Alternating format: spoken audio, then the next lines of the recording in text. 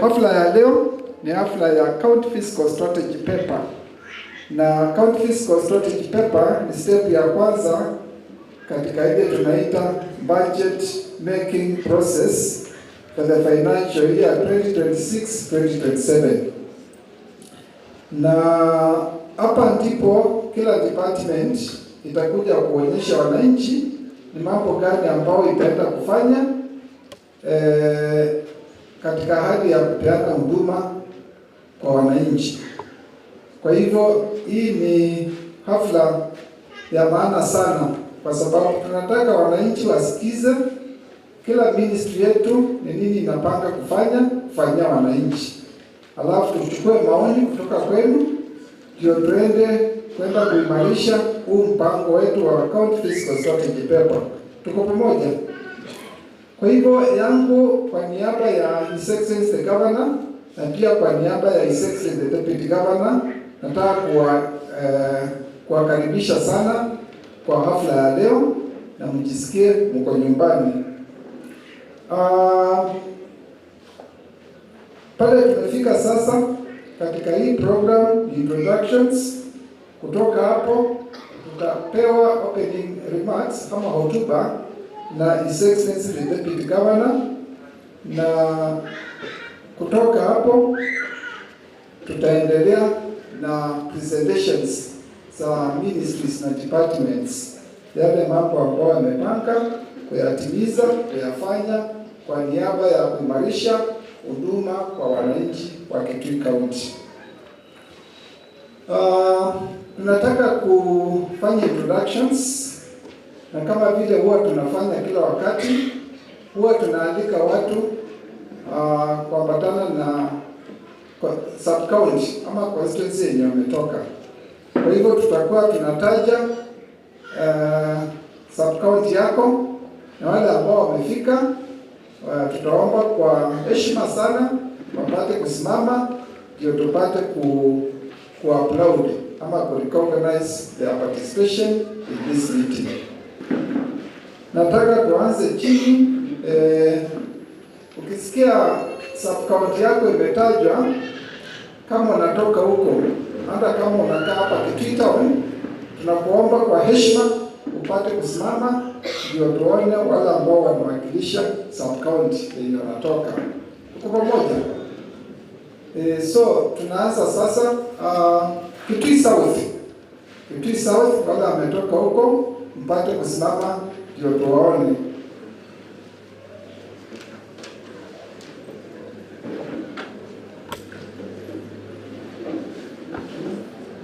Hamna watu wa Kitui South? Ama pengine kwa Kitui South uko hapa town na umesahau unatoka Kitui South. Okay, tutawarudia. Kitui South mmoja ako hapa, tumpigie makofi. Na mwingine ndio pale. Asante sana. Na mwingine hapo huko nyuma, asante sana. Unaweza kuketi. Mtu asione haya kusimama juu pale umetoka ndio wapi? Ndio nyumbani, si ndio? Okay. Kitui Rural. Watu wa Mitini, watu wa Kisasi, watu wa Kanyangi. Mmepata moja, tumpigie makofi wawili. Asante sana. Kitui East. Zote, Mtitu, Chama tu. Hao ni wengi. Simameni tuwaone. Kitui East. Hao ni wengi. Tuwapigie makofi. Haya. Umefika wapi? Kitui Central.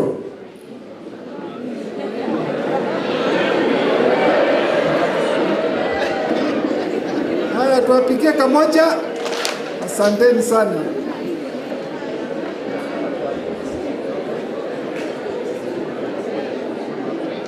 Okay, Kitui West, simame tuwaone. Hao wanakuanga wengi kila wakati. Kitui West. Tuwapigie kamoja. Haya. Unasema Kitui tumebaki. Okay. Twende Wingi West. Watu wa Wingi West tupate kusimama. Wingi West. Tuwapigie kamoja. Okay. Twende Mwingi Central. Mwingi Central. Mwingi Central. Nimeona moja, my friend, bravo. Mwingi Central, tupigie makofi. Haya. Mwingi North. Mwingi North. Mwingi North. Mwingi North, tusimame tu. Mwingi North, tupigie makofi. Kuna wenye hatujataja. Okay. So, I want your representatives wa sub-counties wenye wamefika hapa. So, tumemaliza na watu ambao waliandikwa, watu wa community. Tukuje pande ya county government, national government. Tuangalie kwanza national government. Kama kuna chief, kuna assistant chief, sana sana hao wapate kusimama, tupate kwa recognize ma chief, assistant chief. Okay, hatuna. Okay,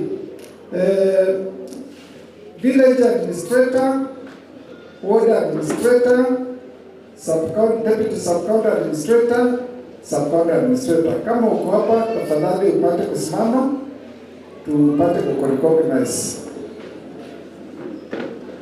Administrators wa county.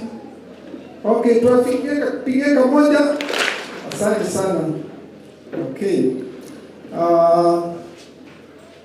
Directors, assistant director, deputy director, full director, county government of Kitui.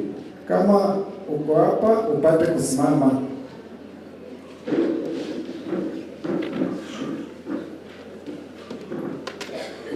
Pia municipality managers kama mko hapa, senior county government officials. Tuwapigie kamoja. Asante sana.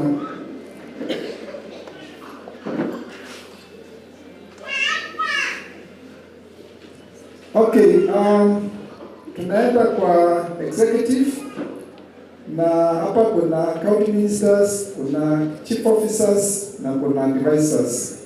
Maybe tuanze na advisor.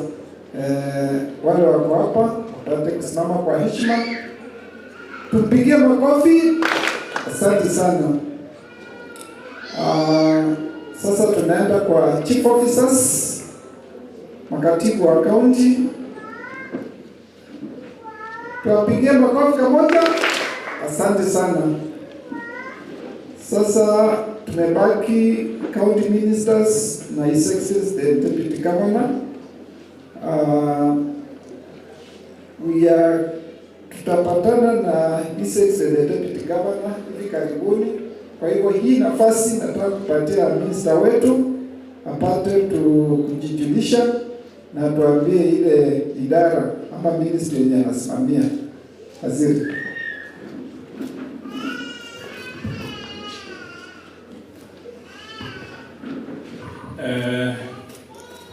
Ando wetu mwesa mwenye museo na mabinda onde nenda kwa nafasi noni mwenye karibuni nundu wa ilaitwa ya kuweka public participation isira wanaitwa Peter Mchadoze Tangulizi, and I am the county minister in charge of finance, economic planning and revenue management. Kwa ninye host pamoja na group inoyo ndetu tuongozwe His Excellency the Governor of Kitui County, all represented by the Deputy Governor. Nitiko yonen kwa imidela tukuweza kuzala. Nenda kwa opportunity no pia tumwitie wekeo nondo wa kukatuselewe kitai. Reason ni muunga meiwa makwanyo mbela na Kenya. Leka ni mwite the office of the DPP in a card school kwa mbea saina. Lakini mazilo na wanao. Tuandika ni yuda zilo wengi na wanao. So we really want to take this time to apologize. Na kimo reveneza kana with assistance wa MC Ulavenake tutajaribu tuharakishe hii maneno. Na tuikala hata uweze kwenda kila cha kukwenda contribute ni chatiwa. So we accommodate, we will be able to accommodate every person, but we will be forthright. We will want to make it straight so that we can finish in time. Kwa ubaitoni, tuwe radhi, alafu tusaidiane kwa wakati. Your cooperation itatufanya tumalize kwa haraka sana. My observation, ninamnyona na not public participation, na neto announce kila mmoja, but in future we may also look into public participation. Only organize one. No assist. The information might not go only when lakini public participation. Fiscal strategy paper. Neither I mendo MC neither tawe yani ni kwa serikali budgeting process kana kuplan ya kwa budget wewe kama twambia mwe wana immediately twamina mwako mwako wa serikali la mwe wa ndalo we start immediately twambia August baada ya miezi.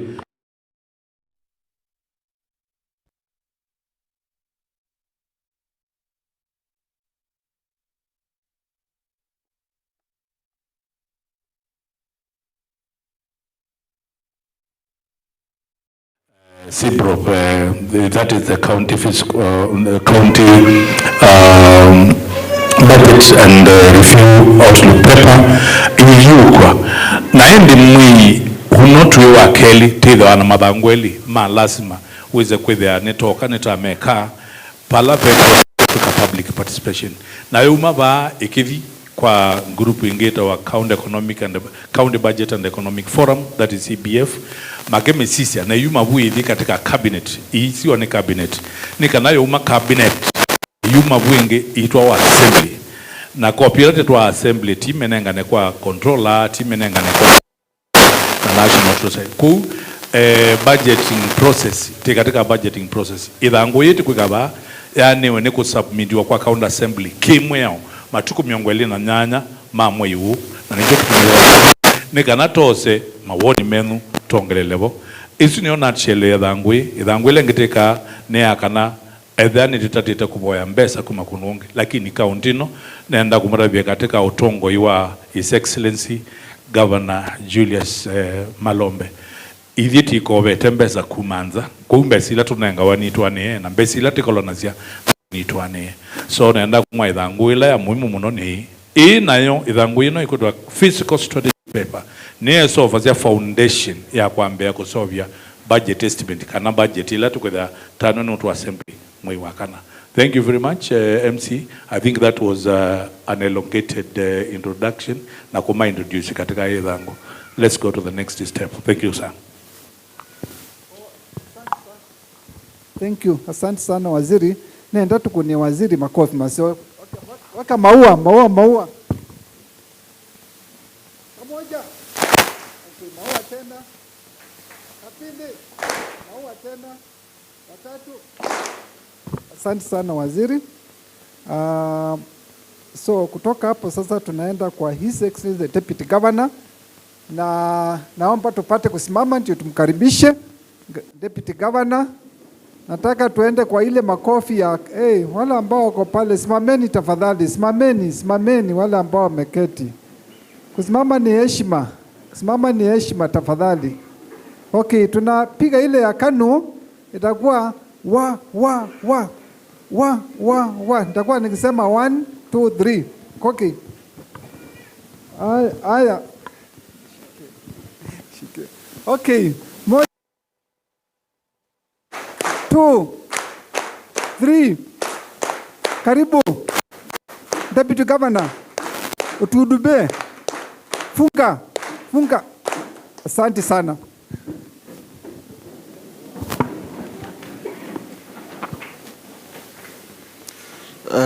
Kwa waziri wetu wa finance, the chief officers, our advisors, the county senior staff, the fourth estate, nando maitu Kitui, muyaseo, muyaini museo, na mawinda onde, isitwa ni Augustine Wambua wa Kanani, Monini wa Governor wa Kitui County. Umundi wa waziri wewa tutabia atuelezea ni muthenya wa public participation ya county fiscal strategy paper kana foundation ya budget yetu na bandu bali kambeza benda okizunguka sazo ndise kai wa manyu waziri wala drone na lugenge zizoli kana na munenga wekeo nambe okueta twindo twili tutatu na Kisungu na nguneno kaindo kamwe on behalf of His Excellency Dr. Julius Malombe, Governor wa itu ula maumba none nake bala wa waziri ya mutabia wando mangethi siake kula mwene mwasangethi siake na mwana mwendete muno nenjutio mwendete. Now, ladies and gentlemen, public participation yaitweni katiba kaituka 2010 wala mwene nze wanengwe ukumu wa kuete akilo kwenda kwiko ni serikali wote nene twasoete serikali niyo yeka ndule kwenda lakini oyu katiba niko kanenga niye ukumu kwe mwene nze kana aele kueta kilo kwenda kwikwa. Now through public participation, that's the time you get that opportunity to give your views on what's supposed to be in the budget. And this came as part of the Public Finance Management Act of 2012. And it is a core value of our county government, which is through which forums such as this one, that we ensure that our planning and budgeting process and resource allocation, it really reflects the priorities and the aspirations of the people of Kitui County. The county strategy paper, the fiscal strategy paper, is a critical policy document that seeks the strategic decision for our people's finances by outlining the fiscal priorities, revenue and expenditure frameworks, and the policy choices that will guide the preparation of the budget for the fiscal year 2026-2027. Yo tuenene budget ya mwaka usu ukito wa serikali uloko kakwambia mwi wa mwanza mwaka otwi ginya mwi wa dhanza tu mwaka wa 2027 na andomaitu this medium term outlook gives you an opportunity to give your views, ideas, and feedbacks in today's public participation, and will therefore play a key role in shaping how we invest our limited resources for maximum impact in our county. It is precisely it's around 3 years now this administration came into office in September 2022, and the county government of Kitui has remained committed to inclusive governance and people-driven development.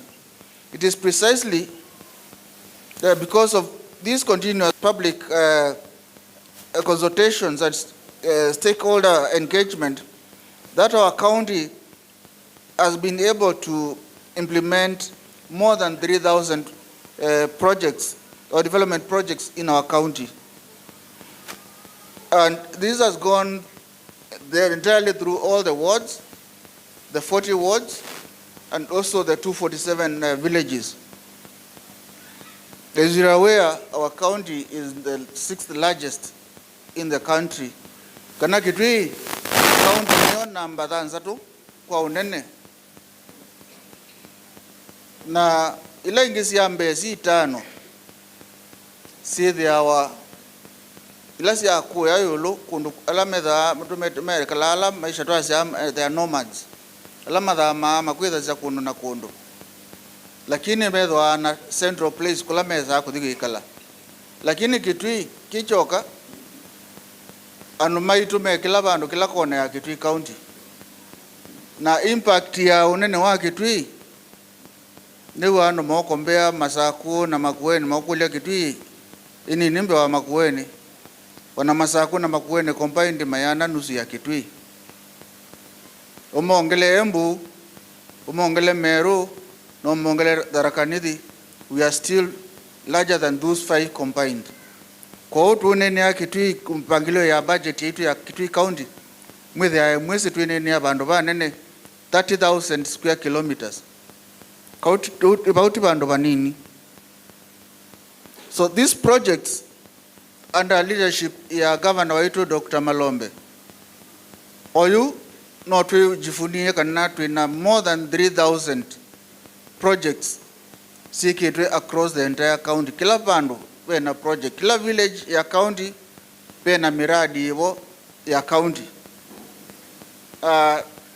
And these projects span in all the key sectors such as water, health, roads, education, agriculture, and social services.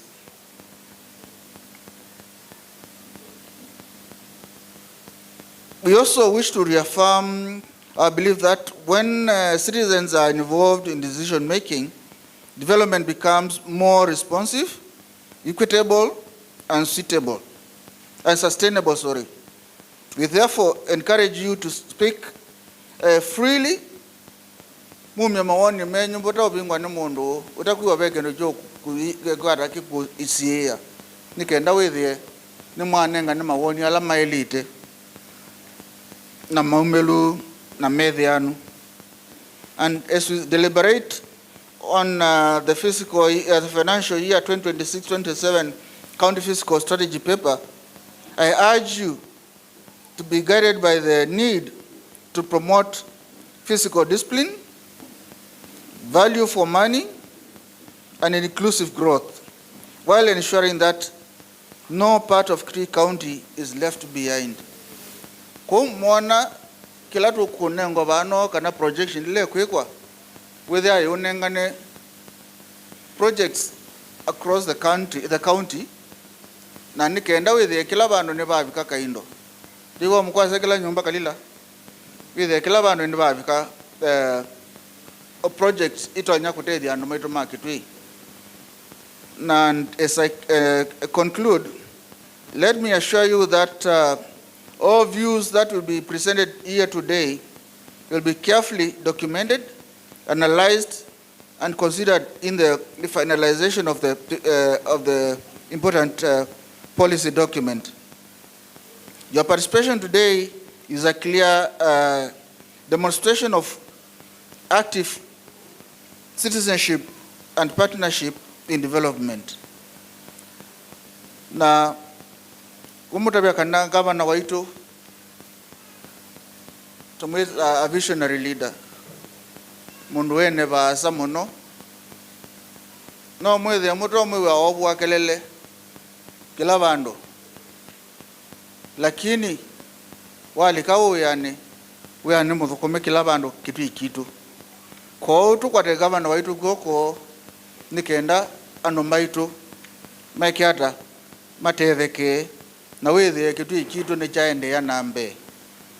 And with those few remarks, it is now my honor to officially declare this public participation forum on the financial year 2026-27 county fiscal strategy paper officially open. Karibuni.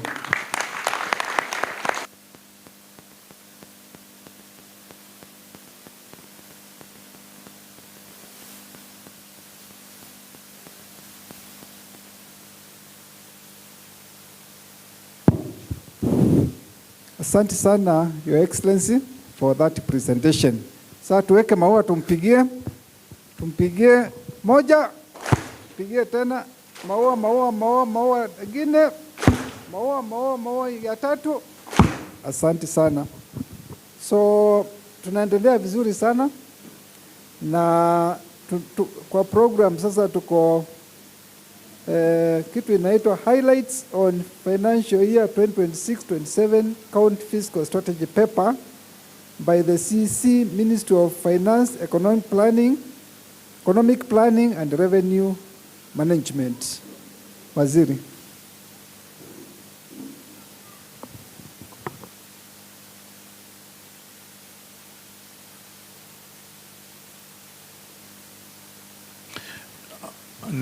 Nimobea, Your Excellency, sir, because of your very wonderful speech. Na NND nenda okoti kana ki mwea undu iliende baki mwea wala tumbani ndiwa ni withe wakatika public mbeza siya serikali ndi tumewa Public Finance Management Act section 117 na ndi imekuwa tionde lakini baya ndi ya siya ni lazima views siya NND si ni cooperative katika dhangu hii na views siya ndometa wa CRA ni organization iletwa ila ambesa kuwa Commission for Revenue Allocations niyo ya kiayo kila kenene ichasia serikali ula munene nunengwe mbesa na nduna wambeana serikali na ochasia serikali zia county na zio ninengwe mbesa na nduna. For example, o yuki ayo kila tinengetwe ni 420 billion Kenya yonde. So the 420 billion yani when kwa katika the 47 counties. Ndito na kudi word by word. I have a very long story here. Nenda weza kwethia ni tuosa highlight ino kwithoiva mwea walangu kuotiani wabaya ukwasia baya the obi wazia in preparing the county fiscal strategy paper the county treasury shall seek and take into account the views of Commission on Revenue Allocation, the public, any interested persons, are all groups and any other forum that is established by legislation.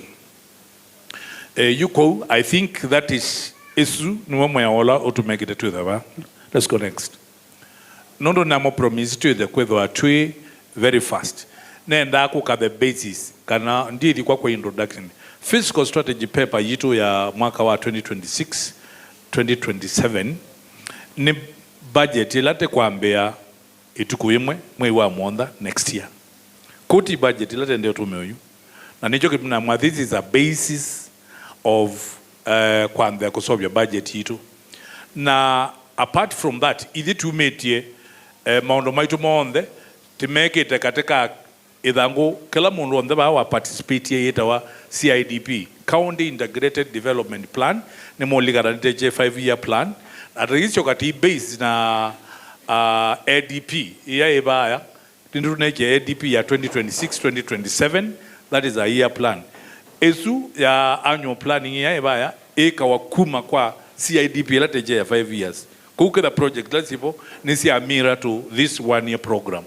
And then the ambakolonekana His Excellency the Governor of Kitui County no campaign ye kila ward no campaign ye almost kila village na Kitui Chonze in entirety na besi ndusiaka wa mapromisia then that is found in the 16-point Governor's Manifesto nezu ni agenda la base itwe nayo na dhimu ito ya development ya this financial year is accelerating Kitui economic and the social transformation agenda KESTA. Nenda tumeputu the straight to the resource envelope. Nundu kila mundu onde enda kumanai tekwatie kiayo chao keki ito yana ata to participate lava kila mundu yakwata chao. Simple. Yangu meta resource envelope kiunjo kiayo kitu. Katika ila 420 billion na weta we were able to get 13,746,790,000 na 452 shillings. Izi zote na akwatie. Na izi zionzezi na component itatu. First component nila itawa exchequer. exchequer neo ya iwe katika ila 420 11,637,554,231 izusu manitwe kwa nanizia na pezi nula masiazia magiazia Kitui nekenene ikinengwe some points nundu akwela nekenene Kitui neki na ndomano ndona ikinengwe points nundu wake ikizuka Kitui ne kwenda malelo mano ndona Kitui kwethe no akebu sinu cha mdembo. So that one gives us 11.6 billion. Na katika wosania wito mwaka ota weta the year in question tenda kuosania 1,119,250,000 isu nizote bange kuosania mwaka huu uwe fiscal strategy kana budget lengi yukite na teka term kana teka quarter take kwa anticipate take kwa telela no take kwa the grant is 998,000 million 689,000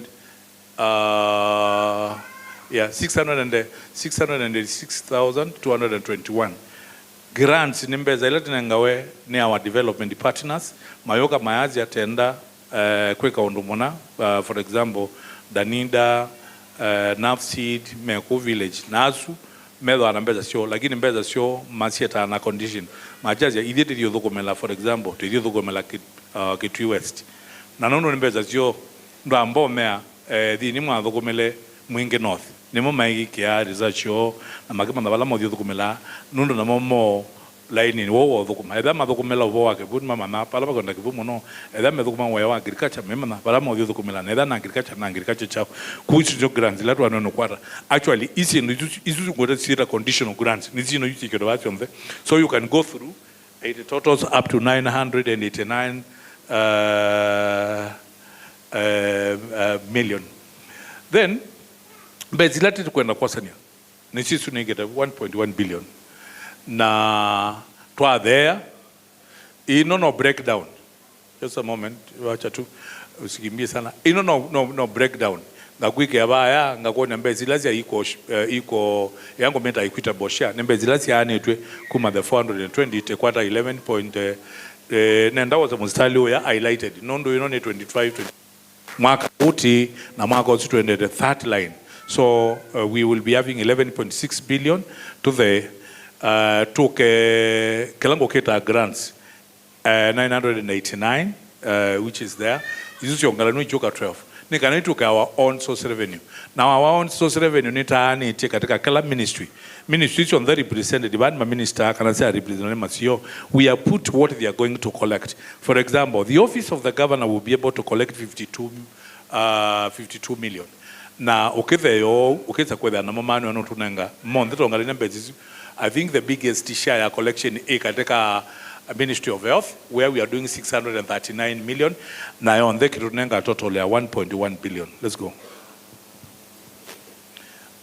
Ogazakweda muchenda in form of a percentage. Let's just go back. Percentage. That is the March percentage. Equitable share itunengete 84.1%. Then mbeza zitu leto collected is 84.7. Then mbeza zitu silazi awasanya 8.1%. Na grants nazo ifomide 7.2. Yolo mbeza sio mdaila tukwasanya. Nilikuwa tumeambia tuongee Kiswahili lakini pia Kiswahili wakati mwingine. Anyway, sawa, wacha tutaendelea kutoka hapo.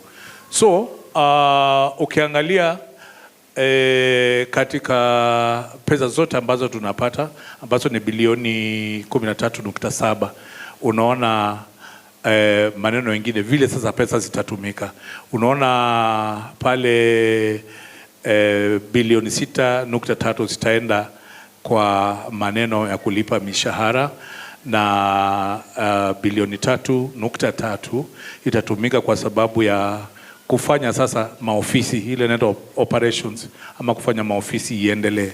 Then pesa ambayo tutaweka kwa maendeleo ya Kitui County kuleta maji, huduma ya kila mabarabara, huduma zote itakuwa ni jumla ya bilioni 1.1.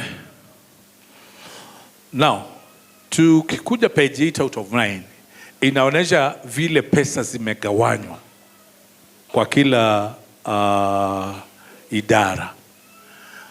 Tuko na idara 12.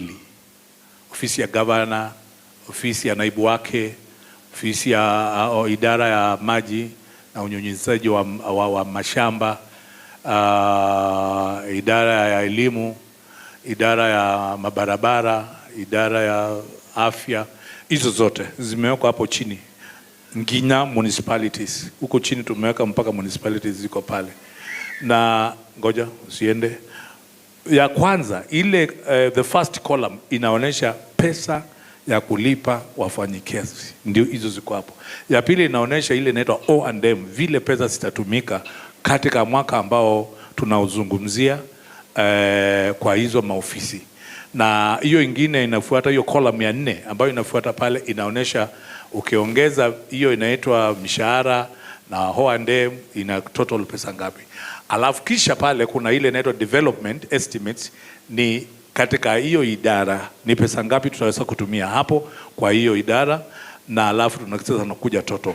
Then pale mwisho tumeweka ile inaitwa percentages, ni how much hiyo ministry ni ministry gani. Ukiangalia pale Ministry of Health imechukua pesa ile inaitwa lion's share with 30.3%, ikifuatiliwa na ofisi ya governor 16.5%, then hapo inafuatiliwa kwa karibu na Office of Education. Hii ni kwa sababu ya walimu ambao tuliweza kuwachukua tukawaweka katika permanent and pensionable. Kwa hivyo ukiangalia pale wako na around 8, kuna 8.2 ambao pia inaenda zimeenda hivyo chini mpaka County Public Service Board. Kwa in conclusion, let's take a waste a lot of time. Tumeangalia kuna sheria ambayo tumepewa, na because finances should be governed by laws. Ile nimeita public utumizi ama Public Finance Management Act inasema ya kwamba we should, tukipata pesa kama hizi tumepata bilioni 13.3, ni lazima tuhakikishe minimum in short term and medium term 30% imeenda kwa development.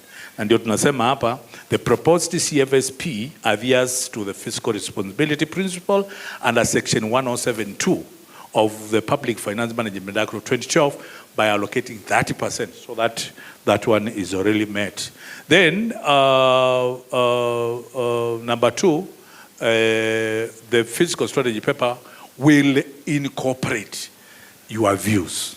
Ndio sababu unaona wanapo tumeiweka hapo, because still is a mandatory that you collect your views towards it.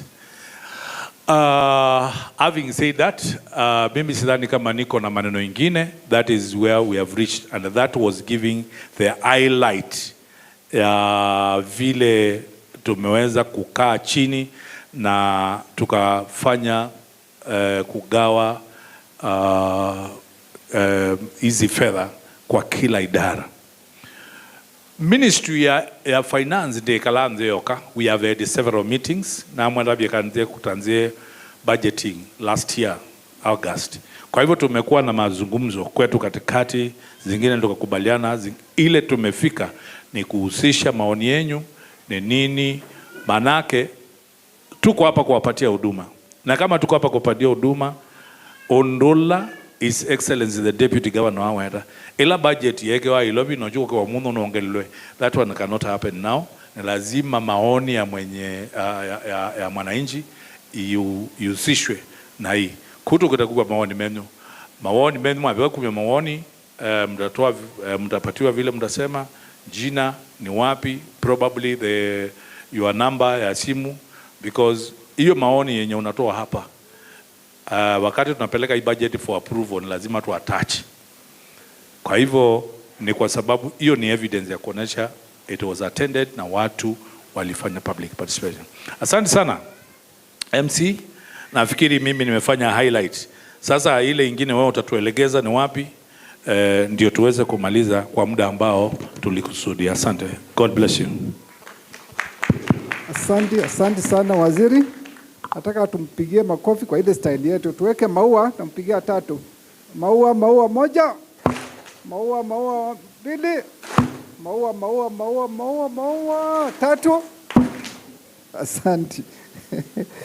Okay, sasa tunaendelea vizuri na asante sana Waziri wa Finance kwa kutupatia highlight ama summary ya County Fiscal Strategy Paper. Mmeona ametupeleka kwa kila department na katuonyesha revenue collection vile itaenda. Kwa hivyo tuko katika hali mzuri sana. Sasa hivi tuko katika ile hali mzuri. Tunataka sasa kwenda sasa kwa ile mambo ya maana sana. Kila ministry ituonyeshe imepanga kufanya nini kufanyia wananchi wa Kitui County. Si ndio? Tuko pamoja? Okay. Na vile huwa tunafanya, hata vile tulifanya mwaka uliopita, tutapatia ministry nafasi ikuje ifanye presentation, alafu kila mtu aandike maswali yake. Tutauliza maswali tukimaliza, lakini kila ministry itapewa dakika kama 5 hivi ndio tuonyeshe, na presentation ikiendelea tuwe tunaandika maswali yetu, si ndio? Alafu hiyo itatuchukua kama tuko na 12 departments or 12 ministries.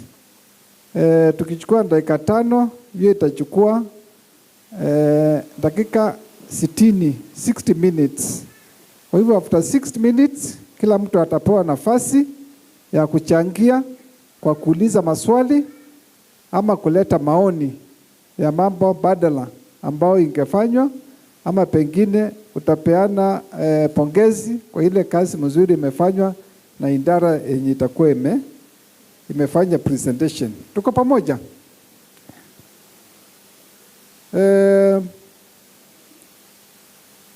So pale tuko ni presentation on the County Fiscal Strategy Paper 2026-2027 financial year, proposed projects per sector per county ministry. Kwa hivyo itaweza kuwa ni mtu mmoja kutoka kwa hiyo ministry anakuja kupresent, ndio tuone amepanga nini kufanyia wananchi wa Kitui kwa mwaka ambao unakuja. Alafu tutaandika maswali vile nimesema, alafu baadaye tutapata fursa ya kuuliza maswali. Tuko pamoja?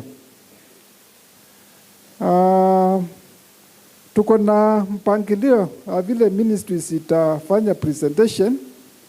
Nataka wale ambao wako na karatasi wakuwe na mimi. Office of the Governor, Office of the Deputy Governor, Minister of Water and Irrigation, Minister of Education, Training and Skills Development, Minister of Roads, Public Works and Transport, Minister of Health and Sanitation, Minister of Trade, Industry, Cooperatives, Minister of Energy and Environment, Minister of Culture and Social Services, Minister of Agriculture and Livestock, Minister of Lands, Housing and Urban Development. Alafu hapo atafuatiliwa na Kitui Municipality, Mwingi Municipality. Alafu mwisho kabisa itakuwa Minister of Finance, Economic Planning and Revenue Management. But pia we will make a presentation for the County Assembly and County Public Service Board. Mawaziri na chief officers tunawaomba kwa heshima, ukifanya presentation usiende, kwa sababu maswali itakuja after 1 hour. Kwa hivyo tupate kungojea, ndio wakati maswali itakuwa inaulizwa tuwe tunaweza kujibu hayo maswali. So tuko tayari sasa kuanza, na tutaanza na Office of the Governor. Is there a representative? Waziri alikuwa kuja lakini nafikiri hajafika. Office of the Deputy Governor. Okay. Are you able to present in 5 minutes? 5 minutes, maximum 7 minutes. And we are going to be timing, and we are going to be strict.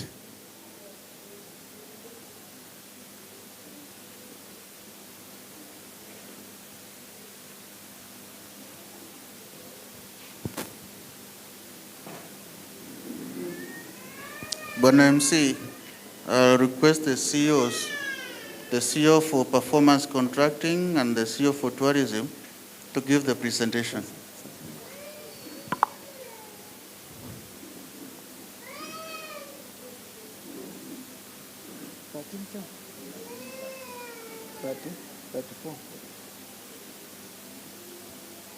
So sahi ni 1334, let's say 1335. We are going to stop you at 1340. So you can take the floor.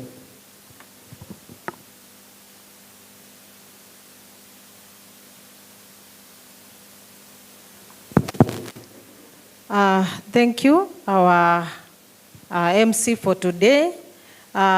Through His Excellency the Deputy Governor, CCM Finance, my colleagues, chief officers, and the county advisor who is available for this meeting, directors and members from the public who have attended this public participation for today.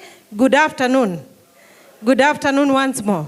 Tukedhanie waanze weni kidogo. Asanteni sana. Nye masitwa mako nitwa Francisca Kitui, ni chief officer wa Performance Contracting, Disaster and Emergency Services Department. Yes, they were under the office of the Deputy Governor. Na ni present your part here kwa ya Department ya Performance Contracting, Disaster and Emergency Services. Na nginenge my colleague na kia present part hila yake. Under my department ya Performance Contracting. Po tidile ana mipangile ya wia. Na tudile ana ministries yonze. Tuika kwamba kuma uniform kana ni mailete kuandika sindu ila mailete ni kuika mwakani. Tumata basi hapa mwiwa katano. Ni kana maandika tuisi waka mwiwa usu wa katano tanadela. Timeta moke tuonye mipangwela miena yo katika ministries.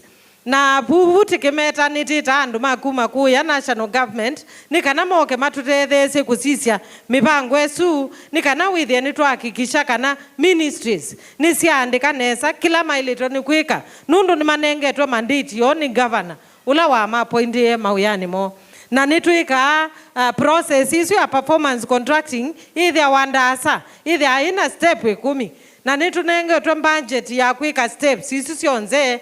Na mwaka osu twathi Ministry of Economic Planning, they have allocated us a budget of 27 million to the through process, you know. Either wanda sana se either ana step 10 tithe anemwe ya review the guidelines ilata ilitotumia alafu bena identification of the performance targets kila ministry iko identify negotiation of performance targets. Palatita anduma national government makoka na tikita kila ministry ku present yoka. Then kuna signing of the performance contracts between the ministers and His Excellency the Governor tuambiana first level to the second level to the third level na indi you kila staff akisign staff performance appraisal na niti the one mindia review na indi tukusi wakatukuka baya mwaka wangio dhela tukiita ministries yonde sikuka na ma evidence moyu matutabyondula maneka angie sindu ila maandikite makwika na indi tumabu nitenda baya tukumbania athukumionze ma county na ministries sikuka yusi itabondula sina athukumite baya December mwaka withela.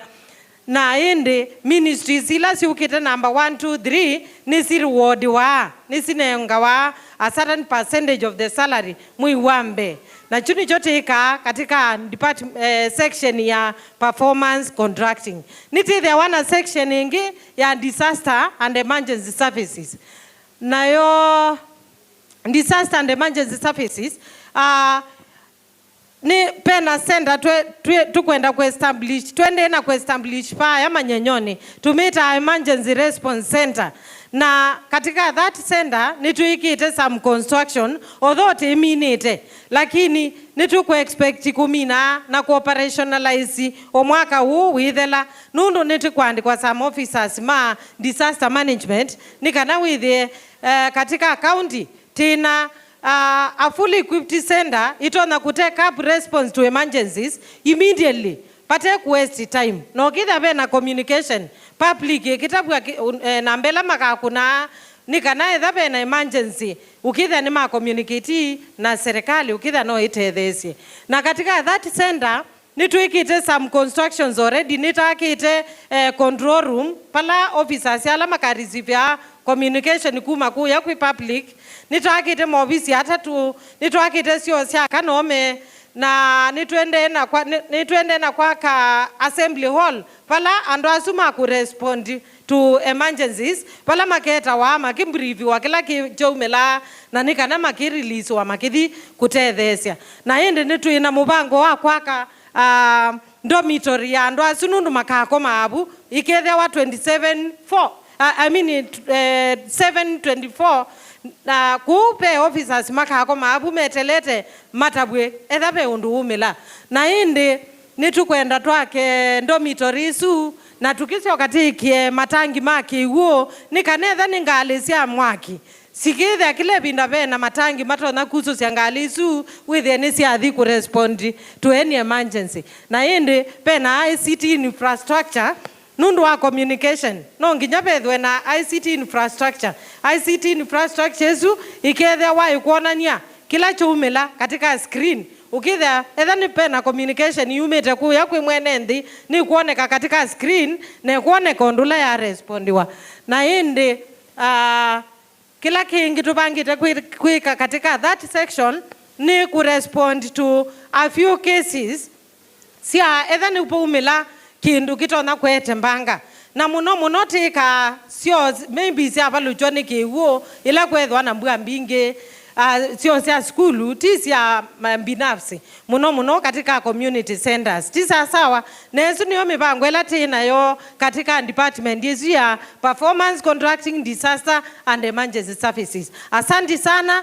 I'm through with my department. Welcome my colleague, you take the public through your section. Thank you. Umechukua 6 minutes. So you have got 1 minute, but we can give you 2 minutes.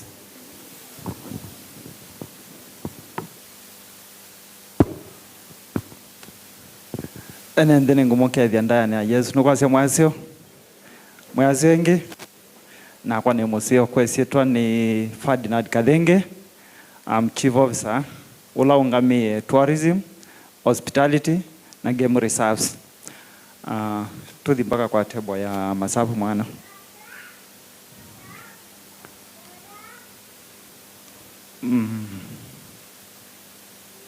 Tebo even.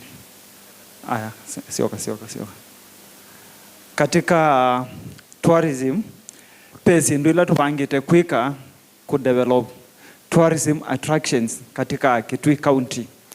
Na kindu kimwe ethia ni mwezi andivatile na alikile pe department ya office of the deputy governor, department of tourism ituna andivatizite myanya 3 ya curator 2 and assistant curator.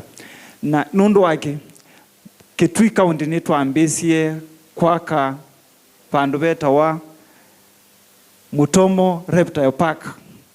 Mutomo Reptile Park ni balatu kwenda kuya all the reptiles. Kitui ni kizikiyeta kimwe kithia na nzoka. Na nzoka izu mumabamu athio sisa museum. So we want to replicate something like the one in National Museum, but ours will be different. It is only for training and research and also like act as a tourism center. Kuni tupangite kuminukilia pandu vou na tukweka sindula itiele oin 96% nindelu. Patielo stocking na training ya ala makethea makiando those snakes. The other issue is about development of Eco Valley. Eco Valley Mwingi West nipo tukwenda kwikia zip lining with their Andumeito Mayuno and Rift Valley. We have a very good viewpoint here at Mwingi West. Kwa nizioto kwikia hapa kwa purchase land at Bazaar 1.3 na fencing of security tourist pass your land at Zambani. Within Zambani alamane on 27th September nitwewe na tourism circuit launch at Zambani na twina land twathoye ta county government ivu ekana neya ilizitwe pe yitu kuni tukwenda offense area ezu na tuimisovya wize kwithia oneitu andu makacha la metho na cultural day mayu nindi kuthu kwithwa na cultural day moteli ni ba manindi kuthi kwithwa nayo nzambani fencing ingi ni kuinitiate sindu cia akamta artcraft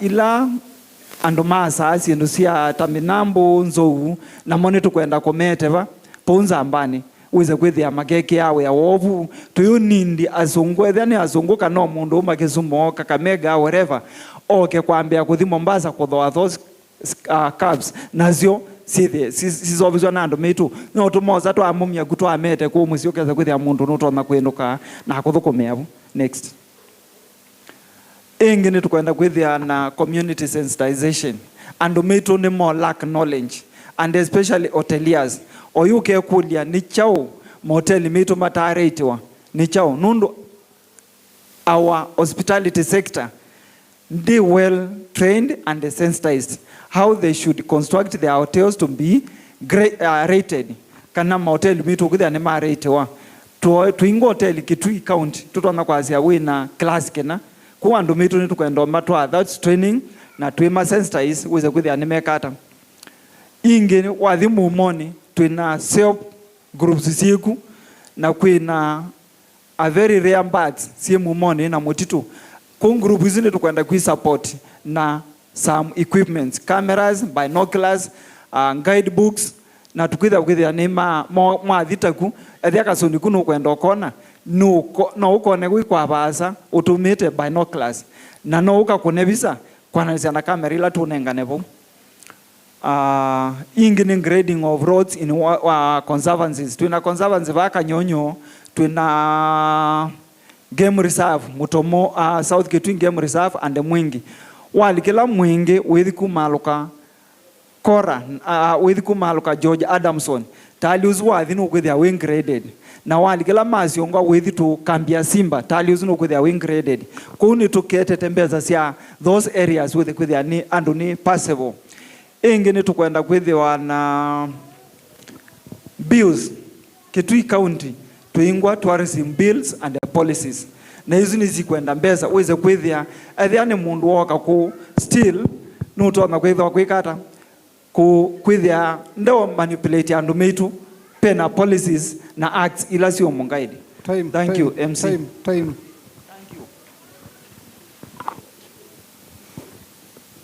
Umemaliza? Thank you very much. Okay. Tumpigie makofi. Haya, tumapigie ile maua kamoja. Asante sana. You have taken a lot of time. You have exceeded your time. You have taken 10 minutes. 11 minutes. So, Minister of Education. Huh?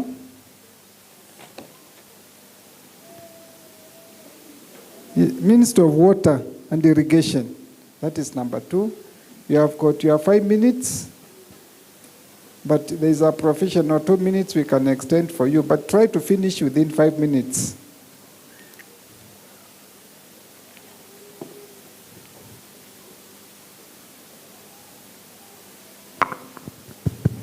Through Your Excellency the Deputy Governor, Waziri and all protocols observed, Nyanito Abreta Mangangi, I'm here on behalf of Minister of Water and Irrigation and my colleague, Chief Officer Nathan Vungo. Presentation ito ni projected na ni self-explanatory. Kwa unedi metoke to our interest of time. And before I begin, allow me to appreciate the governor. Nikuta no nengete kivuo Kitui kipaumbele. Mwazani mkuwa na counties indo sio thina and more thina na mwese ngakou no kwe devolution. Mwazia wajia na kundo kungi ni mkuwa na and kuume thina. So in our ministry in the water department, yetuende na kuika samples ila tukwika oimwe kwa kila sub-county kwa million 18 was a 144 divided by 8 we quarter 18 million. Nito drill boreholes na kusi equip boreholes mnyongwele na 5 ninene mwaka ukite na wasisia 13 divided by 25 kila borehole minenge 1.2.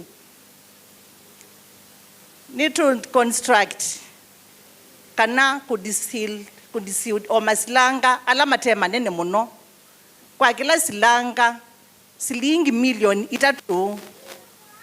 itatu silanga ile kwa kila sub county. So mwaka ukite we expect to do 16 per sub county. Mwasisia nimukuona boho hybridization boho sito. We want to upgrade the existing boreholes by integrating solar powered pumping systems to change from kutumia stima, from kutumia diesel. Nondo sindizo ni very expensive. Na Kitui tuenda kutethia andu maitu muno ithe nima kwata kivu chonywa na kivu cha irrigate miunda yo. Nitu ithia tukika pipeline extensions tukumya kila kivu cha masinga kila cha kimwasko tuitwa kula kiteko katika ile sambu ya usito tuikite ona tukika pipelines ukitha nitwa nai cha kivu kundu withe mwene ndi wa Kitui ndena thina wa kivu kiu kila project inengetwe million 3. Water supplies, maintenance, repairs and rehabilitation. Tualea ku repair our boreholes, tualea ku repair our samples. Ona kewu, ona try drill boreholes, ona try construct samples. Tuweza tuwe kuna wea wamana. Kwa uni to set it aside budget ya million 25 for repairs and maintenance of the water projects.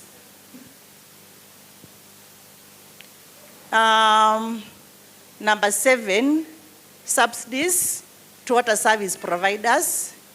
Mavinda mengi kimwasko, kituasko, mekwithia mena collection enough, matona kwiva stima, na ta ministry na department ya water, tuematethesia kwiva. It set it aside 12 million for the same.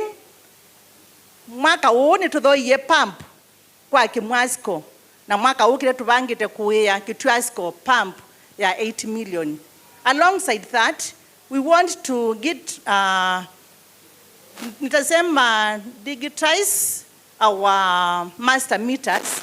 Nikana with our non-revenue water near the well managed, and therefore need to set it 30 million. Sorry, 8 million for that, and 30 million for subsidy. Kwa stima Kenya Power. Mabinda mengi notukila nilie mwaka no kita tuina pending bills. Tutethia maybe kuya tueleo report wa mbesa enough. So department ya water needs set aside 20 million siya pending bills. Tuadhi kwa irrigation governor ni waweta takana akeka mingero itatu kila ward. Lakini nondo wa maybe budget constraints it was either to keka mingeto ile 2 per ward. That is 92 million set aside for that in the upcoming financial year. Establishment of a cluster irrigation projects wala aimi to kwata nya aimi nana aimi kumi neli makwema mathengane kwa usini it was to make projects na projects isu twinengete million miongo. Number 11 should be repair and maintenance of boreholes. Sorry, repair and maintenance of sandy dams and class irrigation projects.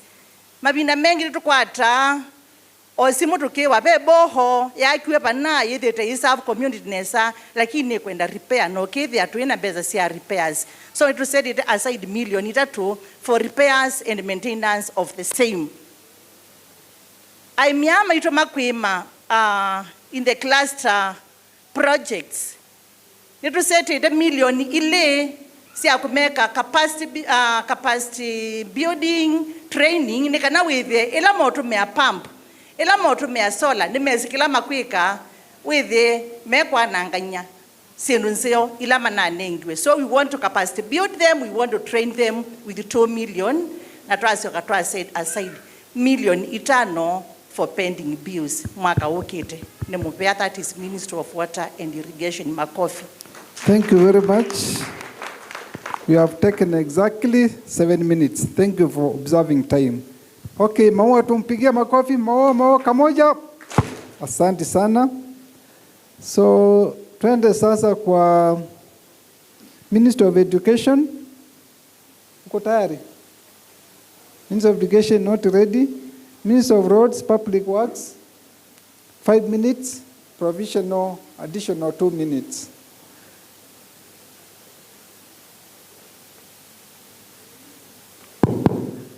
Mwatinda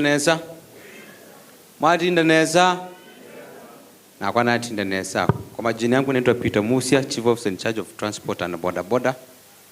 I'm representing my minister. He's not around. I present the fiscal strategy paper part ya Ministry of Roads, Public Works and Transport. Thank you. Okay, thank you.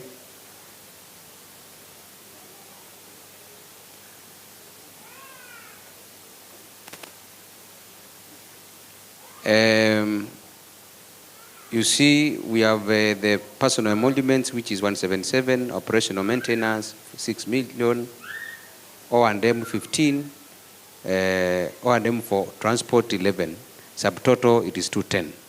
So if we go to roads department, tuinambeza sikitu siya mabalabala, kusobyo malelu, siya ulabati, 213 million. Tuinambeza sikitu 96 million. See major roads again, construction and maintenance of box culverts, drifts, graveling, concrete slabs, that is 96 million. Twina 17 million twiketesia kwa myababalabala maitu. Nono kuno kumwe madhake vie na wethe andu mebeta neza tumamye 17 million na mbesa ino sikathi kila ward koti ward yemwe kila ward si 40 sikethwa siutumika kuhamya mabalabala. Access road, fuel maintenance of plants and machinery 17 million mbesa ino ikethwa kwikia matinga maitu mauta tuthitungirendi balabala Kitui County yonze. Then naona kuna perimeter wall fencing of Chief Officers Road and Public Works compound. Obisi wa CEO wa Public Works tukwenda kuwekea security with the right ya machines situbusi yengawa itukite 5 million. Renovation ya Public Works Office block 2 and installation of 2 water tanks or million yo ili tukite bau. Twende chini. Then in-house grading tukite kila ward kuma mpaka sikru kila ward to grade 20 kilometers tutumia matinga maitu poni tukite milioni 22 nitu kwenda kuwa itinga yingi impya tondu matinga ama itu tuithi ni mo cheap kusobe balabala itinga gemwe ni tukite mbeza 45 million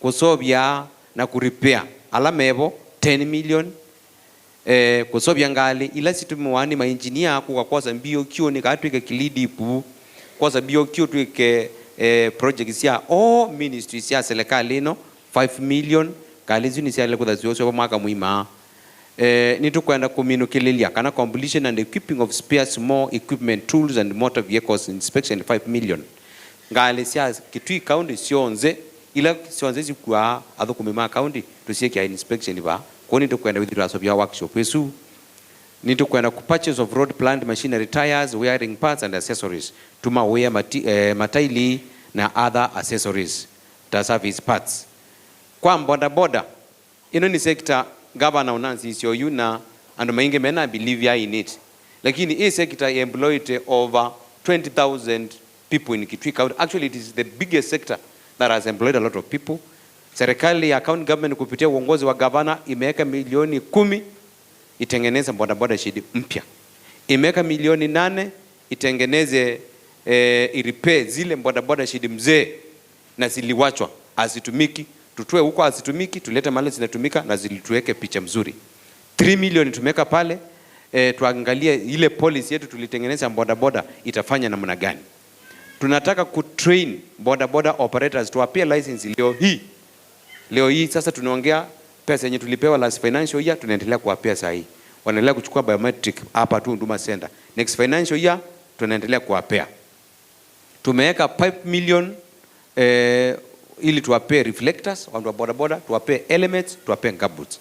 Tumeweka 3 million ili tuwaongeleshe wana bodaboda wajue vipi wataingia katika SACCOS ili wao wenyewe wajisaidie na wasaidie na mashirika yale mengine pia serikali kwa pale ndani. Tumeweka milioni 7 to install circuit television cameras in the 2 municipalities. Nito kwenda kuweka camera CCTV cameras woli ka Kitui no kumaluka woli ka Mwingi no kumaluka nikananga wethe kingendile kikeko no muthuko na kikakuka no tumanye kilikilie ba kiumalukila bano nikana wethe DC kana wethe atwangile Singapore kana wethe twapeta Singapore. Installation of transport traffic flow control signals. Nitukwenda kwekia signals kana traffic lights nikawethi twathukanisia ngale minesa tabaya AIC itukwekia install traffic lights nikana wethi ngale nisio likanesa kumaluka ukwetha bena congestion ibinagela kwena peak hours. Okay, lastly na chini kidogo nitukwenda kuimplement National Road Safety Action Plan 2024-2028 through County Transport and Safety Committee. Nitukwenda pena action plan ya kumake sure kana mabalabala ni maitu tuenedwa na ajali mbingi woni tukwenda kuimplement hii plan nikatu subyekiu ni mobea. Thank you so much. Thank you very much Chief Officer. Tuweke maua tumpigie maua kamoja. Thank you very much. Sasa tunaenda health and sanitation.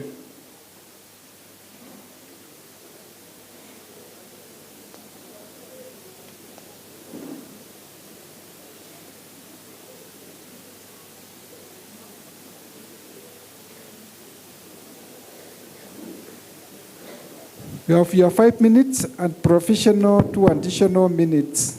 Thank you. Kupitia kwa Deputy Governor wetu na watu wote, habari zenu? Mweyaseo? Mweya ni moseo?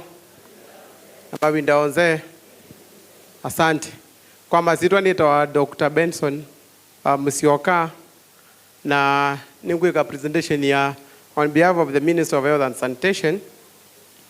Minister of Health and Sanitation is the department itatu na siungamewe ni Minister Waziri Ruth Koki na event ingi and my colleagues are also coming. But in the meantime, I'll take you through the sector priorities. I want to take this opportunity to thank His Excellency the Governor. Nondo a lot of money has been pumped into health, in improving health. Na inyo ne mwese kana Toyoka, to the health itense omono. Today, we have a functional cancer center at Kitui County Referral Hospital. Today, we have a functional ICU and HDU at Kitui County Referral Hospital. Today, we have a new NBU.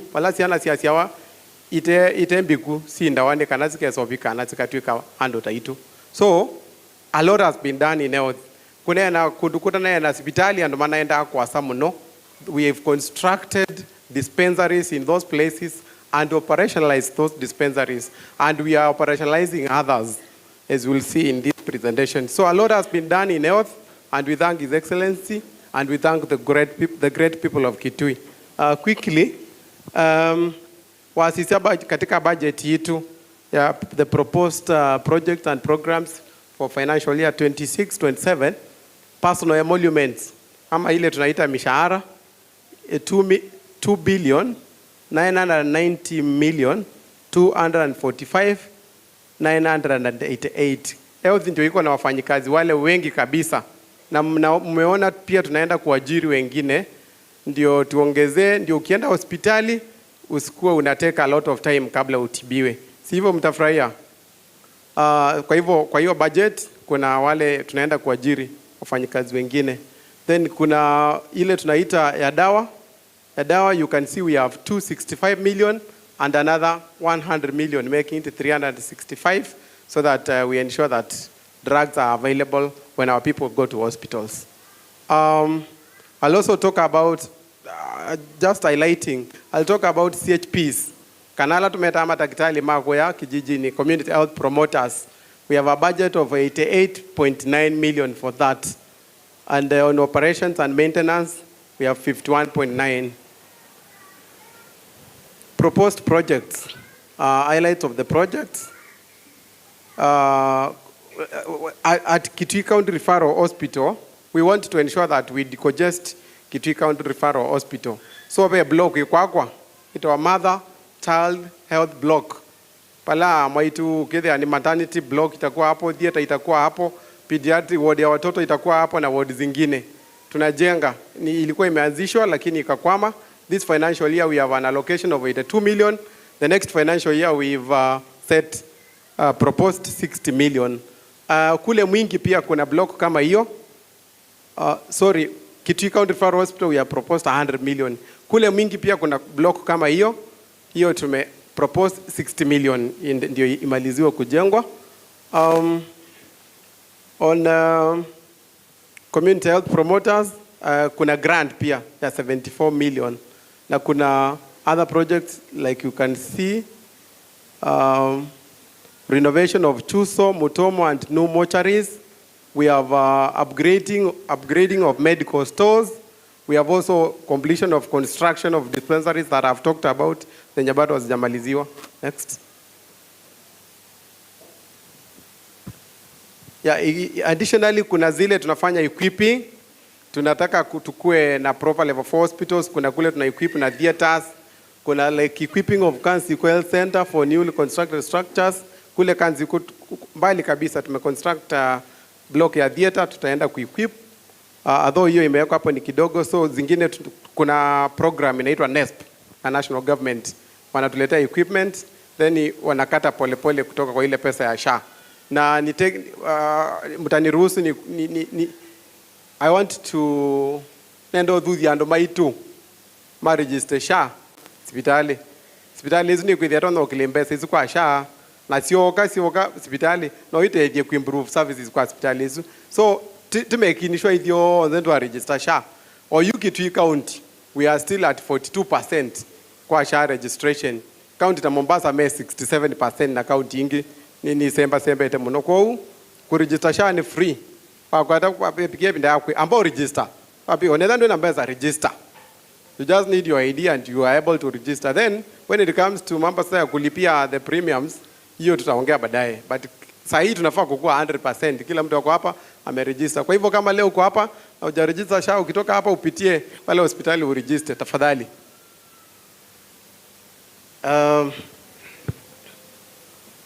So nimeongea mambo ya equipping Kansiku, equipping of Mutitu Theater, kule Mutitu tulijenga theater.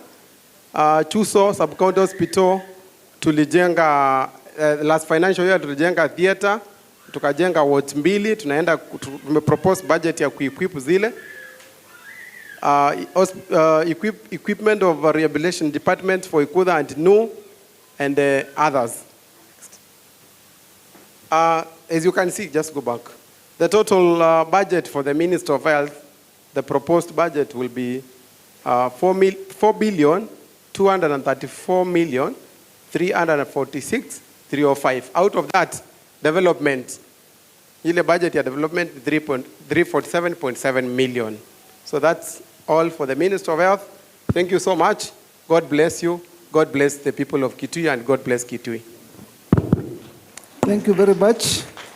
Umechukua dakika 6 na umefanya vizuri. Okay, tumpigie makofi maua kamoja. Asanti. So kutoka hapo tunaenda Minister of Trade. Industry, MSMEs, innovations and cooperatives.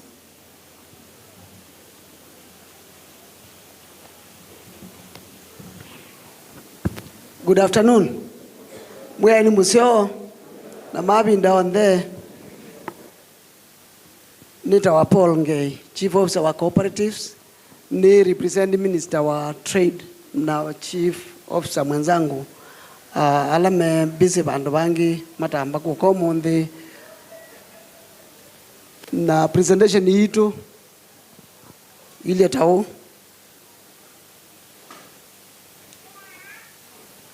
Ministry of Trade, Industry, MSMEs, Innovation and Cooperatives. Budget yitu ile tao mwaka huu. Personnel emoluments misara ni 86 million. Operations and maintenance no 6 million. Na total SU kita 223. Na development 193. Total budget for the coming year is 421,601,207. Is your total budget ila tu allocated to mwaka huu. Among the key items that we are planning to do, these are just highlights. A budget inene muno in terms of details, but we have picked just key items to show you. Need to quick a fencing na ku-maintain soko ya mudha ya livestock. Ni mwezitu wa hiyo soko kuu na nitu kwendo miaka nika naweze kwithe atu ame fence nesa na kuyango mene nika na alama otangombe na mbui alama otho ametho ya bandu safe na ukiza kwithe revenue collection nundu Ministry of Finance ambaga ma collect revenue weza kwithe ma collect ya revenue bandu bethi anite izune milioni 5 uyezu kumana milioni 5 nitu kwika market infrastructure masoko nitu kwendea kwaka nitu kwenda repair langi nitu kwika mataa nikanandu kuna biashara 24 hours a day idhani batoneka tukite 42 million.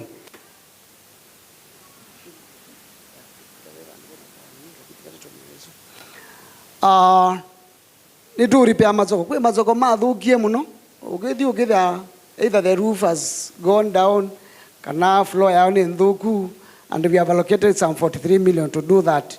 We'll do new ones and kuongelela toilets nikana wize kwithia andu ala motumia mothuku bya masoko ni asu mena bandu bakuthi kwitethia na overtime no dikwiza kwikia matangi nikana wize kwithia pena kiwu titotha kwa harvest we can harvest the water from the roofs nikana wize kwithia kibuchuni chende ya kutumika pau nikana wize to improve sanitation within the markets.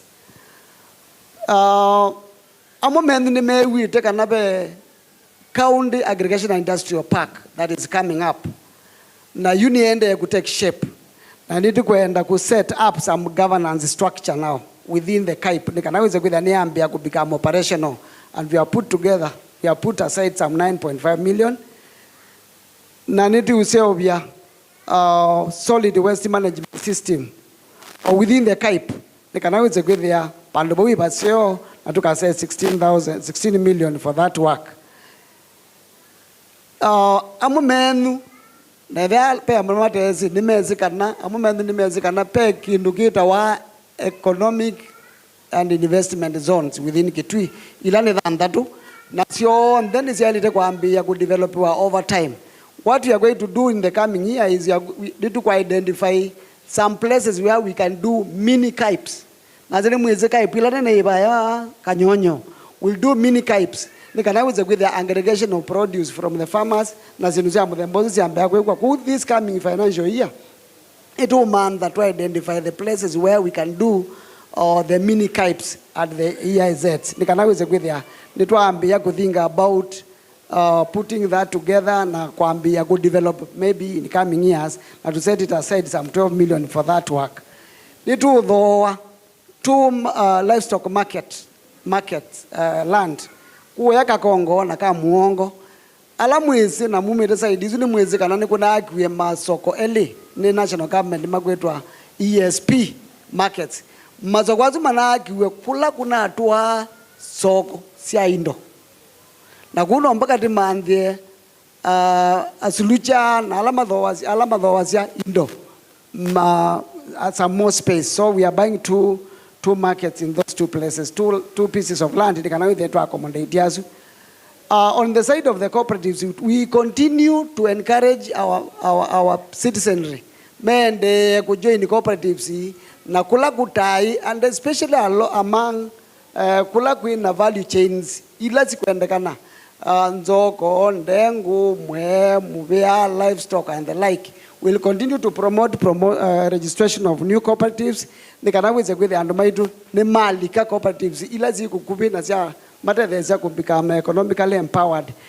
As we continue to move on, we are now emphasizing on cooperators training sia andu ala me katika cooperatives maende kumana roles sio na roles sia atongo imo na tiki make sure ni maelewa undu cooperatives ya litoraniwa na ukithia nitwa sia sindu sia compliance with the law, the cooperative law. Nekanaweze kwithia cooperatives ziende ya kwithia zi strong, nekanaweze kwithia nisieka andu maitu neza elections cia cooperatives. Ndekula kwithia elections cia cooperatives during AGMs we must attend, and we have put aside some 3 million for that activity.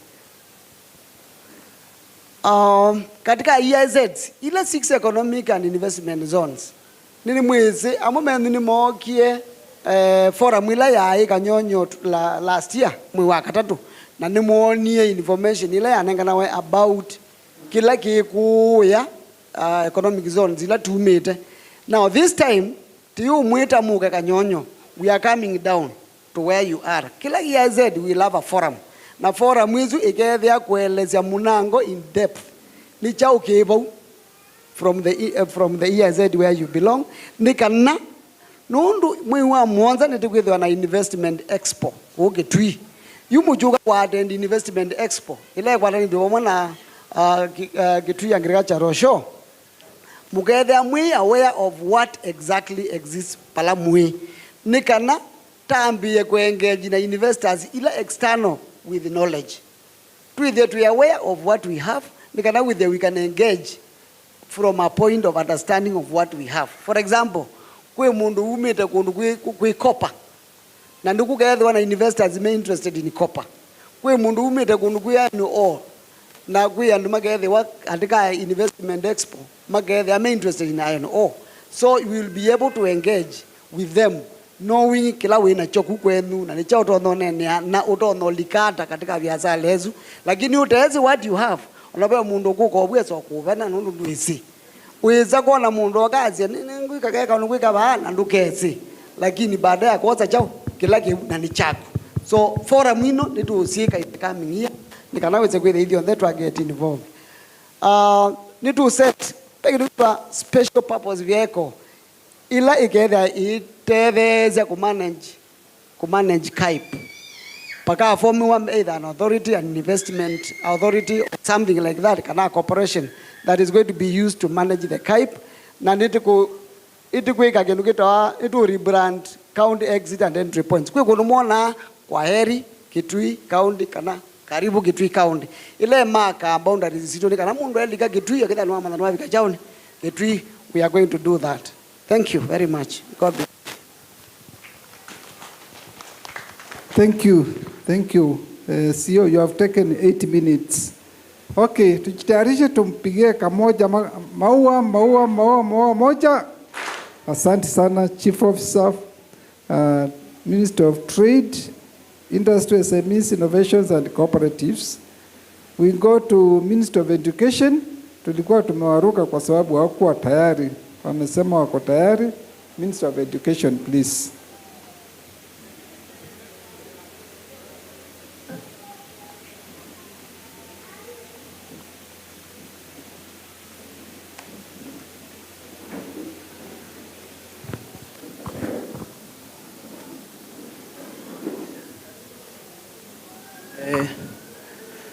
Bwana asifiwe.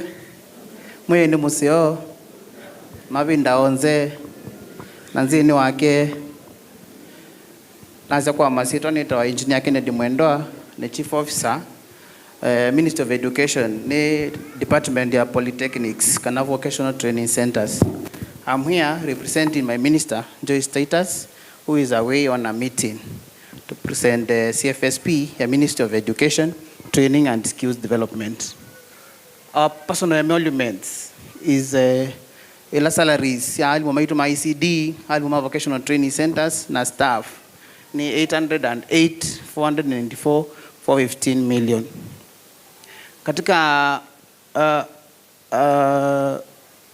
Ministry of Education, we na department ili ya basic education, early childhood development and then even a Department of Polytechnics and Vocational Training Centers. Katika ECD, we na Propua Support Program. Ila the previous years, had 100 million, lakini for the next coming year, Governor unami ongelia vika 120 million. Ila ni kana 90 million. Ethi katika kunenge chana situ bursaries across all boards. Kana kwa primary, secondary, vocational training centers, universities and colleges, and also tertiary schools. Now, 30% of that component, that is now 30 million, will go to improvement of infrastructure in our schools. Ila with maybe secondary schools, where na chao neba kwa governor kwa tano kwa chao no kwa ka laboratory, tunaki Matinyani administration block, tunaki this time St. Angela's Gate, Nambulango. So it goes to those components. Then also, when the construction of ECD classrooms, this is 30 million, it is not zero. It is 30 million construction of ECD classrooms across the county. And also we don't do now, we only do ECD classrooms to exist in primary schools. Like now we have an extension, a continuation wa curriculum ila tuende COU ya CBC. And also when there is 12 million katika payment of previous bills, where the lawyers the first charge with their paid bills. So we will also be paying paid bills. In the Department of Vocational Training Centers, when facelifting of vocational training centers could facelift the old structures, not some of the schools inherited from colonial eras, last year to our village polytechnics. So we want to improve the face of the schools to at least bring them to a better and good conditions. There is a allocation of 20 million. There is construction of new dormitories. This one we want to cover. Can we need to retain students? Because some wards, we have vocational training centers in every ward. But some wards are so vast. We commute from home to school. So this coming year, we want to embark on now making our VTCs boarding, so that we can have students, trainees, sleeping in schools for better learning. And also we want to buy training tools and equipment, the modern ones, for better equipping and better training of our students. And also we have construction of home mothercraft centers. In Kitui County, we don't have homecraft centers. And this financial year, we want to construct a mothercraft center and also equip it, so that now we can now start training the artillery things, like molding, weaving, carvings, so that we can now start even educating our women on how to do those things. Also, there's a program that governor started when he came, payment of grade test fees exams. This one, we pay for all our vocational training centers in second years who are doing the final NITA exams. Last year, the one who did the final year, we paid for 3,902 trainees, a total of 19 million. 19 million and 18,930 trainees.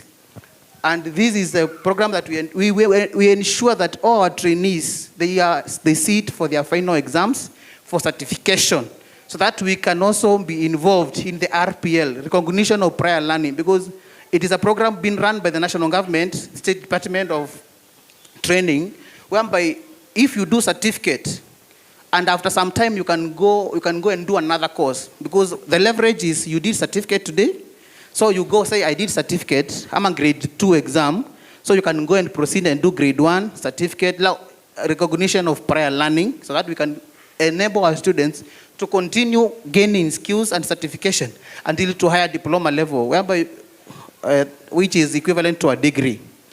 The other thing is we have a program, partnership with the KCB Foundation, a shilling for a shilling. By KCB, we give 20 million, KCB will give 20 million. This is a program which will train specifically youths, 18 years to 35 years, across the Kitui County. They have already identified the VTCs that they will put trainees. We will go throughout the county, identify people who have skills. We train them in our vocational training centers. And then 40% of all those who will be involved in that program will be given startup toolkits to go and do jobs out there. And then we'll have also business monitoring, incubation, and financial literature training by the KCB Bank. Thank you.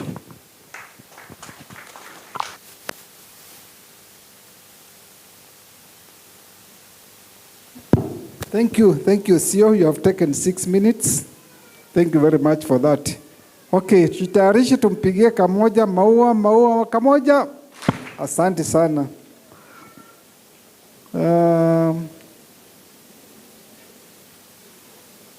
So we go to Minister of Energy, Environment. Are you there? Yes. You have your 5 minutes with a professional additional time of 2 minutes. Karibu sana.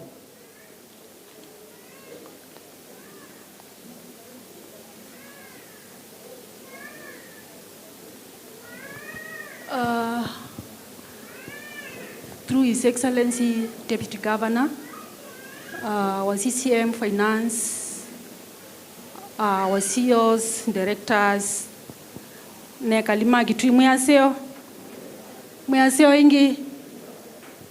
My name is Rachel Mangangi, Deputy Director, Department of Energy, Natural and Mineral Resources, Kitui County.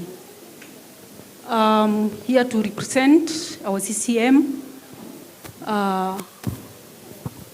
and I will request Marian Nduku John to come and join me, because I'm going to present the Department of Energy estimates.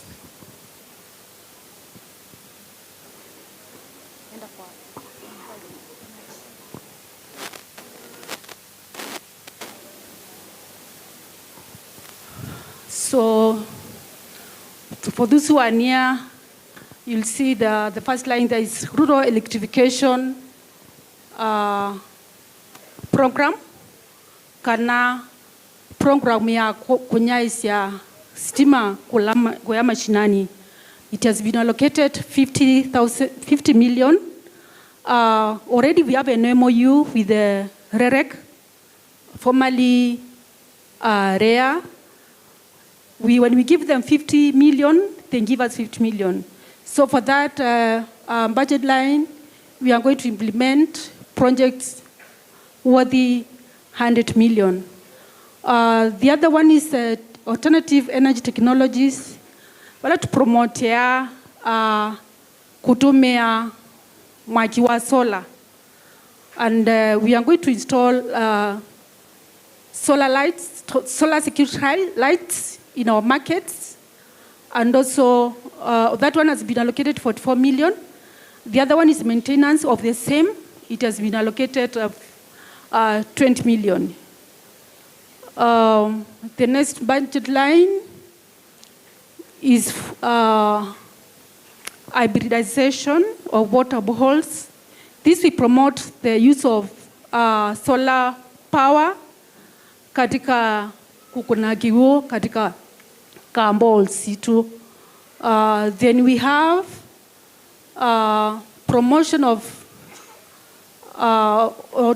promotion and training of communities on installation of clean cookstoves.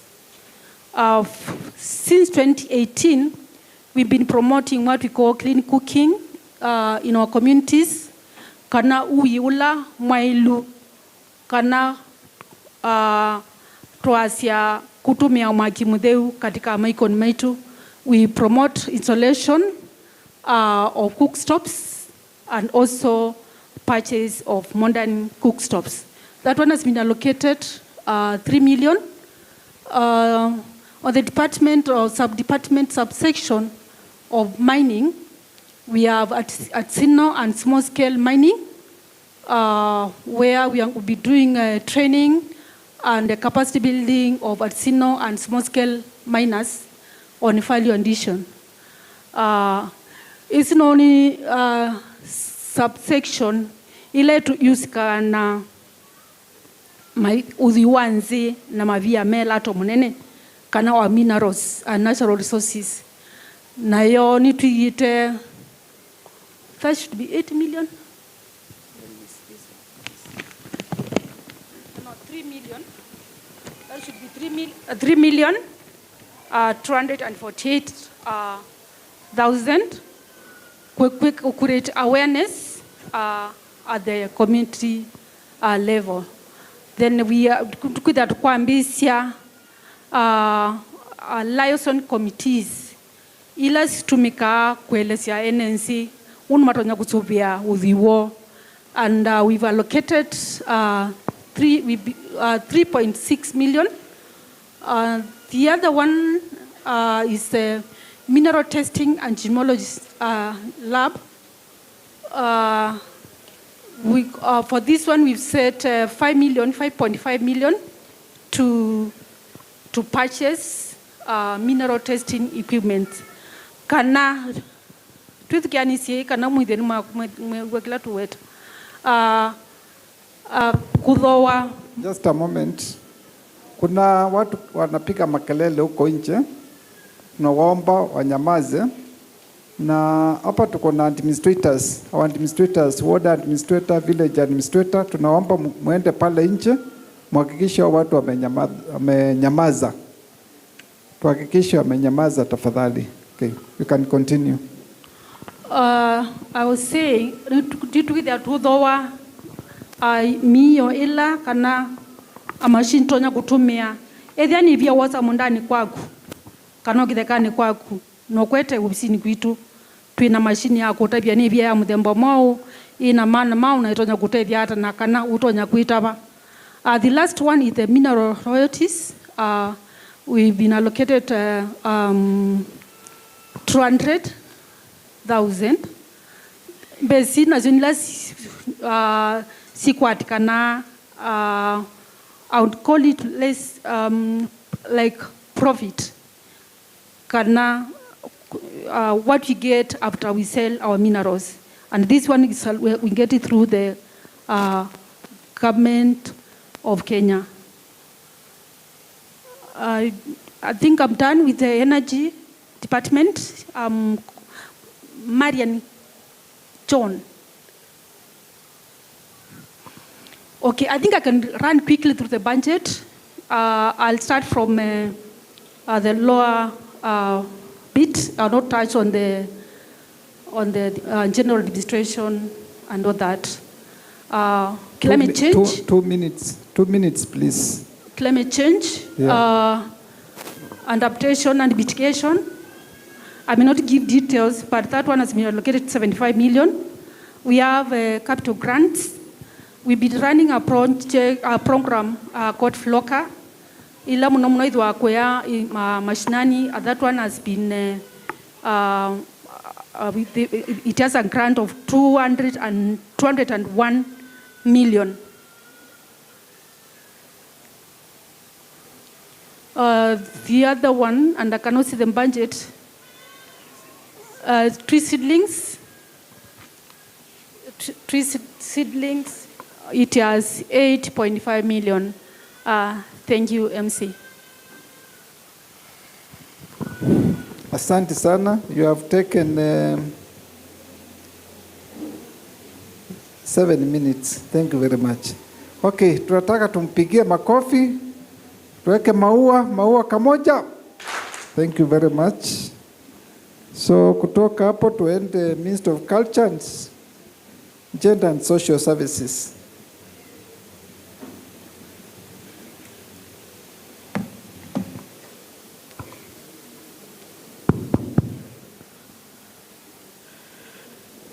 Good afternoon.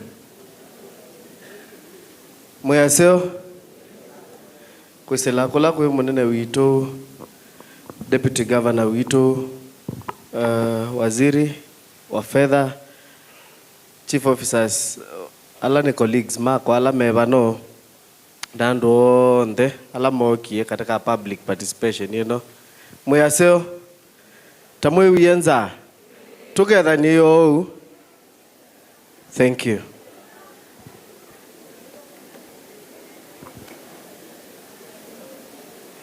Asante nzane godela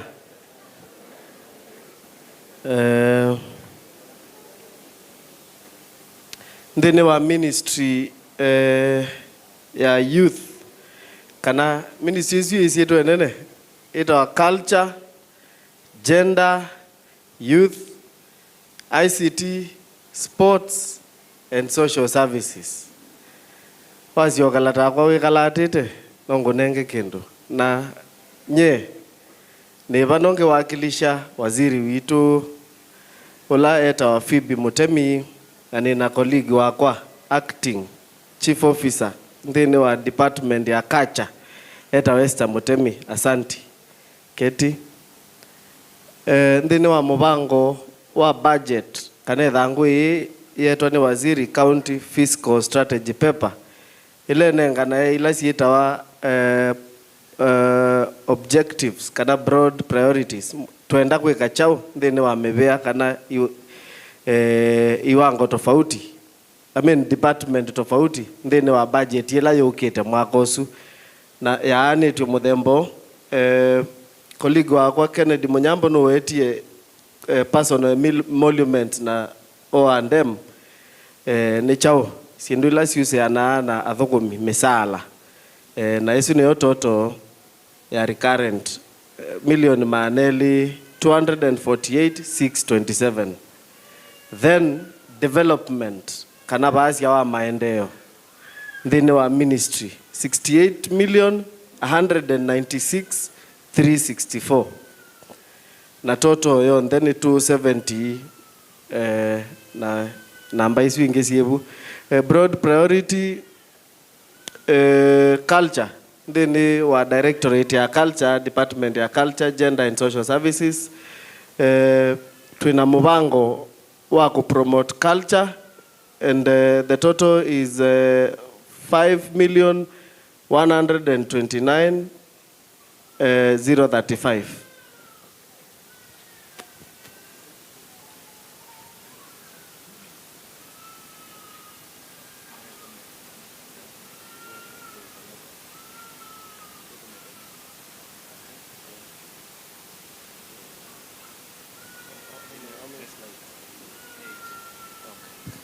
Sawa.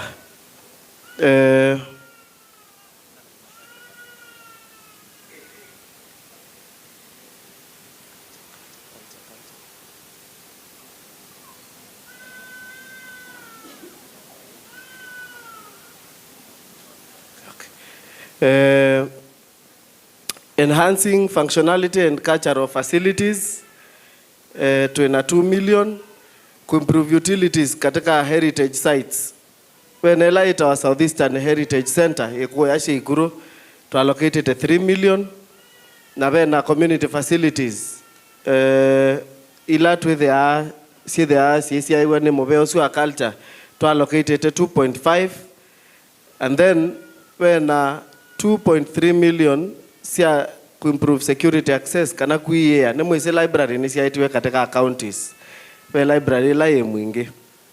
Then to the katika department ya agenda nitukwaka GBV Rescue Center ila tuithi tukwaka over the years kana ila ito kisungu multi-year project tukweka kaindo kanini mwako tuimine akala kange mwako siungi mwako wa 2026 kana usiukite wake serikali tuikite 5 million ikuye kutha and then wena kutrain maito ndine wa ila sieta ikundi kana women groups tuka allocate 5 million. Then wena policy ile kuona nia ulondo county yitu ikadile na maundu mamebae nenata biswe gender ita wamebae that is 1.5 Then lastly, department in culture, gender, social services. Ila tusieta international days. Ila tuadhimisha kila mwaka tukekea 6.3. Then when partnership support. Then ila tusieta CCIs tukekea 8 million.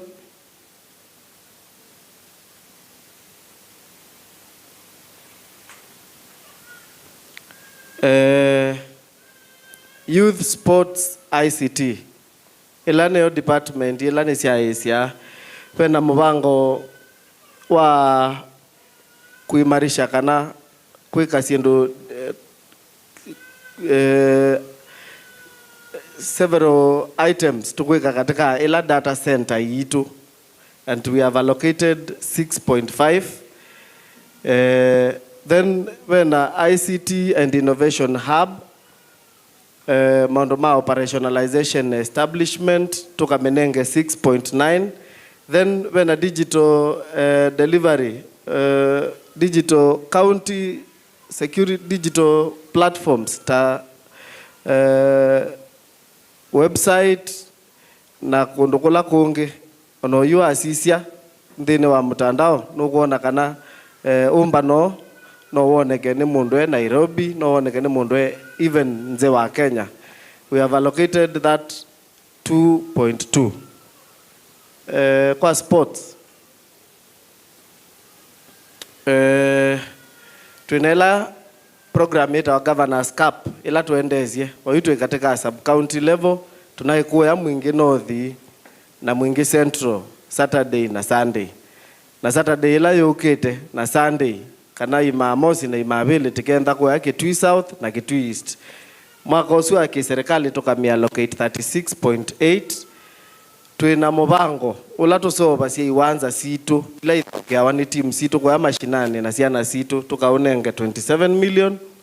Then tuina stadium ile ila woni ni wa governor witu waisie katika manifesto yake kana no mpaka sisobwe wese kwithia stadium T ino yibano yoka wekimwe kikuwa yake Kitui South kundu kwita wachoani na bekingi kikivou to si allocated 11.6 na no mubwana wa ila tukwita multi-year projects.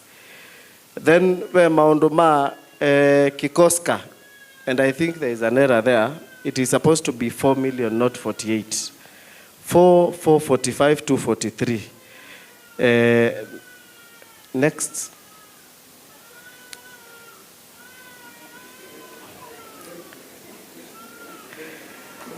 Thank you. Time.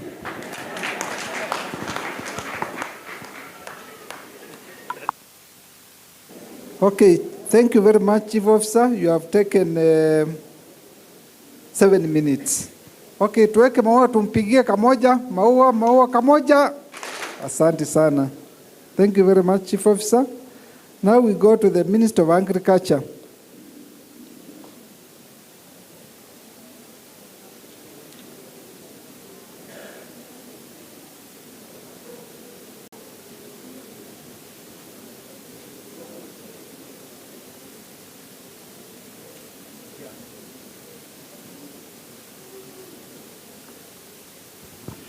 Yeah, my name is Jonathan Chambe, Chief Officer Livestock Development and Agriculture. Na niakilisha Ministry ya Agriculture na Wedia Wendo. Ni elapala ngo represent Minister wakwa Dr. Kemwele Mbaya. Na kini choto bangite kwika ta Ministry ya Agriculture. Ni kwatia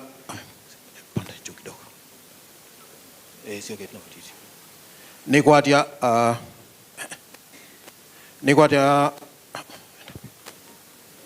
budget ya Ministry ya Agriculture ila ni mesala ni milioni 328.6 na operation and maintenance ni milioni 809.6. Development kana mbeza zia maendeleo ni milioni 347.1. So katika development equitable share budget yetu ni milioni ya 15.9. na walika katika conditional grants kana ila mbeza mota visuni waziri kwa azia kana isu ulo tunengete mbeza isu azia ile kuikona ni milioni mana eli na miongo 3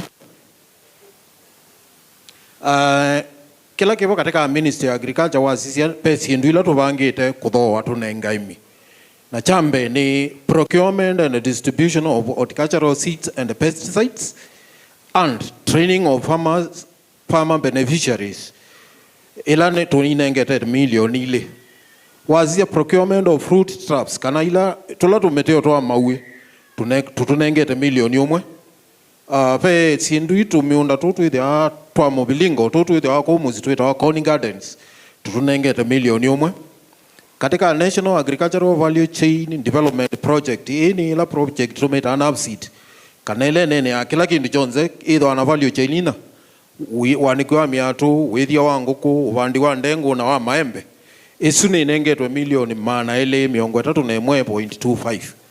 Then farm development and agribusiness kana maundu ma utandithia na waili wa miunda pe wimi wa matinga tunengete ila mona matinga makumu imea nitwikia mauta kwiba thukumia mebu na watu wa minenge milioni 5.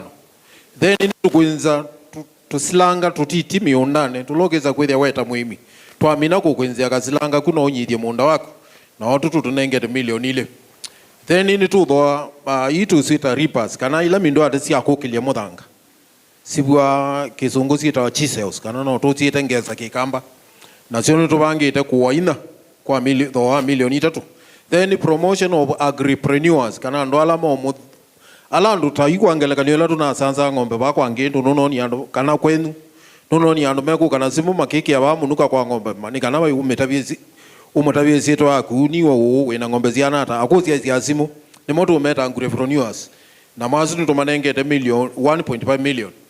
Then kumanisia kila itumeta extension kana kusomeria imi katika department ya agriculture tumenengete 20 million.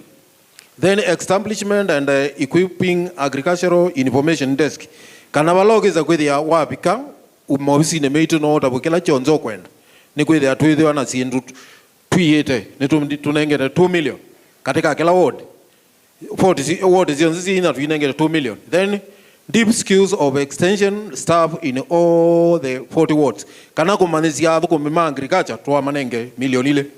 Then construction of sub-county agricultural office in Kitui South, Mutomo Kibwea Ward. Kana office uzuwa Mutomo, nitukuwa kana milioni 2. Then there is host of agricultural show and trade fair at the show ground. Ila tumuita show mukuka kumukona utendezia nitutumia milioni 300 kwa ili ondozu. Then nitukuinza mboho, nitukuinza ndobo hivyo pa ATC kwa doa milioni 3. Then kumanda mekio bu ATC milioni 1. Nitukweno manza ng'ombe nzio weze kwithia ni ng'ombe tona kuka wa miona na wa miona wa thiu manthe akwetilu si andemo katika mundo uzu ibuita wa ATC kwa 1.3 million. Then nitutho miti ya matunda kana fruit seedlings kwa thoa milioni 1. Then there is withia wa makoyo promotion of agriculture, construction of climate smart fish ponds kana tutila tutu wa makoyo kwa milioni 3. Then nitukwikela itawa kosa pingalings kana tukoyo tula tutiti twale koi tweke ndiana silanga nila tunazio kwa thoa milioni ile.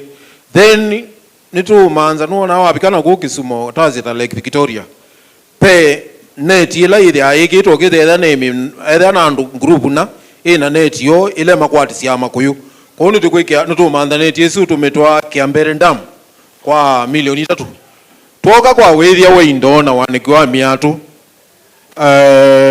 twina milioni 29 ila tuwangite kwika maondwa kindu chambe ni umutho ya nzamba ta ila tunanenga ndizi ni kwa ntizi kana be mundu no ni nzamba tunanenga ni ine nziopi kwa thoa milioni ile. Then nitumanza hii dairy goats kana mbuzi ya yeia kwa thoa milioni 3. Then through AI kanela tumita kuikia ng'ombe mbeu kwa thoa milioni ile.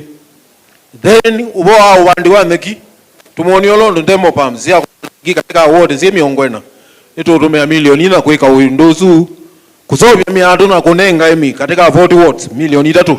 Then promotion of rabbits nitukwenda no muvundizia kwithia tupuko wezi kabuko kai ya mwingi pe group tuna inenge tupuko nethe akune na nengwe iwote group ni kitha titha tukunenje thawa milioni umwe nitutumia kwika maundu as then livestock extension and anti-passory services ila tu the atu mubikia kile binda twina milioni monza. Then disease control kana nzanzo teno twendezio ikuwa vaccine isu tutumia milioni 5.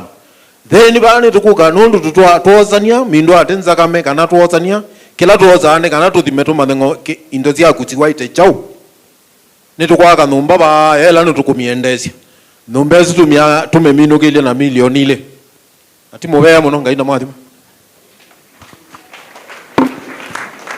Thank you very much. You have taken 8 minutes, but it's okay. Okay. Tumpigie Chief Officer kofi moja, maua moja. Asanti. So sasa tunaenda kwa Minister of Lands, Housing and Urban Development. Tunaomba Chief Officers, after you present, please don't go because you are going to have the public asking questions about your ministry, so you need to be there to provide answers. Ndiko asemwati na nesa. Mwaseo. Mwe ni museo. Mavinda onde. Ni mobea. Nyakwa masito ni to Evans Mutemi wa Mutua. Inje Chief Officer wa ministry no. Tueda na department ile ya Lands and Housing na Urban Development. Na ninye Chief Officer wa Sionde. Tuena under this ministry wa sisia program our 2 municipalities, Bwana MC Municipal Managers Meva na Amina to go through our priorities very quickly. Nemo represent isu siyosia mwinge na Kitui municipalities. Esini yo summary ya kila tuko expect budget ito ya mwaka osu okete mesala na maondo alange mausika na meo ne milioni miongo dhanzatu operations and maintenance yesiale sio bandi weta kuni chao 52 million totaling to 119 na development ilani yoto endete kuweta programs ni 180.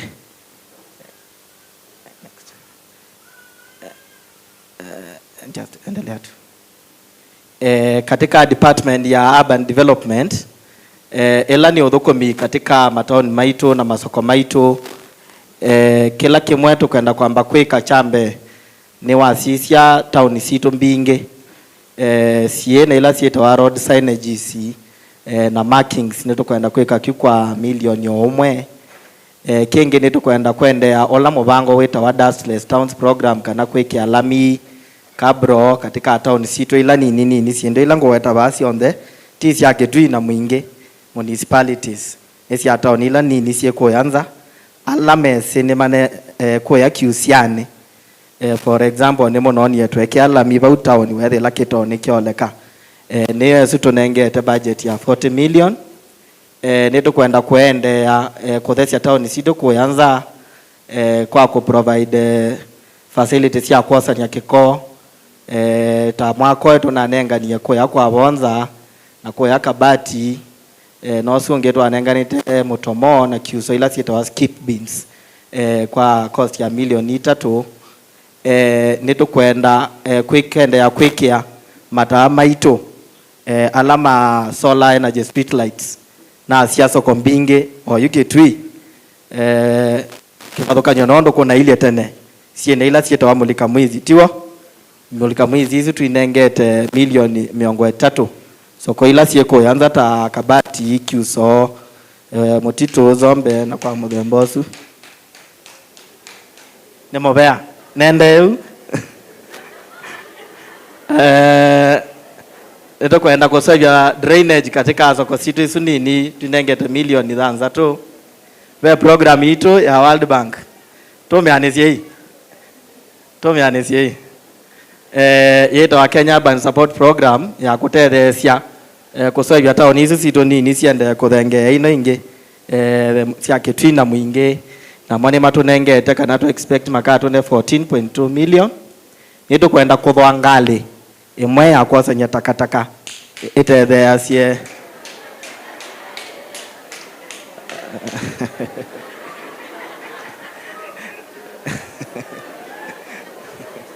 itethe kwasanya kiko tauni ila sieko yanza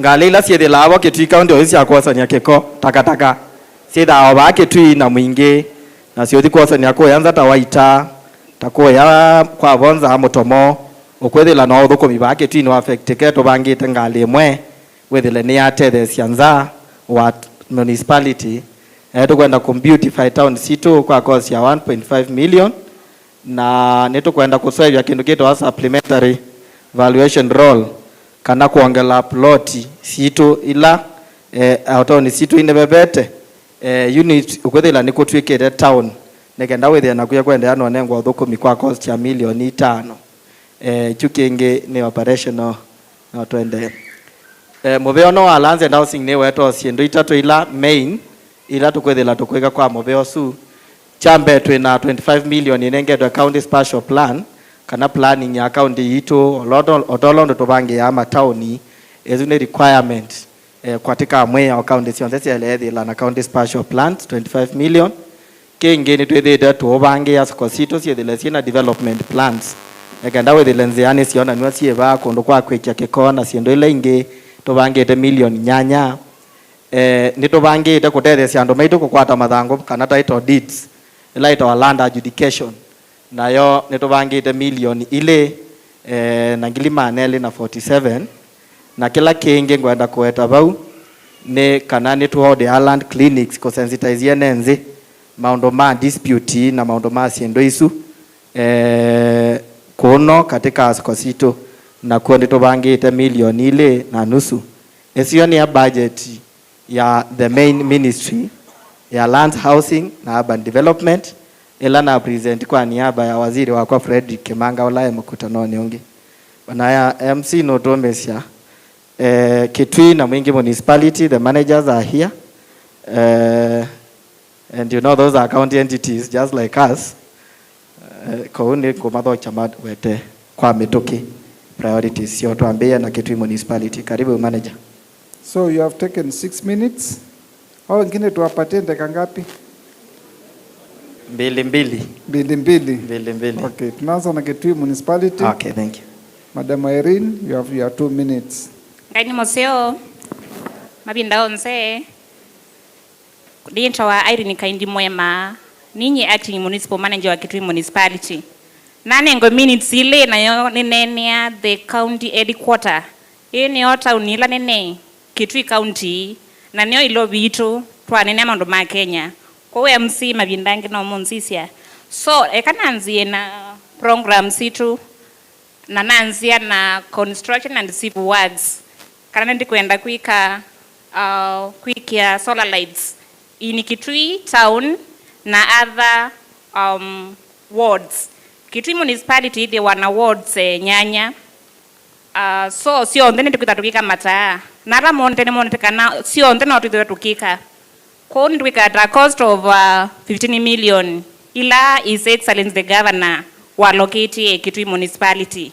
Or it wende na kuimplement. So no continuous process. Nitikwika maundoma cabro parking from 120 we are to see house. Ala mwezi Kitui town ni mwezi kwa 120 mpaka see house. Nitikwika cabro walkway. Oni monde town hitu ninze umuno nando metembea maiwa moyo nundu mwekina cabros. Na tuenda in next years with the tweakers la pando wa manangali kukethwa na kundu kwa pedestrian walkways na kulangali kwisila nundu wa issues ya safety and order in town. So isn't to make a budget of 4 million. Mitikwika cabro walkways from Lake Oil to Univision Circle. Na mwalimu kona a lot of construction siende kukila mone tunena abane kindu tunena na tukika. Then nitikwika cabro walkways from County Assembly to Kunda Kindu. Nimukona areas ya Kunda Kindu ilienesa kuwa kwithana ndaka kuingwa drainage kuwa mbua sieli ka nyumba siene sieli ka kiwu in that year nitukwitha tukika drainage works and also cabro walkways. Then pena area ya site ni mwona takana kwithira kwina andu makite nyumba nsio niko kwikala andu ingi makitui, lakini wewe ya mundu nekite investment ya millions of money but ndo amba ku access that facility. So nitukwitha tukika drainage works in site estate. Atho kumoya museo manono kuno motivate vine nawe kunango ambibwa omoyo kuwe atho kumetenesa. Then pena issue ya recarpeting of Kalundu market. Nimukona lelo no waba kwa akili ni mali. Niwe kitwa tamak. Lakini withiro na maingi muno ukithira andu maitu maka mimes kuma ngali situ nesi ustroini muno. So netukenda kwika recarpeting of that road at a cost of 15 million. Alafu pena drainage works in Kitui CBD. Most of the times kuwa Kitui town ni kuithiwana some stagnant waters. Na tulikwenda town hitu ikikala ilio, so nitukuta tuize maunduman drainage at the entire town at that budget. Then kuna improvement of Kitui parking spaces. Nimukona nituneki marking of parkings ukuta no is we don't park nesa. But some of the areas nimukuta kuna open manholes. So when that kuithe ne kwa se wa kula kuna cabros nitweke at that budget of 1.7. Then ndikuika repairs and maintenance within Kitui town. Most of our roads nisinzikite. Tukenda tukuika poto patching. Ukitho kisla no kuwa moyo. Wazela siendo neke ye railway resort. Kundu kuna na maimamaliku lakini tuneka poto patching.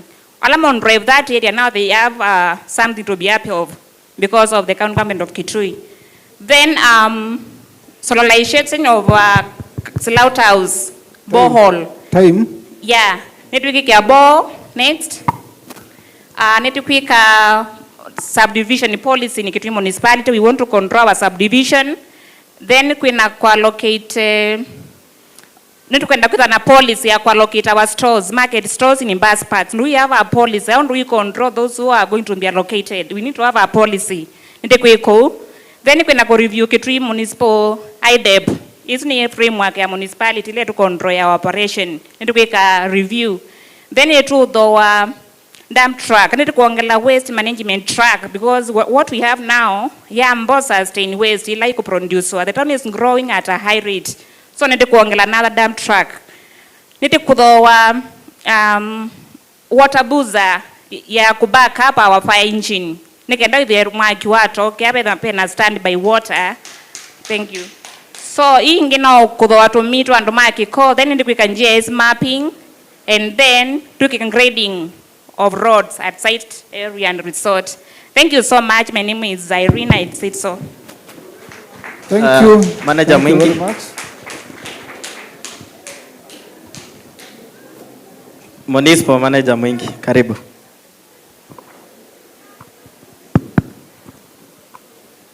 Tuketha niinze we ni mwaseo twatindata asante kwesitwa nitwa Alex wa Mutemi, Municipal Manager wa Mwingi. Nendo mtu ametuke budget ya Mwingi ilani ya milioni ya na imwe na ile na si milioni ya na imwe na ile misala ya thukumi pamwe na cashos kana alama tuta ni milioni 305 ngili maana 338 maana 825 na ngwela ya kusovya tauni mataa na kusovya ngali na kukua kikona chao na milioni 332 ngili maana 8nemwe maana 899 katika project kana mipango ya maendeleo ala tukwenda kwika town twina kusovya mataa kana kuma maintain ala mataa me katika streets ya Mwingi twina Kalisa line twina Garissa highway line twina Kuso line twina Mwith Museo line na line nyingi mbinga ngipe Kathonzweni line isu twinengete milioni twina tukwenda kwikia mulika mwizi ula mwasa wa mita 25 kuthiulu ne kana wese kwithia ni wamulika livestock yard itu na area la surrounding bonundwa ukolola withitwe area isu kwa utwekie isu ithia twamina ukola ngali kwesu tukwenda kwikia cabro paving twendesie ila kila twithitwe twikite miaka ni lambituku na twenda kwikia kuongelela cabro paving Musela Garden twendete na lelo usu anzerune tukaeso bika junction ya hospitali o twende alama na ndiye mwingi metukime eneo la wende ye pa Musela Garden na usu tunengete milioni 3 then twina maintenance twina general repair and maintenance ya buildings mwako witula wabuta one wankujana no kwenda bako langi na no kwenda mobisi maripewe na miango yitu nengete ngilimana muonza miongo muonza dhanza tu twalika katika ila ward nondo mwingi municipality a ward dhanza tu ward ile nesio kite twene town seba town dhine na be ward ina siteba town dhine na no twenda awe kamaende ward isu kwa twinengete milioni ina na matu nengie twikia mata katika atusoko tula twibuko next twina nitukwenda kwikia stormwater drainage no mwezi mwingi katika hill area kwa huu nitukwenda kwikia stormwater drainage ya million na slab actually slab ya kadhonzweni ya milioni 3 na nitukwikia drainage kwa mukeni twendesia o drainage ingi tunendesia vau nundu wa budget with that we make a multi kana multi phasing kwa always na watu menengete milioni ile na katika drainage pia mtu kwenda kuikia drainage ba post bank tuendete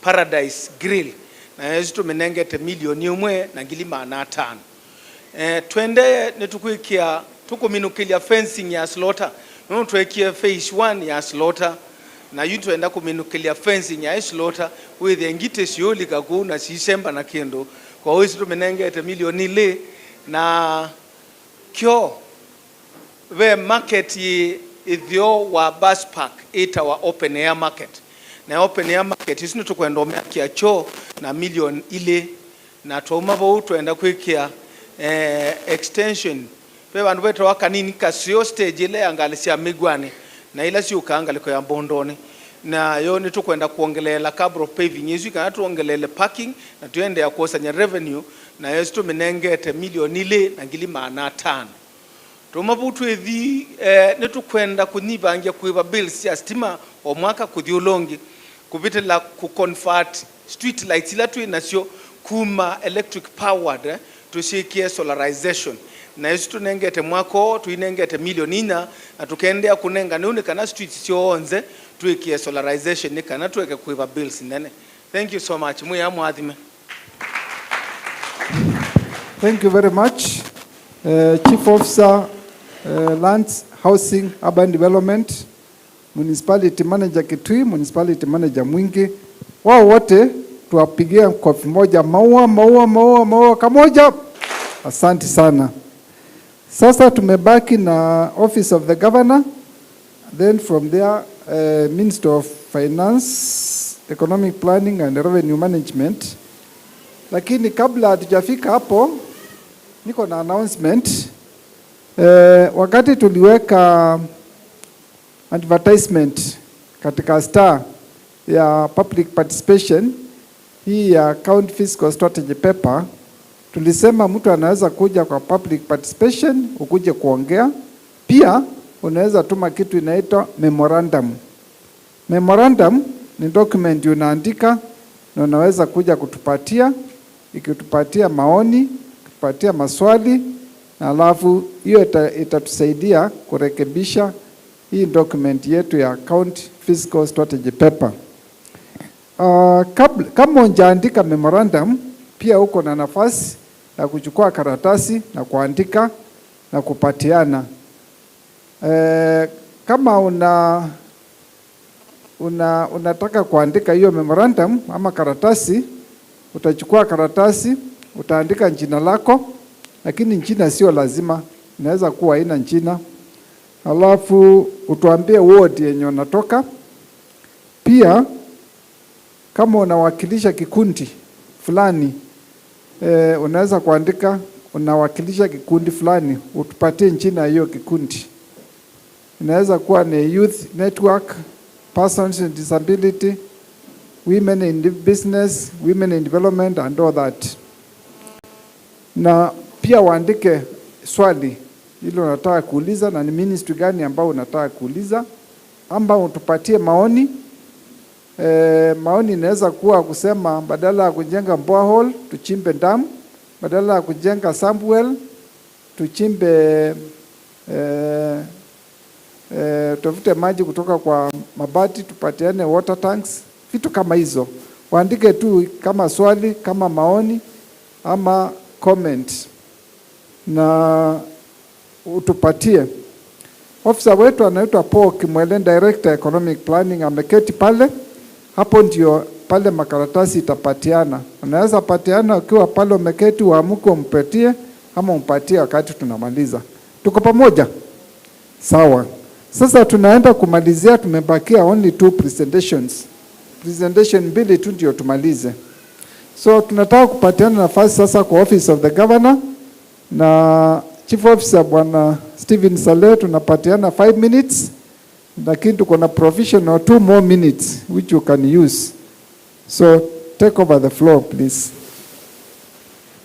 Thank you, Master of Ceremony, Diane, His Excellency the Deputy Governor, Waziri Wito wa Mbesa, Masios, na enenzi mwesio, mweni museo, na mavinda onze, nyeneta wa Stephen Kitonga wa Saleh, na ni Chief Officer of Senior Governor, ni in charge of decentralized units. Na vaani present for the entire Office of the Governor, which has 3 departments, public service, management na general administration and Agnes Mulewa, na ve ile ngita wa Governor Service Delivery Unit and public communication, na pia SECEB and the governmental relations hivyo yanda kamonda ndanavika, na pia obunze nini tukuona county attorney ya obunze ni hiyo ni chief of staff na hiyo ni county secretary. So tuanzia public service and general administration, nipo pedho wa misala ya dhukumima Office of the Governor nitukuona 562 million. Muna focus on the development side. Pay operations ni mwasiona staff medical cover. Adhoko mionzema account ni mewa insurance ni kena maenda hospitali moitwa mana 310 million per year. Pe ila insurance ya adhoko minuko endo ukomea wewe ya neno wewe ito Work Injury Benefit Act waiba 30 million. Pe motor vehicle insurance kananga lesion this ya county sinishuwabu 40 million.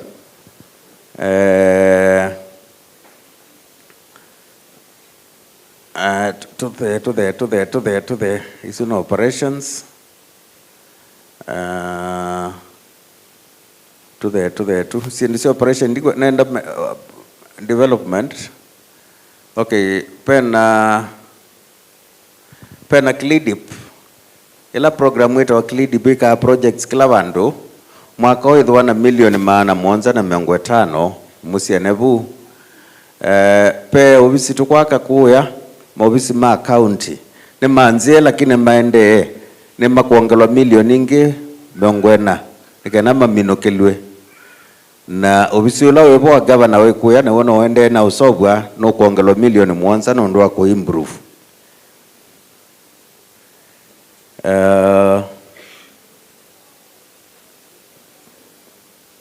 To the nzi.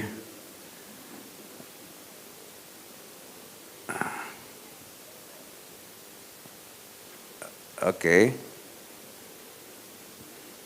Pena. Okay. Kwena. Netu kuidwa na casuals. Alama kilini ama soko maitu.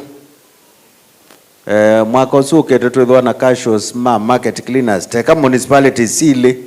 Masoko alange manini ya motomo, amegwa ni sikuru chuso, and 175 makewa milioni 203 na pia twina etu byama village administrators na some ward administrators ala mateno mobisi pube na milioni nyanya cia kukomboa mobisi nundume yake wa mobisi na twina nzamela itawa Kitui County Alcoholic Drinks Control Committees ni kwithia yutumia milioni 5 na ngili 300 na pia nitutumia milioni 40 kuminukilia police station ila tuwethe tuyaka kuya katika border itu na Tana River na pia itutumia milioni 15 kuminukilia maofisi ma ward administrators.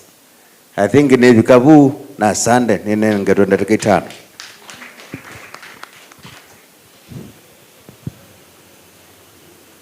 Okay, hiyo ni office of the governor.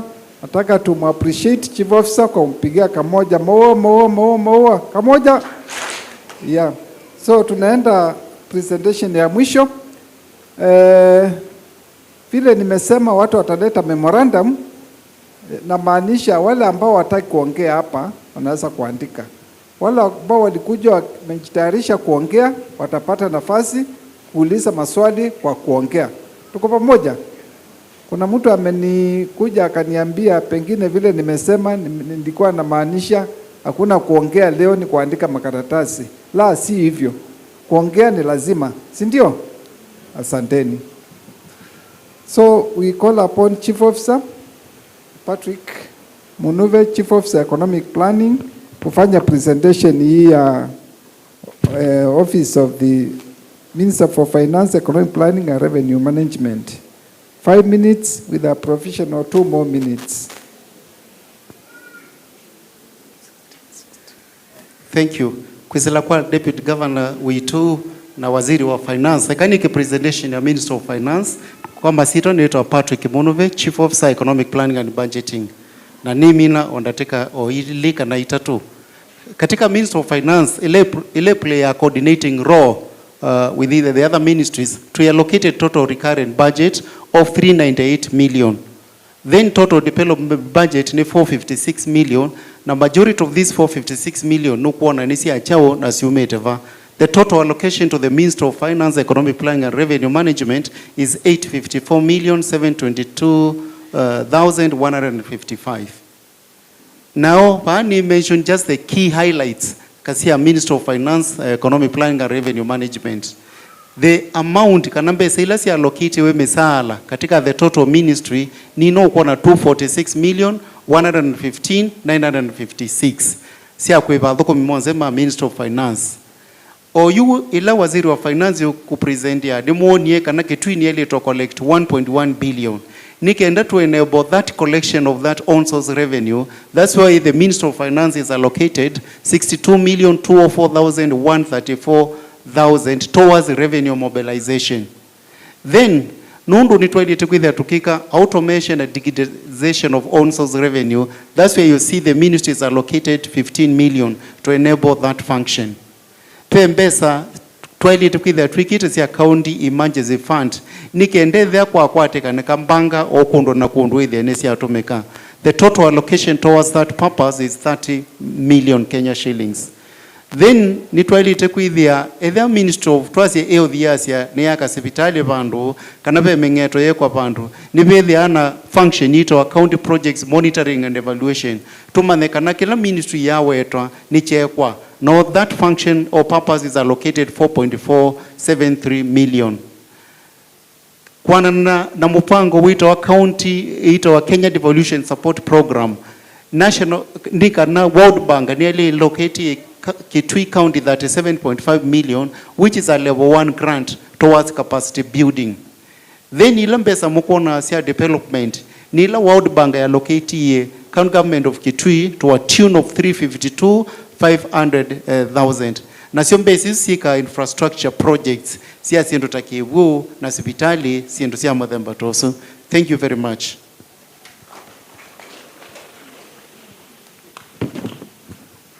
Asante sana Chief Officer. Okay, tutayarishe tumpigie makofi. Maua kamoja. Asante sana. So, tumefika mwisho wa presentations from ministries, na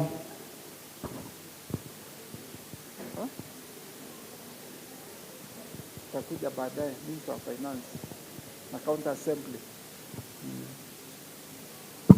Tuendelee. Okay. So tulianza saa 7:30, 1:34. Tumekuja kumalizia what time?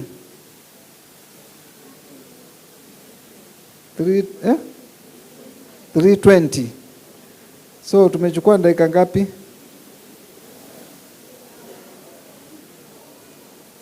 Tumechukua kama 2 hours. 2 hours.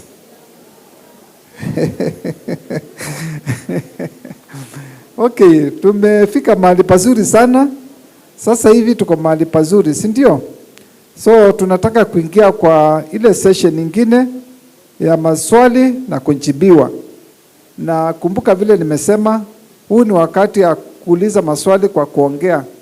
Lakini tumesema wale ambao wanataka kuandika, wanaweza kuandika na watapatia memorandum yao kwa economist and director economic planning Paul Kimwele, na inaweza kuwa pia ni karatasi tu umeandika swali.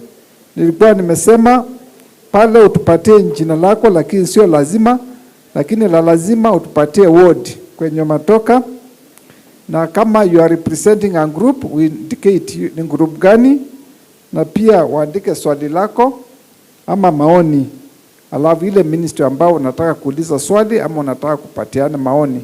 Tuko pamoja? Okay.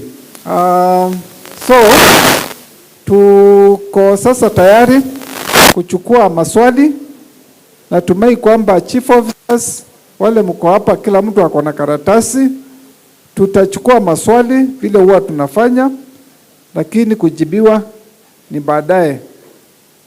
Kwa hivyo kama mtu wa kwanza anauliza maswali, tunapatia mwingine anauliza, mwingine anauliza.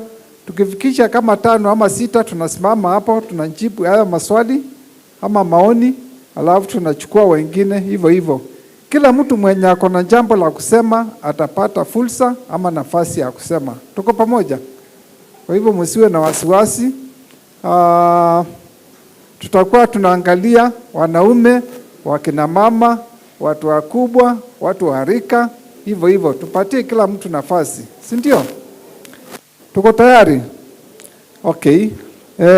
Tunataka kuona kina nani wameinua. Hii iko hapa kwanza. Na Bwana Motiso hapa. Ngoja. Na hapa. Sasa simunyamaze kwanza.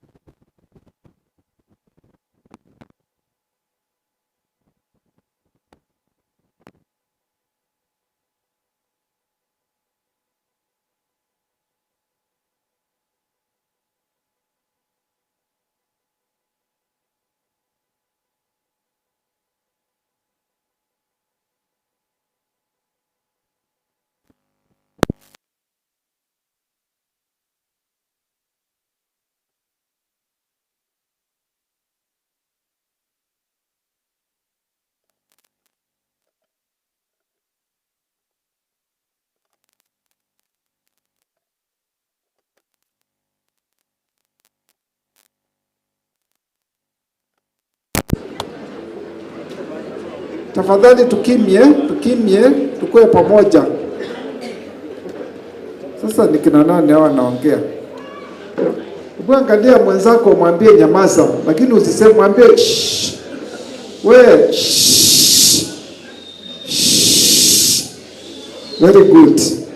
Tunaanza pale na Frederick Mutui. Ndizo swali la kwanza. Na kuwa very brief. Mtu asiulize maswali zaidi ya 2. Choose your questions. Ikuwe moja, maximum 2. Na ikiwa ya 3 tutasimamisha, si ndio? Yeah. Kwa mazironi.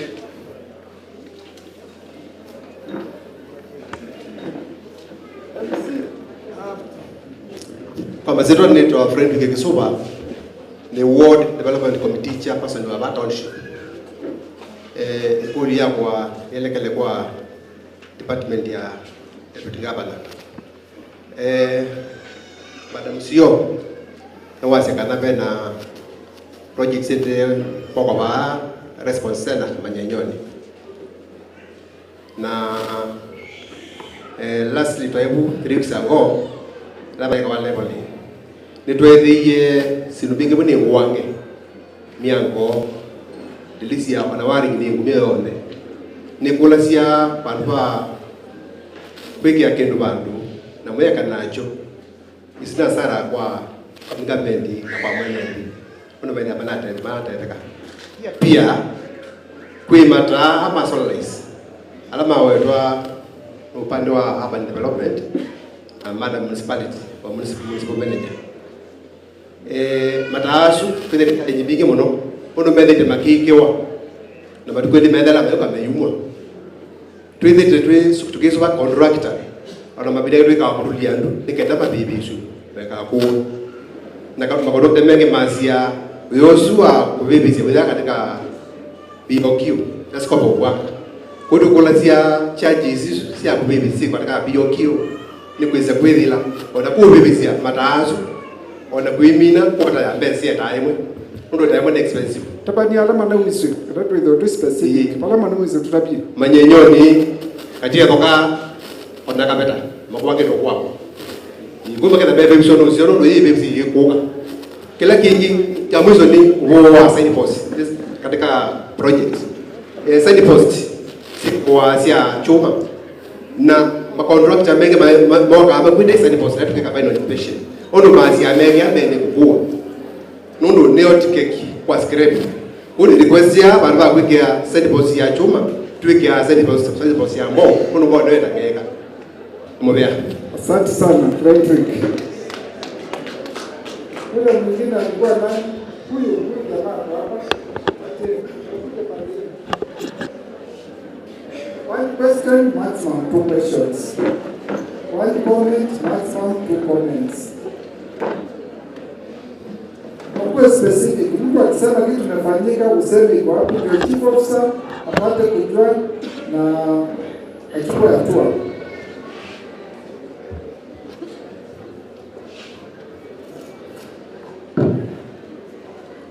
Good afternoon. I'm Anthony Wambua for Chamat Ward. Ya kwanza is just a concern. Na ni kwa Ministry ya Water. Ministry ya Water imekuwa ikichimba zile samples kule kwa rivers, lakini zinafanywa kwa njia ambazo hazieleweki. So mimi nilikuwa nasema kama ni pesa inakuwekangwa kidogo haitoshi. Pesa iwepo inatosha, ndio kama imefanywa vibaya na ni mwenye anafaa kufanya oversight hajafanya vizuri, tukimbizane na wheel. Hatuwezi kuwa hapa tukibudget a sample ifanyiwe repair na injafanya even 6 months. That is wastage of resources. Number 2. An example.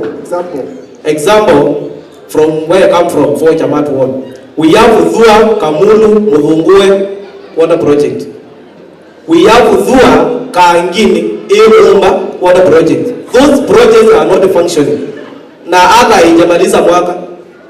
Na imekula pesa, contractor amelipwa na imekaa hivyo na watu hawana maji. So kama ni pesa imewekwa na haitoshi, iweke pesa inatosha. Kama ni mambo ya oversight, tukimbizane na mwenye anafaa kufanya oversight. Tuangalie kwa nini project inakula pesa ya serikali na yeti sababu anaiki for 1 year. Number 2, Nimesikia Ministry of Energy, Environment, Forestry and Natural Resources ikiongea mambo ya lights. Department ya Urban Development nikasikia inaongea mambo ya lights.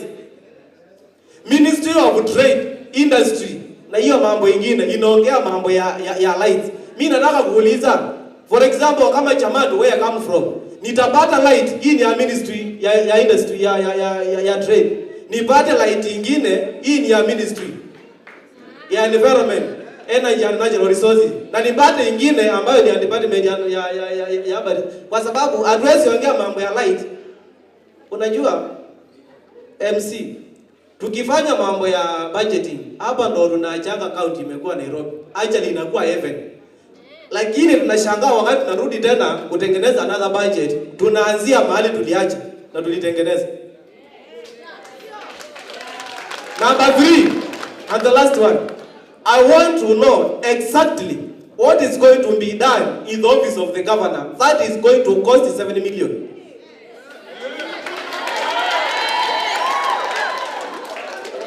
Kwa sababu mimi nimekuwa kwa hizi public participation nasikia office of the governor 20 million.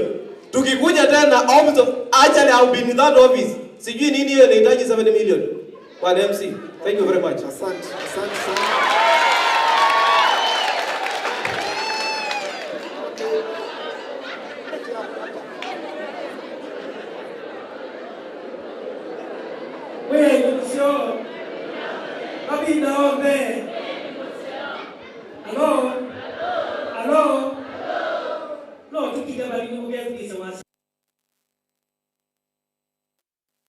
Nitwa Chalo Mwinde, numetu ofisi wa sauti ya mwananchi Kitui County.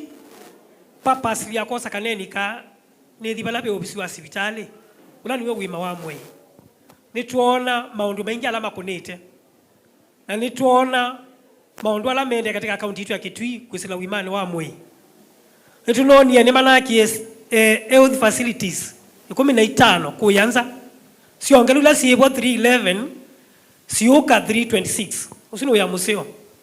Nituewa kana Kitui kina kilomita miongo 30,000 square kilometers.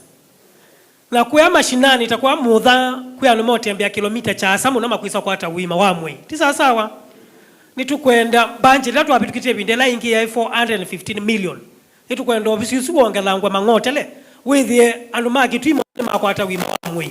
Secondly, tuithi kwa GPV. Obisi wa BV Mutemi. Nitukono obisi yusu wa Mutemi. Siana mbingi kaunti ni ya Kitui nisi obuchwa muno. Na nituona kana mena mbanche timekite. Nitukwenda obisi yusu wike na mwito wa awareness tumemeni na kuisila public participation. Tasia sauti ya mwananchi latu ya hatu sio. Melese kana kubucha kana ni atia. Na ulo kubucha kana ae leotilwa mbake kwa basa. Tisa sawa. Hello. Ome maitu ni mundume nitutuikia na Mumbai. Nulu tuwe kwenda kuona kana kuwa miaka minini. Kunitu kwenda obisi usu. Wongelango tupesa. Nikenda wiki awareness. Tumilobo wa GBV katika akaunti itu ya Kitui. Thank you.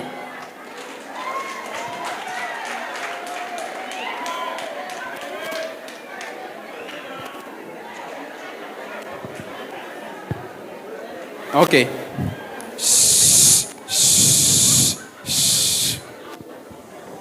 Okay, thank you. Itifaki zote zilizozingatiwa through the Deputy Governor and the members of the public. Mwati ndata? Mwati ndanesa? Kwa isitwa nito Stephen Chalia, numete Kitui East, vo Chamat Ward. Na mwenzangu nwanenea issue ya KO kundi ethingaliko nesu ni wodela numite na kila wanena for sure ni chauo.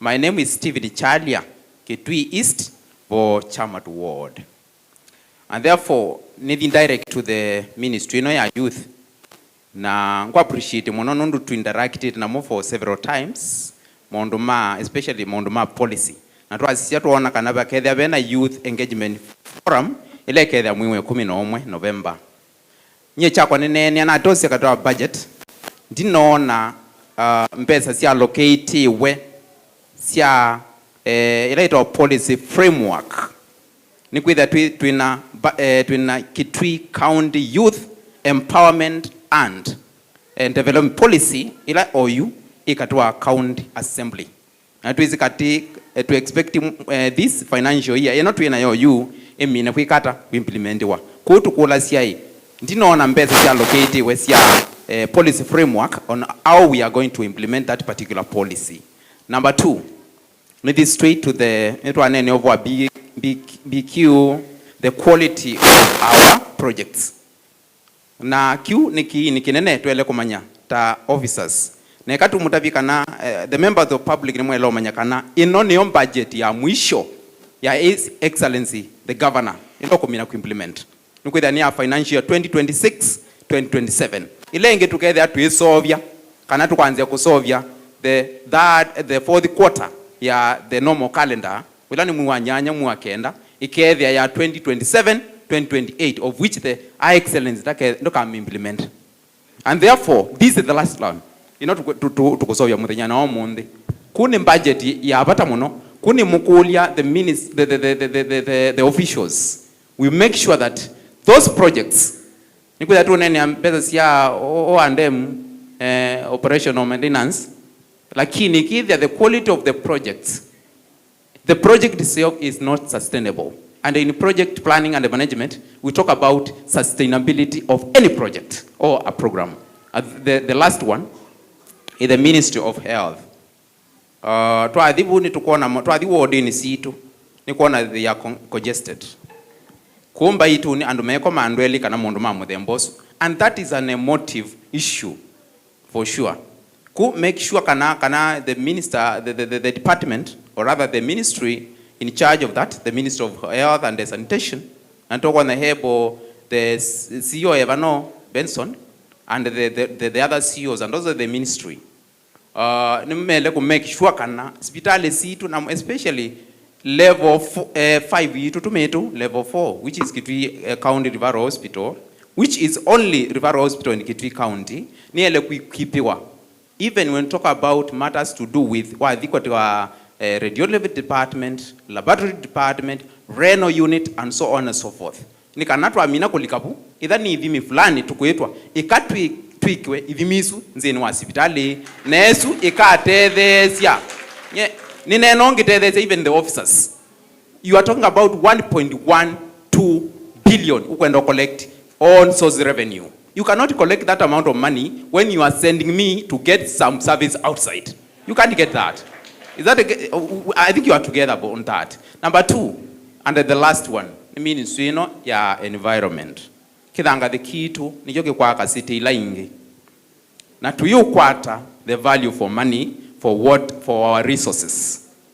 Na be kulia na kulwa bandu. Enethia the office na asungia kwa sema loli na 5 ala moka Kitui baitu be muthenyene kale baka nyonyo na atala more than 50 lorries. Na maloli asini makuza nitie. Kana mena kana. You get the point. So let us at the officers nizi ni mumu uyoni mumu onoisa kaja nita we mwane ni no sign agreement na national government nizi uyawa governor with their mumu ku nendo kadhi governor witu na ngwase kana na officers make lakini make sure nitwa collect the enough resources ila sio kututethesia kwendesha mondo maitu. Thank you very much. Thank you very much. Wanamulanti, my friend, 1 or 2 questions please.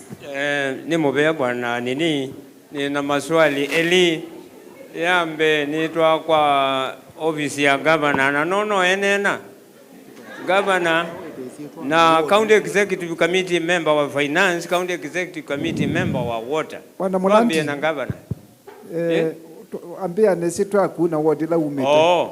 Nitwa mulandi wa chute kuma changu is specifically Mukungu village kwa Ngendu sublocation. Governor ila CC wa finance ukonena highlight aise mugaidi wa nimeo na ningwetekela nake county government act na public finance management act ni wetete sindu iswali ni governor County Government Act tuna 247 villages na wazija katika County Government Act pe na provision ya village council and watano hiyo onania katika miaka ezu kumebinda ya malombe kwezela ngilo mpaka malombe pe andu ngili mwe maneli na 35 ase maili tukuteze village administrator yunduzu okeke kendi kana mwentelete mundu ali kotini kune kwa ngabana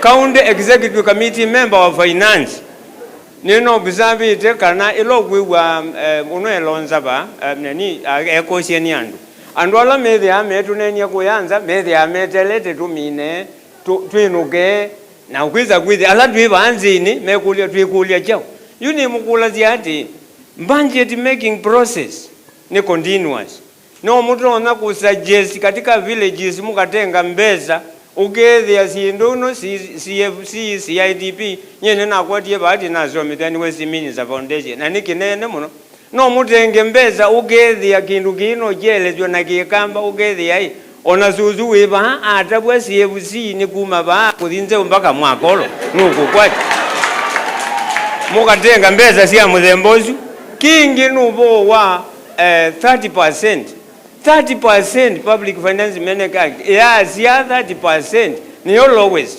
ila county government ya Kitui ya sobizwe anu madiye maguya ona mameidi ziadi ala mena babola moka kwandikwa you kila kitu mutezezia nundu wazizia recurrent na total ukuona recurrent ya mbeza zionze development ila netele of course ndiye kunene ya mutala ni wangu na kibeti chako lakini development ni mutona kuongamia kuandikandu nikana 30% ya development ikongeleka that is very possible andu ma retire of course be sheria zi andu mande kwa public service bond ikongamia kuandikandu iwa kemanzi wa retire twikende mundungi nikana tuongele 30% Kitui county uno amwisho kwa minister na bauni nezindi kwenda kunamba toka bani twatetie na ndebitu ngaba na waiba na nazi ati ubo wakwandika registration baya mazitwa namba zia kuzia kibande na baba mangotele eti kwa bembulanga choni chao kile yake ni chao kile yake hivi haya mwisho county executive committee wa Kivu ni kwangu nina kunengie kidhima na kidhima juke kwenda kwa ni county government ni cha county government okitwi changu za misewa ni 907 na ilo kuona naziambeza yu nwanda byambeza okatumia yundizi no ni hakikishe kana kitu chako cha nzeu nikigendwa neminde labu kiuna neno kiyo bizini kila kingi bwana governor ni attitude be mundu wazia ba malombe ndete last time ninone the attitude na CC county executive committee member na chief officers wili ko bizini na nwekete duty neza ukwenda to ngama nenendete mukutano ya umetafadhali okay kwenda kila kingine we madam nendo jasibai ilo wazia kitwasi kwa mweme nenge 80 million na kitwasi kwa ni profit making organization entity yune modi lange regebu na wema nenge million na okay. Can you justify? Okay, bwana Mulandi, asante sana.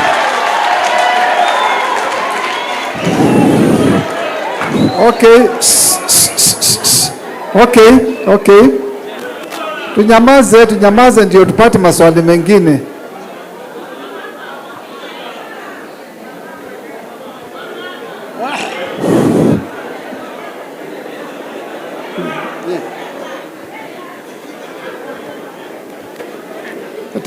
Atela banini wakati swali lingi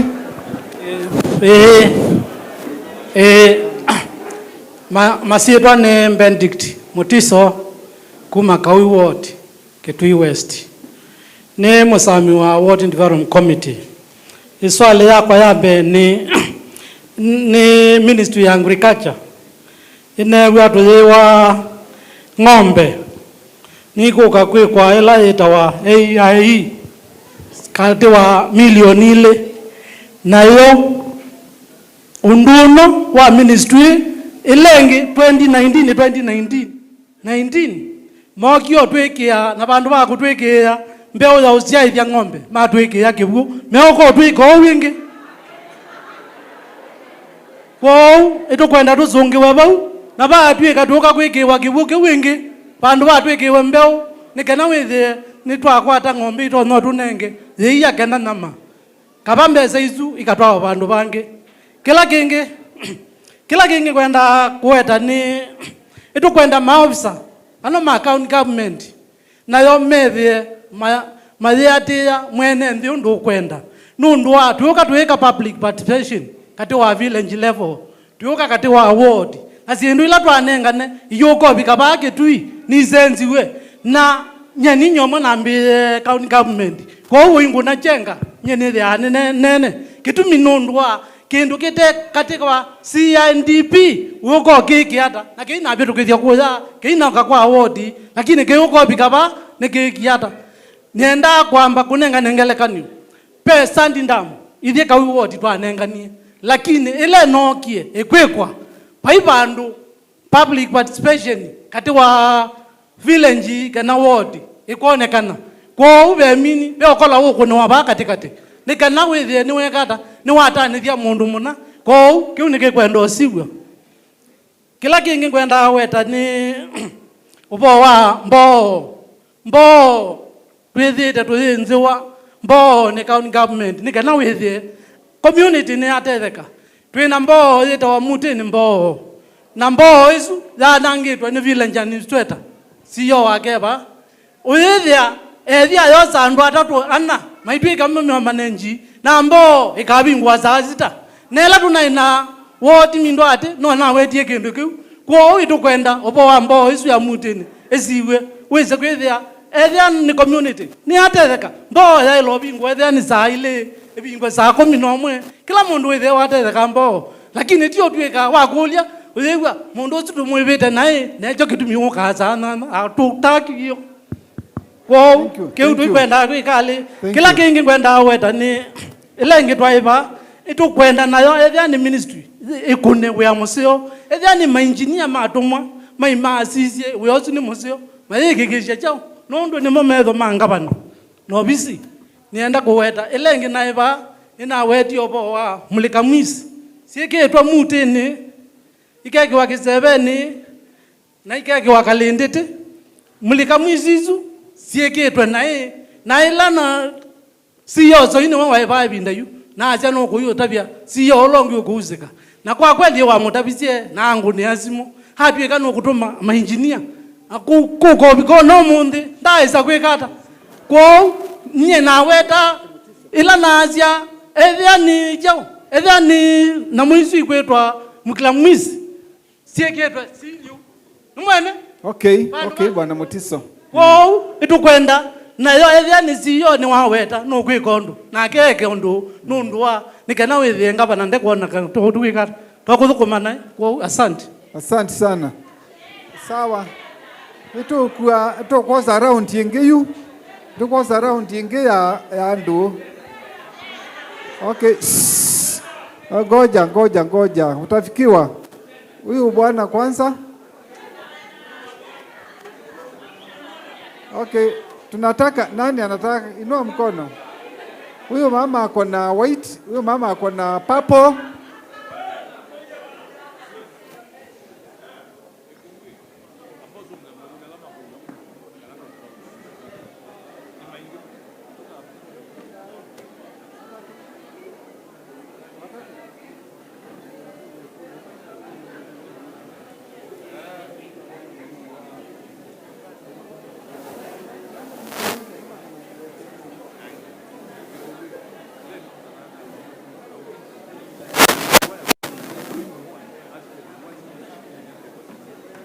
Okay, so tumepata watatu.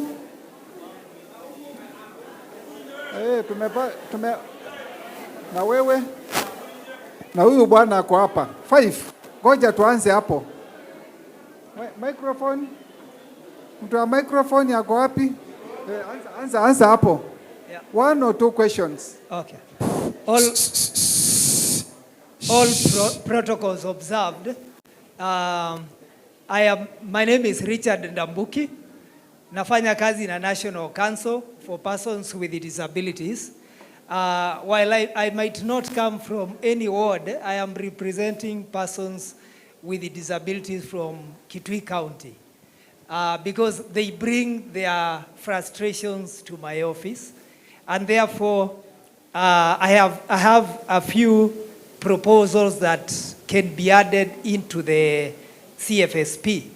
And these proposals ni proposals ambazo zimetoka kwa sheria ya walemavu ambayo ilipitishwa na the President of Kenya last year, the Persons with Disabilities Act number 4 of 2025. And therefore, I propose kwamba kukue na mobile therapy services for persons with disabilities. Wazazi ambao wako na watoto walemavu wanashindwa kuwapeleka kwenye mahospitali kwa sababu hana mtu wa kuachia mtoto. So the best thing is to have a track ambayo itakuwa inazunguka from sub-county to sub-county ikipeana those physiotherapy services to children with disabilities. Ya pili, ningependa kupropose kwamba kukue na sports for persons with disabilities. Walemavu last year walikuwa wanauliza waende kuparticipate kwa paravolleyball sports ambazo zilikuwa Makueni na hawakuweza kuenda kule. Kwa hivyo basically Paralympic sports for persons with disabilities ziekwe pale. Walemavu ambao wanashiriki katika michezo waache kuachwa nyuma. Kuna michezo mingi ya walemavu, kuna hiyo paravolleyball, kuna goal ball. Kwa hivyo ni michezo ambayo itaongezea participation of persons with disabilities in the mainstream society. Kuna point nyingine ningependa kutaja pia collection of data. The new act, the Persons with Disabilities Act, inasema kwamba sasa county government ndio inafaa kuwa ina collect data ya persons with disabilities. Na hii itaguza Ministry of Culture pamoja na Ministry of Health. Kwa hivyo Ministry of Health, in your planning you need to in partnership with the Ministry of Culture wanafaa kuweka hizi activities katika their plans. And ningependa nikimaliza niulize swali kuhusu BERA. In the last previous public participation kuna machine ambayo ilitajwa ya BERA machine. Sijui pengine health wanaweza wakatuambia mahali imefika. Is it already being procured? Because it was mentioned in the last financial year. Thank you, sir. Okay, Bwana Ndambuki, patiana ule bwana ako pale. Bwana Ndambuki, those are very good points. If you can give us a memorandum, it will be good. Yeah. Thank you very much. Yeah. Yeah, kwa masitwa ni tawasami wa Kirusi. Kuma kwa Ngendo sub-location ni Jangwidhia East Ward. Ne location ni Jangwidhia East. Yeah. Iswali yakwa ni direct kwa munene unapina ke bawanzia. Kwa Ngendo tunena thina wa kuka ba Kefri, because the shortest route to this place yeah the Ringeto and into kwa tu relieved you nundu Yesu ninesi obingwa, but tuona question mark nundu tunoni kobingwa kwayo kwa asiteni wa muno ni musundilo naiko na ila twaiva last participation day ni kwa twikie ila twamikolilie ni twaiwe county government ni kia appeal court ziyeswe bingo yui iswali ni ati ando makwangindu kila tukodi. Has that case been concluded? Makwani makwani akaingi tu ikwani yesu kweli na adile kunzie na bingo iwe na kile tonanda utinondo yesu ni yakito la mine national government yakwa tunanelenge you katito kasati ni katiti katela mi na kena very sharp corner you gesa kwidi ya kweli nzia sharp corner onagwa abadi nongone kindu kibwasi you kida twina question maka nutu rona te kuchoka ibingo yingi nutu tabana na kindu cha musumbi anda kuondoka inenda olawo kuseka atutabie kabisa nzezu ebingu permanently nede ebingu permanently tukiwelami ikwatenelenge. Thank you. Asante sana, asante sana. Wanasami nune ngwasonkio na nuno niensesio na nyumbani nombo iwe keda nziayoneke nune ngwasonkio pe two ladies maybe these two then we'll go there. Naongea. Wait tiwe please ambakweka siniongee. Ngoja kidogo utakuja kwako.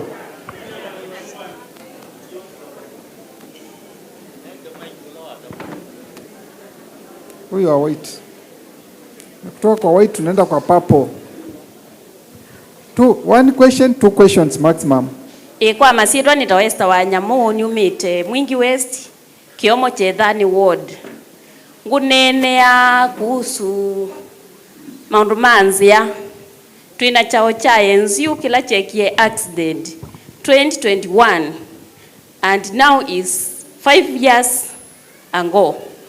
This chao chuki under national government kanani county government na oneda kiri under national government ne kulia kutumanwe nundu ni kwa nenwe kanani kwikikiwa na chambiwa na beundu titha chendesie na ichongamiswe kwou ulotonya kubicha utumaniku itheno wa bicha katika national government ndiesi ingi ni soko ne watu anene wayaka Kongo na ninegwa munyoku ni bantu twenda within 1 hour 45 minutes na mau niwo soko wa kwitulo ibakube nitukulasya o ministry sianzia batonyeka uketha no twikiwe chao bau ukethila aembu baya no macross makoka sokoni usu nundu andu ala makila na matalu na angi makia italu ta kwa ndie likanye withile nitwa kwata maiyo na sindu inge kuma embu. Thank you.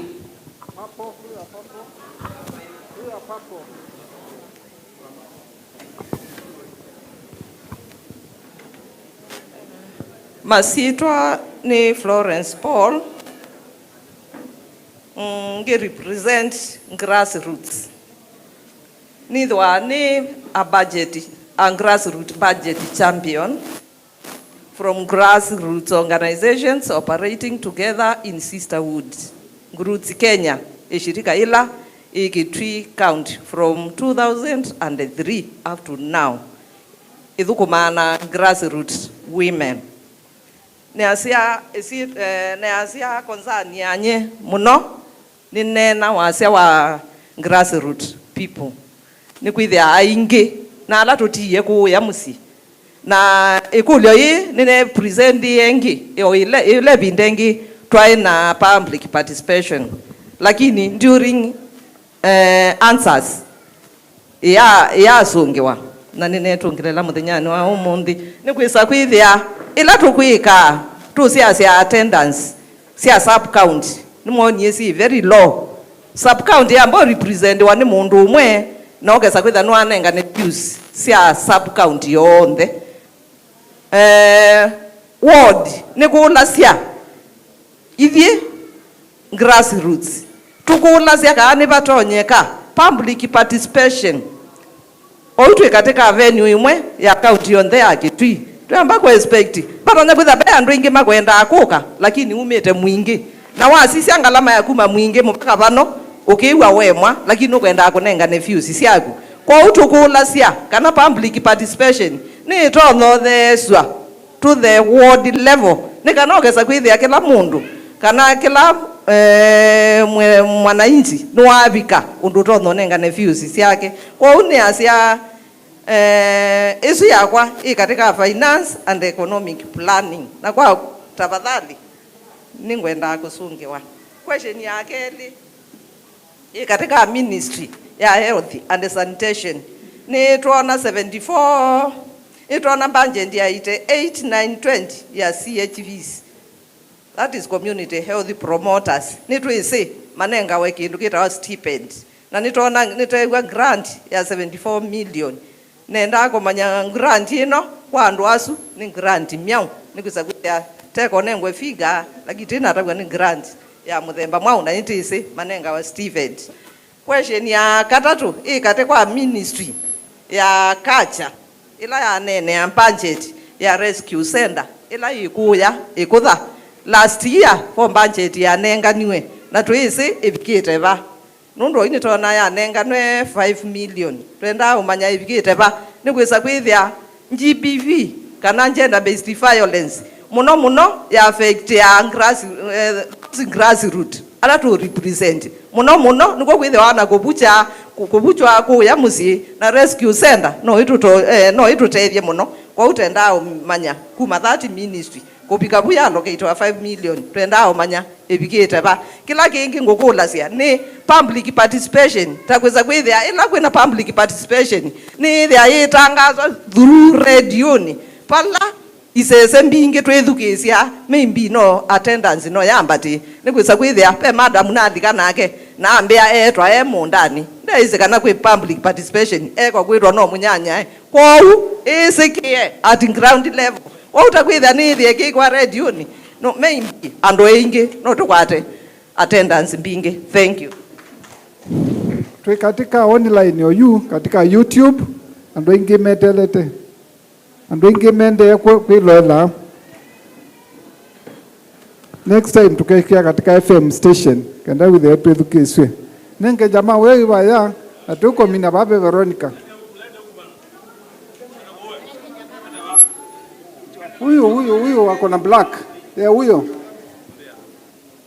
ndayazi ondosie nengane kwa masiro ni Erastus Ndambuki Francis. My first concern no bande wa youth and development. Tazizi obande ni wa youth. Nituona Ministry ya Youth na Development ni allocated ombeza sia musala wa kuibandu. Lakini twazizia tuinaona kindu nituone current. I think you lay very keen latakwa ni wona kana pena mbeza sia allocated sia current. Ti mbeza sia kwa thukumi lakini ndunaona mbeza sia allocated okay wai youth ikanengwe grant no tio tu wa youth ni sinengwe grant county lingi no tu wa youth ni siosa wasi ya youth trainiwa through youth development programs mbende wa kwiro dinaona on any figure on there no 100,000 ya allocatedwa ilengi ni ministry ya transport ubande ni wa boda ilana azizia katika one of highlights iloko nenga na ninaona bandu bandikire O and M, that is operational and maintenance of borders. How does that mean? Does it mean that you maintain our motorbikes or the border riders motorbikes? Because you can't see that you have given 11 million as operational and maintenance of that office. How does that mean? That is my main concern. Patia mama. Nimobea. Ngale zinsebeni. Nimobea nita mother musaku manzambani. Nendo kunena maondwele. Kaundu kambe. Nendo sunge ya mundu wa kulia. Nituita katika public participation. Yes. Ward level nitunetiwe. Na tunanengane maundu ala twaele kuthukumwa katika ward level. Nitunetiwe katika public participation. Twina ma MCA na ward development committee. Na ala twaendie ni twanenganie maundu na twandika maundu na maitwo obisini kwa governor.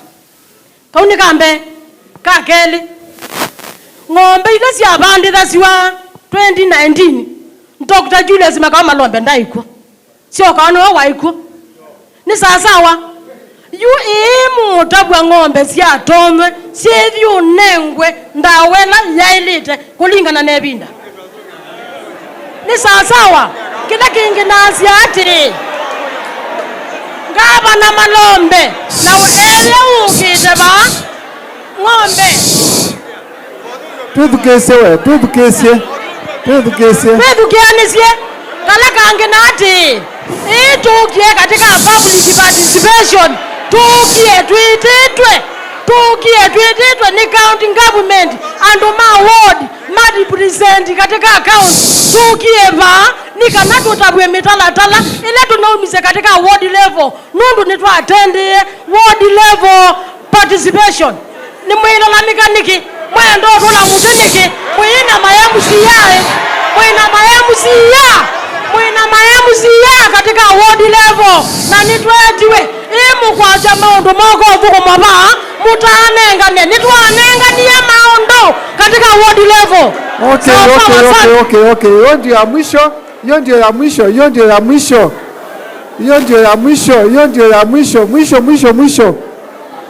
We, hiyo ndio ya mwisho. Okay. Wakati tuedukesie. Wacha niongee bwana. Ngoja. Ngoja kidogo. Tukanange time. Dakika moja. Ngojeni.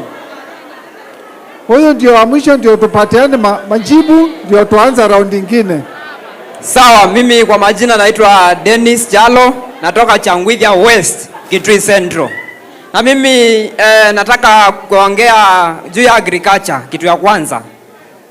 Twasisia katika agriculture na ilana ya Malombe 2022 ina nene kindu chuna sia kanando maitu manenga wembeu mbua yukite kwambia kuwa nimuona mbeu mbezia mbeu sibo sibo tiwo oyumbua ne ukite kuwa mbaito ona wiki yitweta kuwa bwa mata ithe twazia ona oge kwa matanza wina nza maigutethia ne kulia na asikana siyo wa agriculture tafadhali twikie mbeu andu ama nengwe mbeu moko banda mwe wa katatu mana kindu cha keli na nundu mwana wane wa ma youth nona kana pena governors cup yake 36 million paka ziwabaki kwa another 20 million that I think that ama 27 million ya playgrounds nenda kwasia kindu kia andu maitu kana oyu kila mundu nokuya nundu wa school fees tuo kila mundu oyu maembe ni manoye mundani kama naoa ni manoye mbaitu twikulia surely ngavana weza kumina your 5 terms twikie kiwanda cha maembe ba Kitui please tunaomba hiyo ni kwithia kana pe mundu na munenge mwaka muima ndezo kwa rangili 5 10 siumbanite lakini la mundu usuete la January maembe make osa twaki wa ndani akwa rangili 10 atwa ya mwana ya school fees ona ete la mwaka osungi January akwa rangili 10 atwa school ni mumbele wa ndo akwa yukila cha mwisho nenda kwena masio na baba isiyo ndese nuna kampeni anga bana Malombe pa isiyo ndese ba Monze ni Messi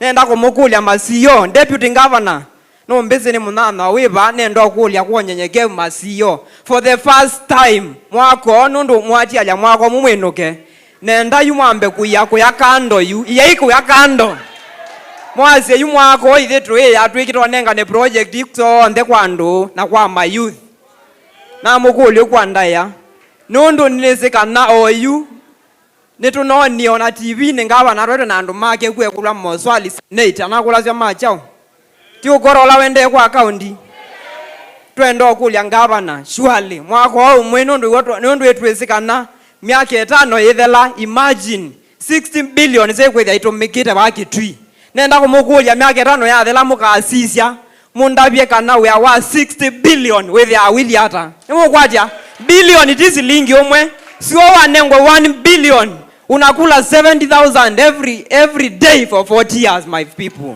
hiyo si pesa kidogo kwa hivyo mimi nataka kuuliza nyinyi msaidie mayouth tupate project tunaomba jameni mimi niliulizia governor nikamuulizia kura lakini sijaipata project whether nyene ni sena masio na ndia kwata project mayouth alangi makwatieba no makwate baitu na kulio zindu isu kwa ndai ya andu maito nimu kwa na project munengwa mayuthi munengwe sika nengwa andu ala mena mbeza mame ikalakando tuo andu ala mena ngali mame ikalakando tuo mwako watu amboya andu manze tuo asante sana. Thank you very much.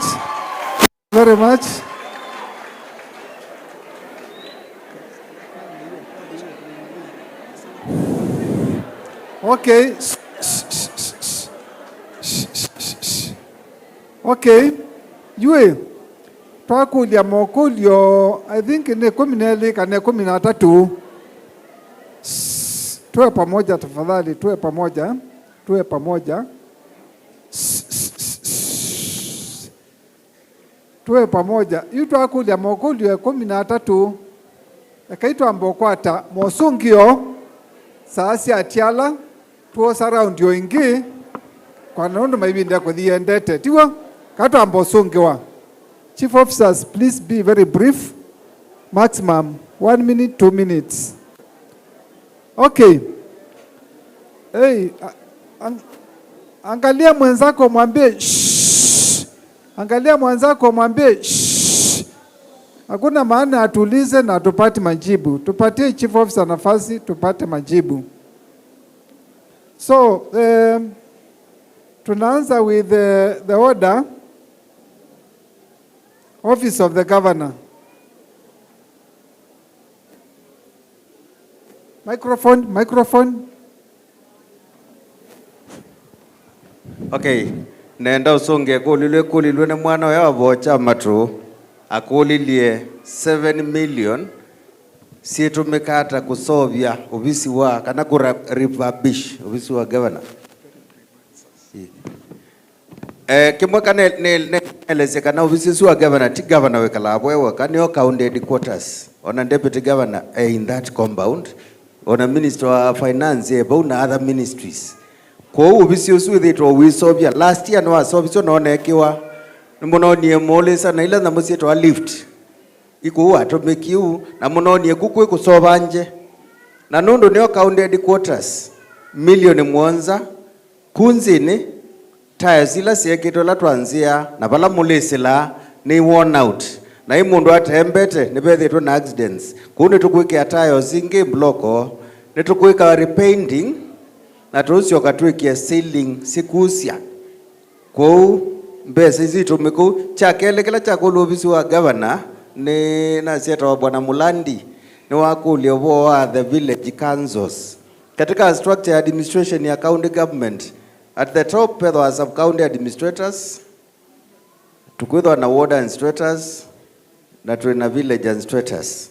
Village administrator ile itakwithwa na sewi kalanze na mometo wa village council katika katiba katika act inamo, lakini Kitui county bado maeneo wabo kitumi kinene cha kulea kwithwa na village council of elders nundwa the cost involved.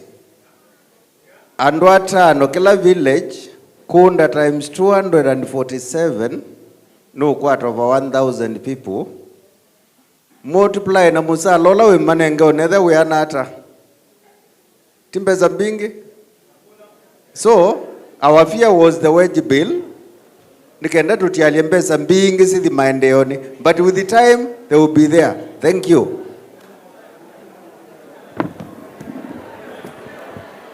Okay. Wacha tuende office of the deputy governor. Office of the deputy governor.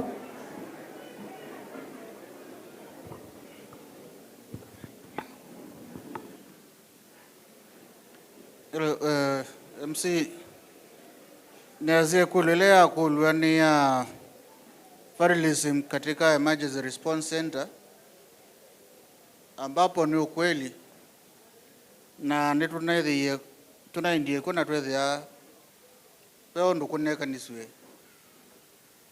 na oyutu nena nitunetisie enforcement ideploy katika ofisi yesu sende swethia mevo na tuna request ministry ya energy na ikie mata around that area with the na cheni with the muno na mbali kabo kwa nokwithia bosungwa 24/7. I think ikili chake kuletwe kwa ofisi wa deputy governor ke ngala makulange mekuletwe ne mzee wa changu the east ne makusungwa ne the different ministries ila si relevant ministries ikenda the network of yasa santi. Thank you very much, Your Excellency. Now we go to Minister of Water and Irrigation.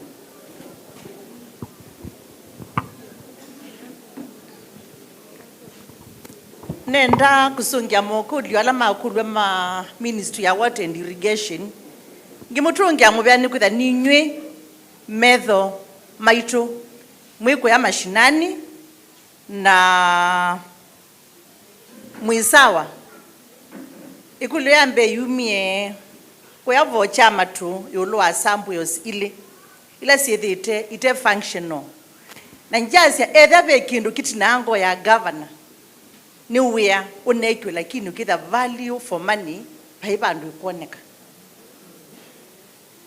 na kwa kitumichu one tukatuma the sub county water officer wa Kitui East nikana with the niwathi asia katika those two samples kila kito function ni chao nene kana report and after that tukama na what is supposed to be done lakini ngisio ngutule muti ni kwithi ai uya wa mina kuthela contractor no nenga wa period ya 6 months akiwa the 10% ila there is security nenda kwa the retention money ya at security nikana we are also in 6 months boneka defects we kaiwa besa isu se kaiwa ukamba kwa correction kila kitu kamba kwamba kucorrectwa nikana asioke aiwe so in future as you watch out to see we are withoka with the name nenge information retention kaiwe but na promise kana tomorrow the sub county water engineer will be on the ground asekela kina tena nenda kutungia mubewe mulandi wako ya Changwithia East we sawa na kisomo chaku with we sawa ne wanene kidima juna ina lildikana and then after that when you watch obisini kwa irrigation na kutwana timu ya kundise kana niwe kana wakiti otomana na kutwa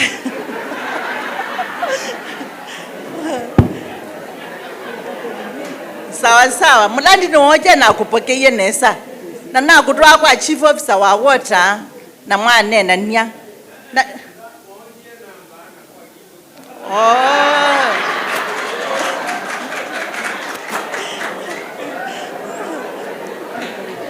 ni sawa sawa nina kana namba yoswa ni kwa kililo ndo asungiwa ene njase ni twana na kana venda idima na ikuka kwekwa mwaka wokete ogwetha chagu ke katika wa isu kone nezike koko siswa this time round public participation ya mwaka ongedo kete issue ya kidima kiu chagu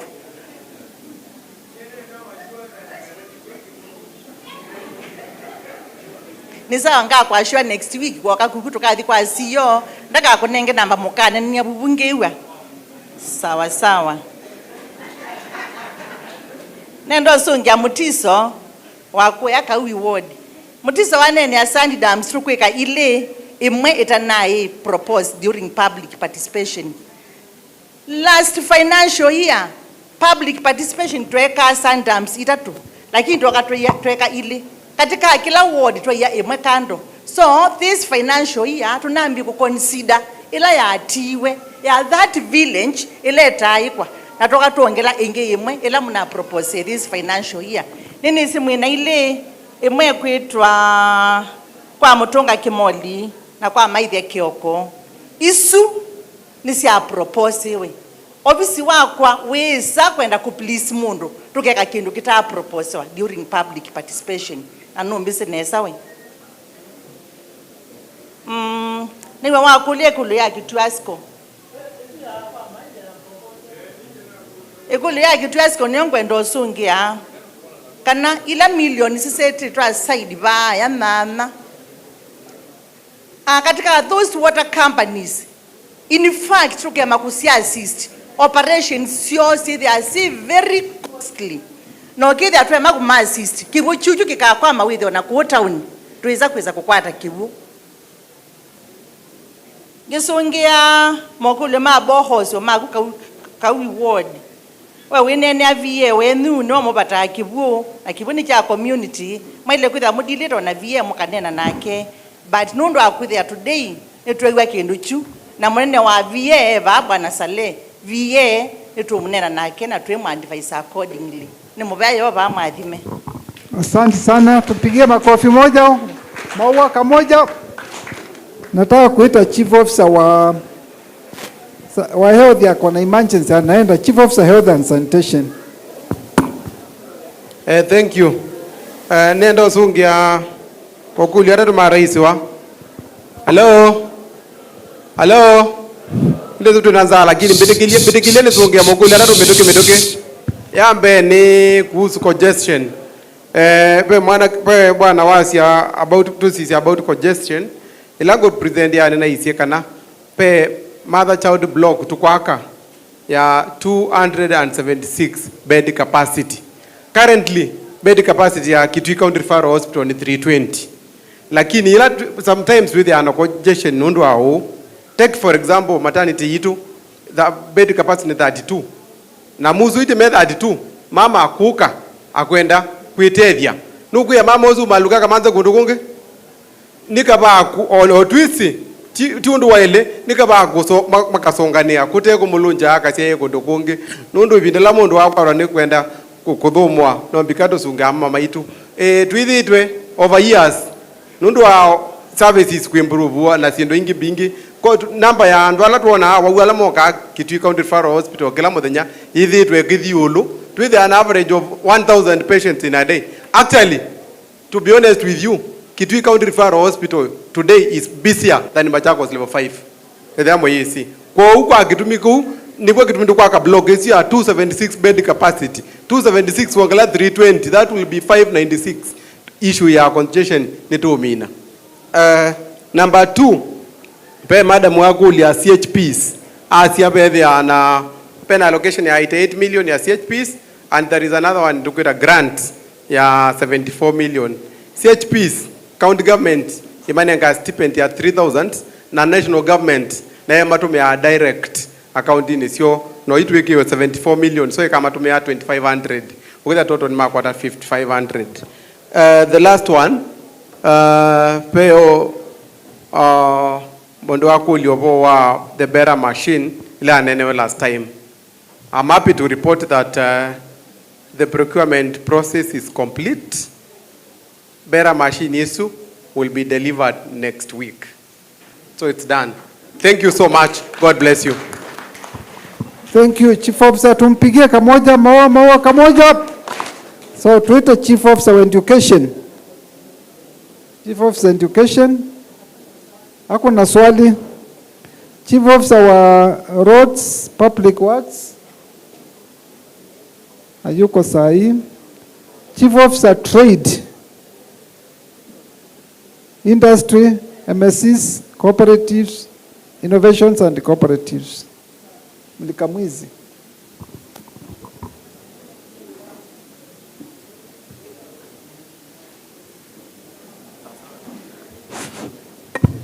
Nimobea ikuli no near market lights near Mlikamwizi. Nini zibe na confusion. Yondo Mlikamwizi sieke wanando inge. Lakini Ministry ya Trade iki lights only in the markets that we build.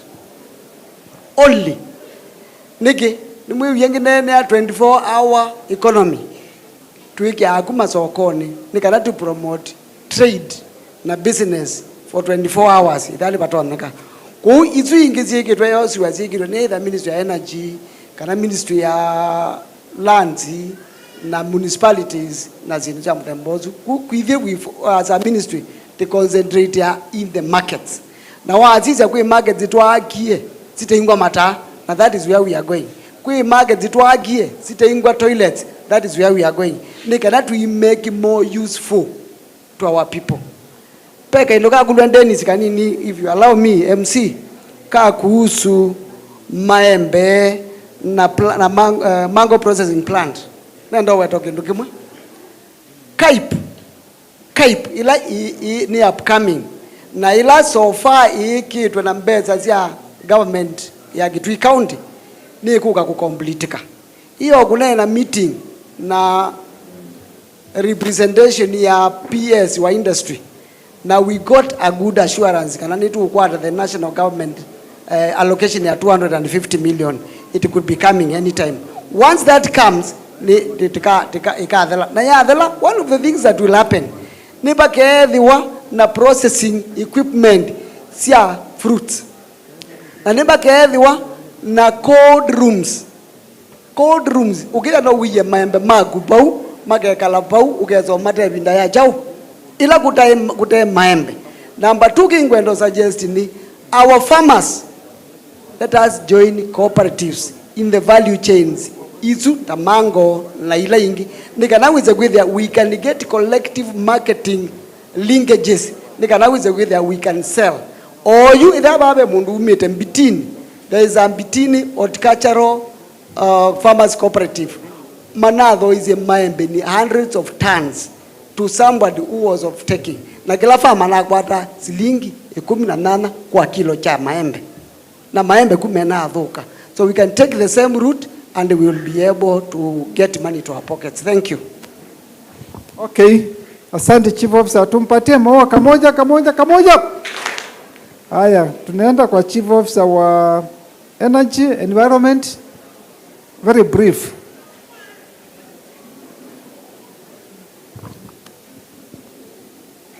Nenda kusungia ikuliwe kuhusu nyacha wa mwaki na sana mwaki wa sola. Sio trade ni wasungia na nenda kusungia ta department ya energy.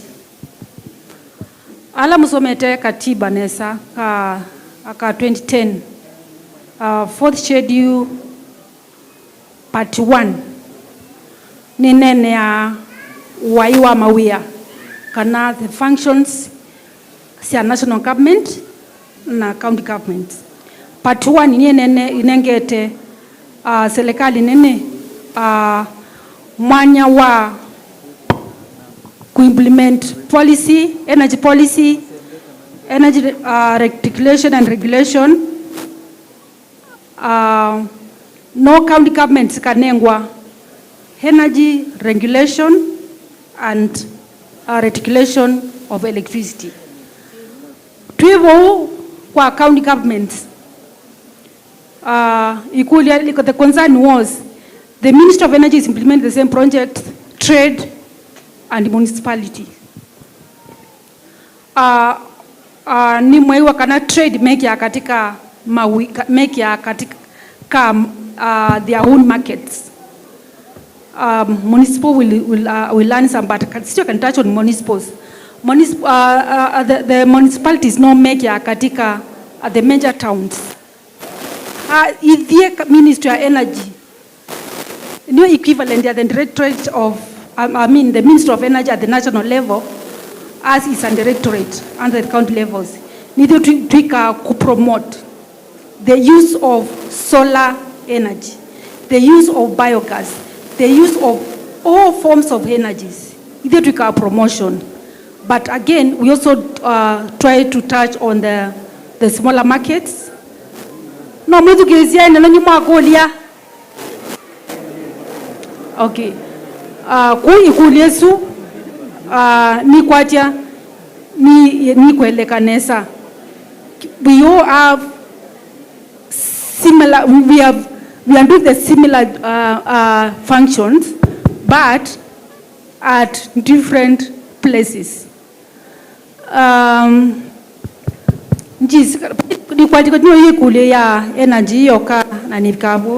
Thank you. Okay, thank you very much. Okay, tumwekee maua kamoja.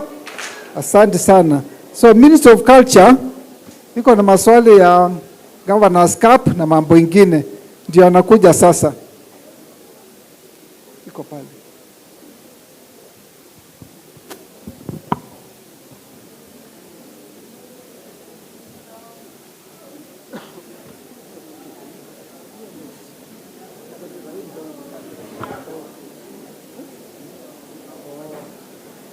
Hello. Muyaseo ingi ni muno iye. Nyanita Esther wa Mutemi ni Acting Chief Officer wa Culture, Gender and Social Services na nisungia mokulyo alama kuhusu ministry isu yonde kwa jumla Culture, Gender, Youth, ICT, sports and social services. Na ikulu ya Mbeya kuma kwechalo muinde sauti ya mwananchi kuhusu GBV towards children. Na ni asia tuina programs wasisia katika CFSP itu software kana recurrent budget ila ikuhusu gender. Yo ndai kitwe bandu bamwe ila iku include trainings and awareness creation kuhusu GBV.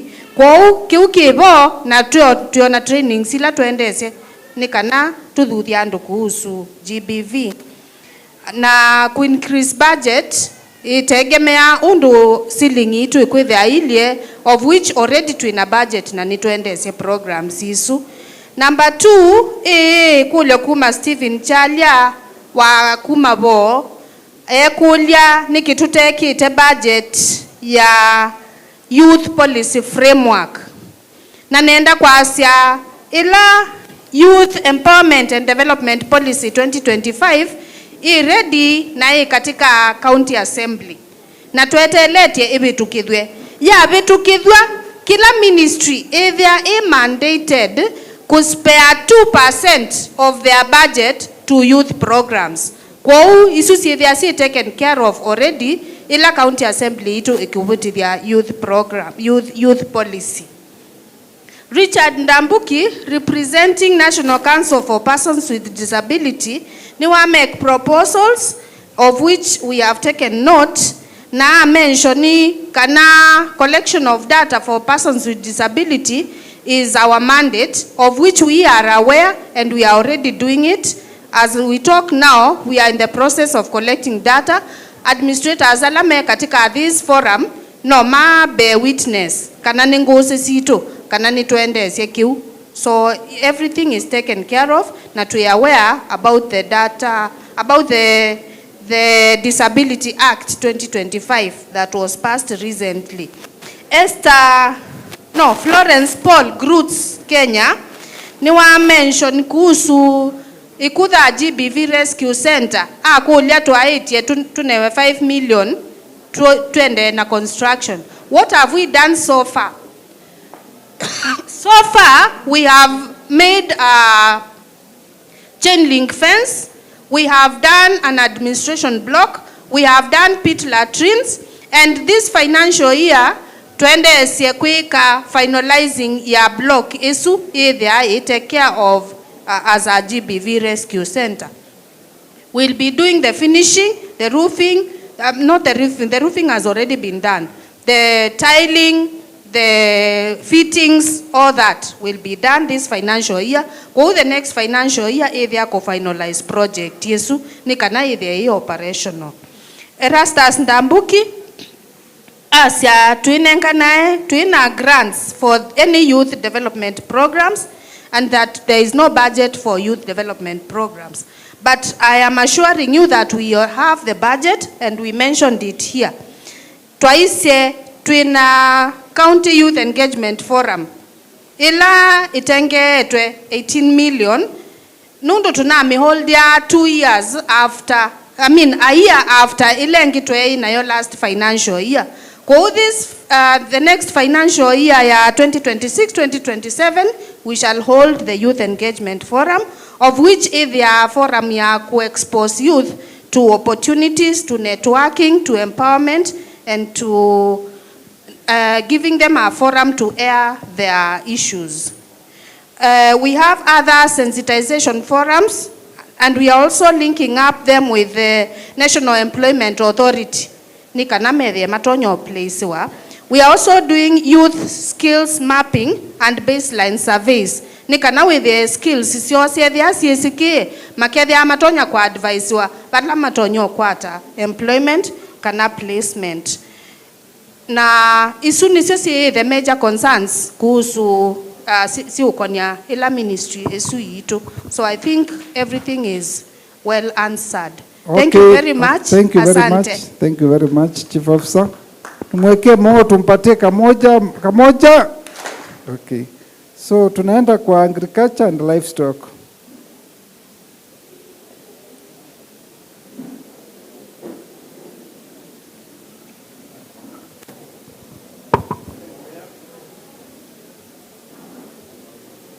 Nimebea kwa siro ni to Jonathan Chambi, Chief Officer wa Livestock katika Ministry ya Agriculture.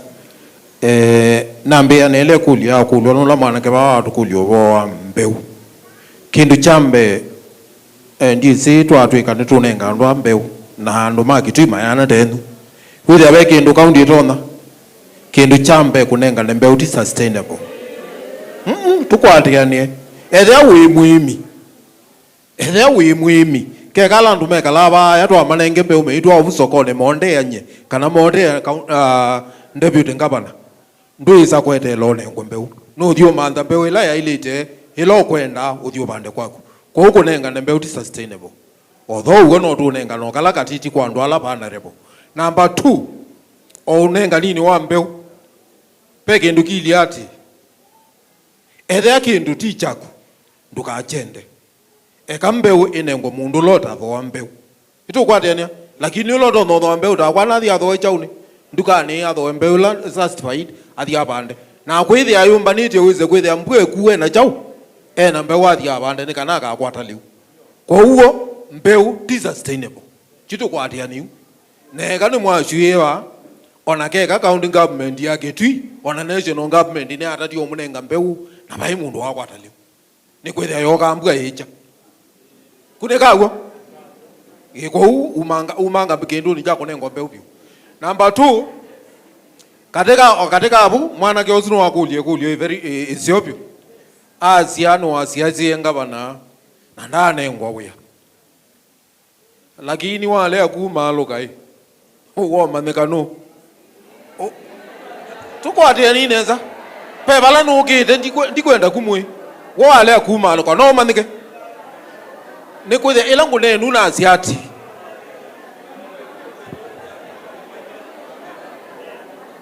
elangu nenu na asiati pe programs na especially kwa livestock ili do no de ya mayuthi kindu chambe netwa elanunga mite banu wengu nene kindu kita wa ku promote boko na katika that program ya ku tuibete to watu baluku tuya na ndo na imwani ile tiazi watu baluku ta kwa nti ndi university by the way alama ya staff na David ngabana ni kwa nenu wethe na baluku ni nundu twaina kiliko na mayamba baluku ni very nutritious na nicho kitumi tu kwa zinu tu promote mbaluku kwa huko akitumi juki na mbaluku isiana ametuke piu ona mbeo wanguku kwa uwe mwana ke na timu yaku nundu nitubangi to promote 80 youth groups tabadhali thione mundu wa sub county wa kwenu ni wa Kitui Central thione mundu wa sub county wa Kitui Central tumunenge mbuku muthi mwe mbuku mo export mbuku mu kwa tembeza mwike mbuku mwe complain wandu kutika zio.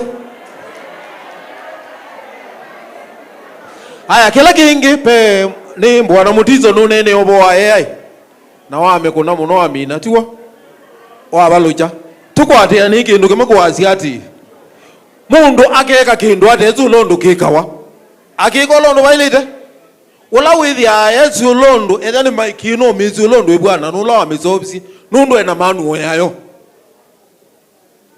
kwa we bindezu la weka kindu chuchu ndai na manu ya artificial insemination na nundu twina ngaba na wizi kana ula wizi uzobya kindu ulondo kire akili ne manufacturer na manufacturer no ida na manu twina no meta wa veterinary officers alama to device na kwizione twika artificial insemination ini bakiti batu kitoko endezia nundu zo inongu twa kwa mundu to mundu beba ebandu beto akitwire rulo aneke we AI nika aputa isu ingie ya mukwaze mweke wao kibwi kikite lakini ng'ombe yake inazi ya mabadha no uko ni obizozu itumbe pe mundu andu ala mumite mbiti ni mwezi mundu neke ng'ombe une county government yake tu through AI ng'ombe yake inazi ya mabadha kizazi enda kizazi no udiomba na be muimi uzu akizazi ndi tata izu ndu zu aba mindo anone kalibe neta wa munu be pastor kwa na David ngabana tiowa wena timu yake ni mokie meka lanze inivakiti wanake no honga me lakini kwa sababu wewe ni mkubwa wangu sitakwambia simama we mwene no ekithie kana AI ni thukuma nundu ni manekiwe anakwata mbewu ilo nenda tizazawa kwao kila kingi AI to make on request tienda kwa mundu tumwe ndikwenda kukwekea mbewu ya ng'ombe yaku mbewu nimubea. Thank you very much CEO. Tumesikia tumpatie Maua kamoja. Asante sana. Thank you CEO for giving that explanation. So kuna lands, urban housing and urban development. Please be brief, Chief Officer. Yes, tuende nominea. Tedu kianesia tafadhali tu minenesa. Tio? Hello? Tu minenesa. Swali ambe ndisongea nondo my colleague from energy and trade. Nema nene yani kimebea yito ye tatu. Ikodhuku maondo asuma street lights. Wa the national government care na REREC na kula kungi other organizations on the Ministry of Energy si kao. Then ekolio boya maondo anomaga na not weld street lights nikenda vandalism with yoleka na kesi susi ya manyenyo ni na katia dhoka kaveta neto CSA si reported kwa polisi na tuina obi na ila tukwesa kutede kadhuru inywe tukwate asu nondo dahaninge kwa ebitha watiwo matambia asu ne makoswa nitwende na kuconsider siendo isu kudhuru mubeola wa public works wala to cia BOQs lakini odondo mwese mbaito siendo siaitwa ko yatwe ne sito twale kwegata kusovea kanatiwo ona tukekia welding twabebesia street light isu no kethe la kingei nondo ningei nikise kana twe na vigilance kana wendi wako sovea kendo kyu onatio kana action na atilai yuko utose yetambia yu ya kwenda siendo ila sie kwa kula twe to sovea with the vandalism dinekwa ezu ne the most sustainable solution kondo kola kwinge na twekete over 2000 street lights kuma 2022 na ila tuetie sievi ka 30 kola kwinge ni ando ma boda boda ne mama boga na ando alange ma nyumba 10 meo totethe cia kusovea street light isu na tosiekete ko to sisi wethe leto atethe ni siabu cha mwisho ne nzia la kwa ngendo na blocked ina na lami wende teu na ikakwa kuta katikati college mobea wanzia lakini asu ni maondo ma mobea wito nenda kwa cia kana uwe kana nzeyesu alama akete ogoda nzeane kulingana na survey plans na map ilinge makete uwo nikitheka cho na koti ne amoyo na twatio uwo ila nzeyesu no seto katika metalatala ila ya uthukumi wa mashujaa ila president onaitie twake wenzea na no siende na kwakwa ni munewie iwawetie ile itana minwe no nenda niosu ne wende county government ya Kitui yengwatanio na national government administration officers ne yomolile nyumba ile vau ilo kweta si ila nisio cia encroachete lelo vala wae ne binda ila yo bikanondo ma engineer maitu ya wono tonia ziaba la ile kwesila makaso ebya si Yesu wethile ninzi anzeo na wendini wanga inondo ye under Kenya Urban Roads Authority mobea wa national government kia kiwala mi thank you.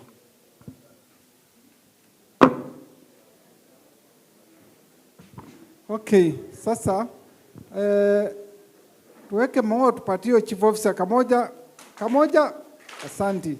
So sasa tunataka kupatia hii nafasi minister wetu wa finance atupatie summary ya ile tumefanya and the way forward.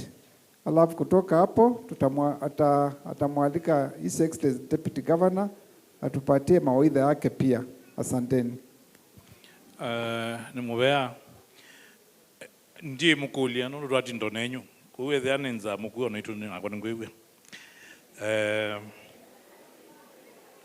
ininge ndili endeva nange bikane iwe no akunda nga kasoda na mukate ndi nawona mokulio makwa ni manini lakini yakanasio katika forum teno ameba maingi ni maofisa no kwa marazungea ngawaji ya siasa lakini nyani utsungea nondo ninongamie kita ni malabeli ngeza kuwa waje wa siasa ni newi zange da yutu ni wa siasa angezuki zange tunake no wa policy kwa hiyo ma siasa nondo nitende kunwa makanywa nondo wa 2027 this is a good forum lakini yangio tukuwethane ya siasa itungelo abu siasa ni na halangi na moti tsunga kichao ki policy investments pe mundu me wa Changwithia West na iwa tokuthiano ne kwatsa kivela kala kina ochwende uyu ndiye wetola wenacho wea wa serikali katika investment ni kuservice a conducive environment weke biashara ti serikali nondo a connect na mwako na ngambe a connect yati tisobe kiwanza angachao vya maembe uti wea wa serikali ni kuservice system ni kanolo kwenda kuinvest katika grinding kusobya maembe kana juice aikata invest na ti lazima together tina investors makuma Russia na tithwe na investors makuma Kitui West kana mwingi kana Changwithia West kuti prepare for co-invest kila kingi ngwenda kwenda nzindu oizuzia watu wasi account investment nyenene ni lazima uweze kwenda nevo ta minister wa finance nundu balapa kweza kumela sindu cia account investment ninye nekola swa mokolyo mwana ke ozu njina amkwati zero neta no waende azia no ni ngapa na etitwe nundu wo kola. Let me clarify that counties zita wanundu wo kola beke ndiketa wa audit na audit ndita wane kweza kweza ati audit ni kweza kweza be kola audit ikawa in every step kile ndujonde kilo neje nundu serikali ni kunenga mbesa nechate ya mane imbesa siayo unatumiata ila wita wachikibikaji katika county zili nedwe bocho on the 47 tika tume language ya manetwe nundu wokola we will be wrong indi nundu ne political environment na serikali uza kitu ki siasa tuteto tumwela tutu ya twetu sio munoto otani diando issue ya village elders nenzeo ne awe twani mutumio ya nga deputy governor no songe actually kaini mutabisi ndo bingi ilazi bazo ndano siki kana ndo kwizonga in a very short while ila tukumeta interpretation tose ela budget nayo ba temi interpret kikamba kana temi kikamba ne on that tumeando no nzi asiati dhangu ni andike Kiswahili ni andike Kisungu ni andike Kiswahili andike kikamba kana tiwo nondo ti lazima wewe ne kikamba na abaka na majaze makiki waba nunu kila mundu ndakwe kati kiko nyendi atene ngumeke ya Kisomali. That thing boils down into budget oila mbesa yako oilo kwaze weto kibu ila mwana ke omo akuwebo waize maikwa rakibu na ninonya emotional muno nundu ajao wakibu kuitha bikabuto ambao zizia what do we exactly do. Public participation ni yetu natatu ikano twike umwe asiabe mwaje wodi actually grassroots maize wodi be mutume ngena kawaje neto village yo ndezu iboilia down into money no kind of katwe kitaba you might not know how much this one costs na ward nini Kitui county ila muweta 30 kilometers square tiba ndo banini alameze kuma kwa bandu wetu kwa kibwalo ku yakwa kwa natu wa athi uthiwa ngoke kundu kwetu usweni wendete ki 247 village it may not be tenable. It may not be tenable. Counties kana county government siye kazi ndo sizizia kana zimira kana zitomea shadow ya undu national government ikwika national government no azize katika meo yo ila mapedithiti na nongwa ndonena na grassroots ishirika ya grassroots organization ndiye makulya lakini nongwa ndakuna namo wazize national government meo ila mapedithiti wewe wa mumabu makavyo bandu ta just ina bandu ta embu kana makoka mazako makelobu mavyo Kajiado makelobu mavyo Mombasa nundu it is literally very expensive kuzi ndizi onde sienda boil down katika issue ya mpesa 30% nundu nakulwa 30% kana ni lazima tuke ya budget eno katika 30% mweozu nakulwa ni jamaa wa Mbeya Asia apundishe ni Westminster budgeting jao anwa weta shirika yu nani ya mubundishe neza mwea Asia in the medium term Kwa in the long run no tithwe at 40% 45%. Ndiko ndo kulia employment. Lakini oyu serikali ula webo wa UDA ukwete struggle we man the endo man the mayuthi ano where kana tiwo kitumikila mutumio ya kulia ziadi no teka kuandikana na tichongela budget ya development kana tiwo na kulio no teke lakini no ngidete kulia ati nikiba kala kikwete impact kwitu. For example nendo nenga an example na Ministry ya Education ilata convert ye alimu 1600 and almost 70 tamatani into permanent pensionable. No with the gembe za mbingi mono katika wandika. But nenda kuona vya kana maisha mamizi mingi Kitui County it was transformed. Or you know the ulikamusi ukaweza kwenda hapa uba yeye baoneka ng'ombe ya kuima lakini oyini makuima.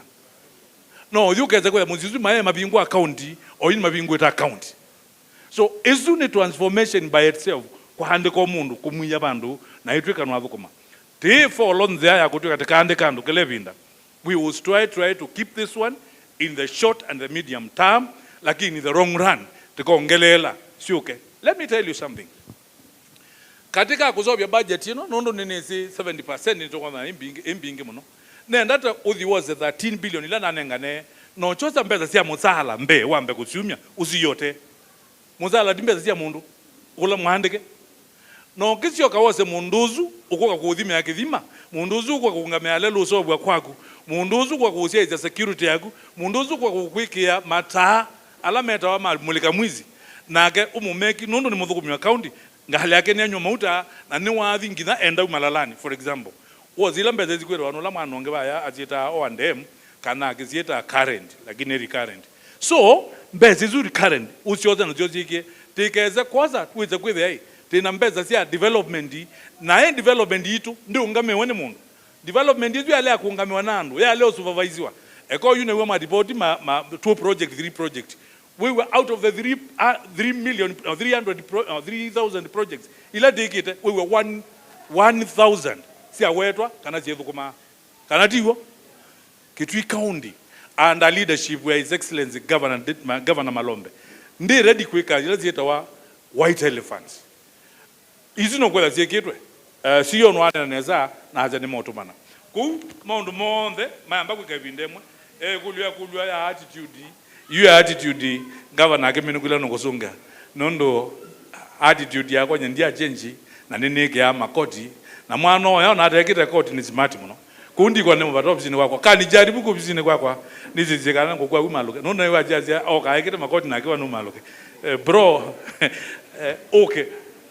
Because in a public office na tumekwate kwa kabinda jao kabinda kanini so ndiko na issue attitude lakini akaini muda pekendo po yumbwa na yumbwa ndi umbuwawa kayatibo po yumbwa kele kwa udi mundu na nemwiyo na ndo mutwekithia mwa kwa izuni ni na mbingi na ndakosa mwano ni mutunge mubea most extremely nundu akwekala mbe kuma for a very long time na mwatu edukizia na moumya mawoni menu na mawoni menu nicho kitimitu capture one di capture zito yaku akila kendo na kionde bala umete nikuza kwetha tenda katika budget paper ila kulikumya uweze kwa kulia kwendo akulie nende asungiwe nende ni implementiwe ne ya uma.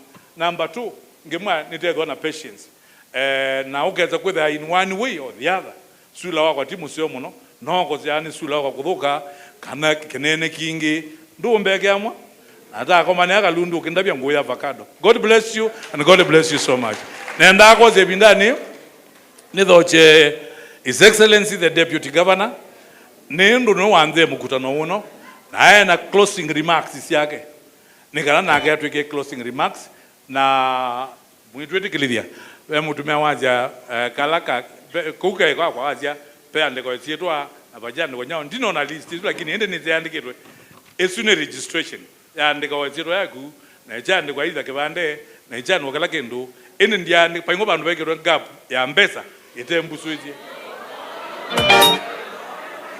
haya ni sawa membe dietho cha sio nono nyenjino naende bwana lakini tiote zikala tekwata aidha ndikwata Siwo?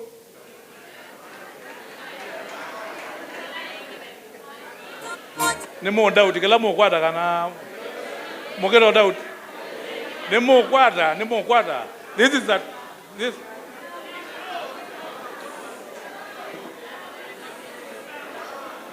Aya, ni sawa.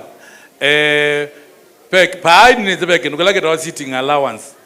Na kala mundu on the wheel and then kukwata. Amonga mete monde zikani mokwata. Lakini sitting ni mokwata. God bless you.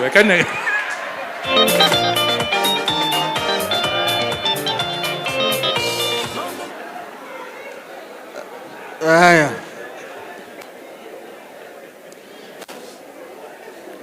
Waziri wali kila basa mnoe.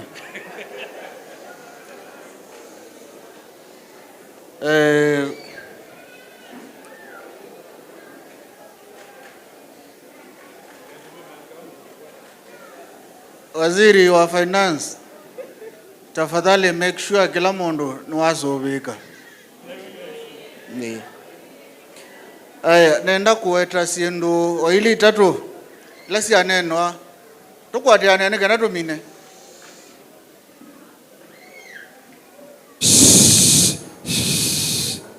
Tafadhali, tunaendelea kumaliza sasa. Chambe nenda kwasane mubea nundu wa umezi wenyu. Twatinda ni abandu bamwe. Yatwanene amaundu mo concern county yetu ya Kitui. Naondo twaileo miailia ya seo banga. We kindu siyo chambe waweta cha artificial insemination kila kikuli tuende mzee Mutiso. Na nduna kinyanzi. Bwana Mutiso. Ithi tuyo kuna kindu chako na oyu mwemie ndakwikiwa ya ng'ombe yake niwo request ya kwa ofisi wa agriculture na kwetu mbeu akuka kwikiwa ng'ombe yake we umanite no ndozu na baya kwaku ndizine muti nikani kalendete muthi mumbane aimi mabika miyongweli ukombone kanone agriculture officer la nake bau nuko ka kuorganize na ofisi wa bwana Chambi mwetu embeo nginyaba una madaktari effects mwikiwe mbeo ya industry yenyu ne bala numete nekiyo kwa muzi na nenie na emi yange ondala mtakonilie na twakwatia na aimi miongo ile nana na twakulia through ofisi ni wa ward administrator waitu na twatiwa twathikwa sub county agriculture officer na moka ku county na tweza kwetu ombeo yeitwe na tulekiwa sabali ile na sioze ni kwati ite na siasia nyene witness na embeo kwa alama ate yake kuimi beo mbing ilatwe na yuma kagri alama ngame kusambaza kwa mbeo ya indo baya ila mweta kari tena kuyaka bete kone mbeo genuine whether ni saiwo beo ya saiwo yuma zwa India kula kwe saiwo ziambie saiwo ya ambie India na Pakistan kwa mbeo yuma zwa kune shirika ya kagri na ikweto bayo sambazwa Kenya yonza kone mbeo genuine na mbeo yani together ni sawa.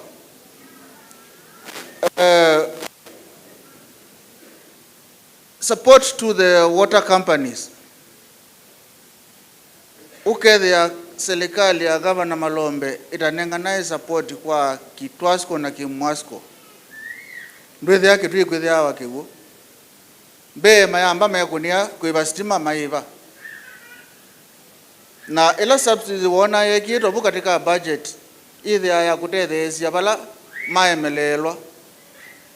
Ila muona kiuchamba kwa teka ofisi wa Gavana witu likila akwiba mbele ya stima ulakelele wethe awe kitu ndu the awoneka nimono ni last year kuya mwinge Kimwasko kulai ila pambu zino kiezia ite thina muna tinda akela bandu kuona mitungi bangiro lelo ne ukuwa kitu kwe kibu cha kwe kibu lakini ila Gavana na likilie na tho pambu zembia in form of subsidies oyu onokezela lelo weba wa pala kibu cha Kimwasko kisilite ndisa kwethi andu atano mobete line ya kutaba kiwu kwa tukaimonenga neta serikali akaunti tukaimonenga ne support kwa water companies anu maito ni mama thina na mathina no inyumu tu iya tumutethese tiogo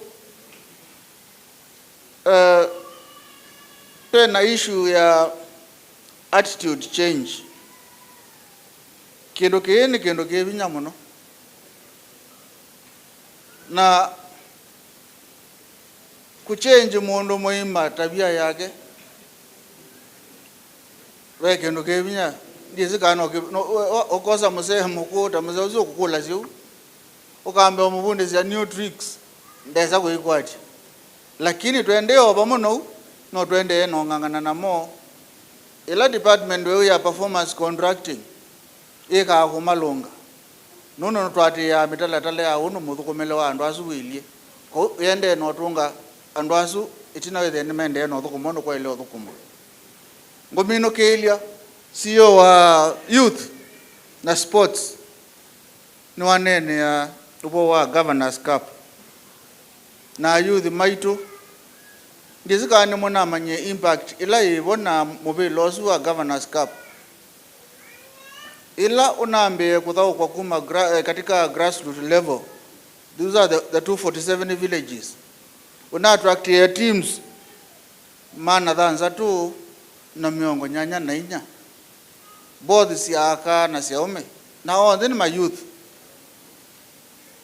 ezu yemini hata it translate to imwana na etu ngili ecomenata to na mana dhanza tu na miongo nyanya ko ayuthi maingi nema faidi kete ni ithao yu Sunday nina atomwe ni governor na athi kumwakilisha kwa Mwingi North ila mana thao kama sub county na nino ni timu ya Sinda ninya nina nenga ni mbesa ngili miongo 5 timu ile na Sindie na inkwatithia na moko na imwana izu siokete kwa thao kaba county headquarters alama na Sindie na alama na mana mpaka namba inya onzene mana kwata muthinzio ko ambayo tungia governor wenyu mubea nundu akumukonzida ta youth ma munenge ebuso ya imwana na yetu maitu makwate ebuso ya kuthauka na wethe ni makwata talent na hii sub county hiyoka alama no sa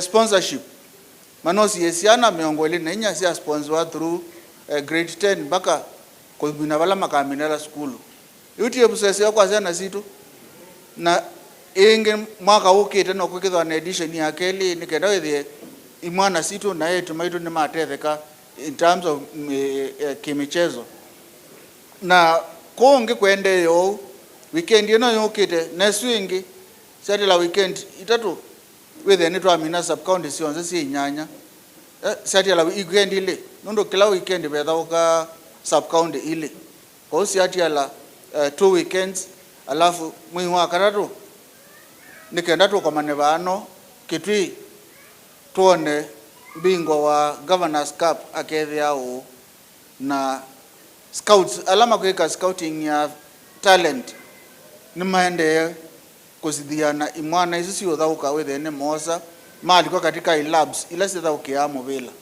kwa governor wenyu enyu 100% ana youth maitu kwa hiyo mesi hii ni tutoboa na ilambeza mwa matewesi ya the youth forum nisiokite kumutethese ingi wethe ni twawania after twa kwa mana binda yambe kuletho kwe kuma bautu ekiata policy la mwetize ni na service ula wangamisi ula adili yenu kana ni abitukie ikenda wethe ni to implement kila chale ku implement wa asanteni sana kaiwa momo amwathime asante. Haya, tumpigie our His Excellency the Deputy Governor makofi mazuri. Tuweke maua, tunampigia mara 3 moja. Maua pili. Maua 3. Thank you very much, Your Excellency. Now we are coming to the end. Tunaelekea kumaliza. Tunataka tufanye maombi. Alafu national anthem. Mutayarishi national anthem, please. mtu wa microphone mtengeneze national anthem, ndio itakuwa ya mwisho, ndio tukitoka. His Excellency Deputy Governor Noah Mutabya na Minister of Finance wa Mutabya kanemu subika ondu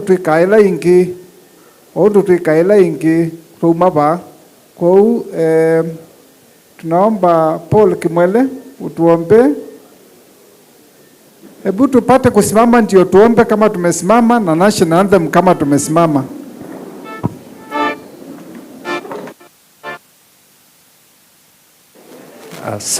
Asante.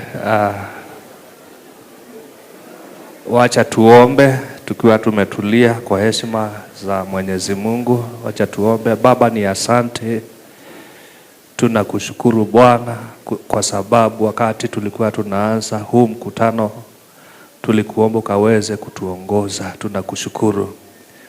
Asante kwa serikali yetu Bwana, asante kwa mipangilio ambayo Bwana imewekwa mahala hapa Bwana, na watu wako Bwana wakachangia. Tunaomba Bwana ukaweze kutupa hekima, ukaweze kupa viongozi wetu hekima hata ya kutimiza hiyo mipango katika jina la Yesu Kristo. Naombea His Excellency the Governor, the Deputy Governor, Ministers, Chief Officers na wafanyikazi wote wa serikali ya Kitui County. Bwana wabariki. Hata wananchi watukufu wa Kitui County tunaombea jioni ya leo kawabariki. Asante kwa sababu wewe ni Mungu mwaminifu. Tunapotoka mahali hapa Bwana, tunaomba ulinzi na baraka zako. Tutakushukuru, tutakuinua maana wewe ni Mwokozi. Na ni kwa jina la Yesu tunaomba na kuamini. Amen. National anthem, tusimame tu vile tuko. National anthem.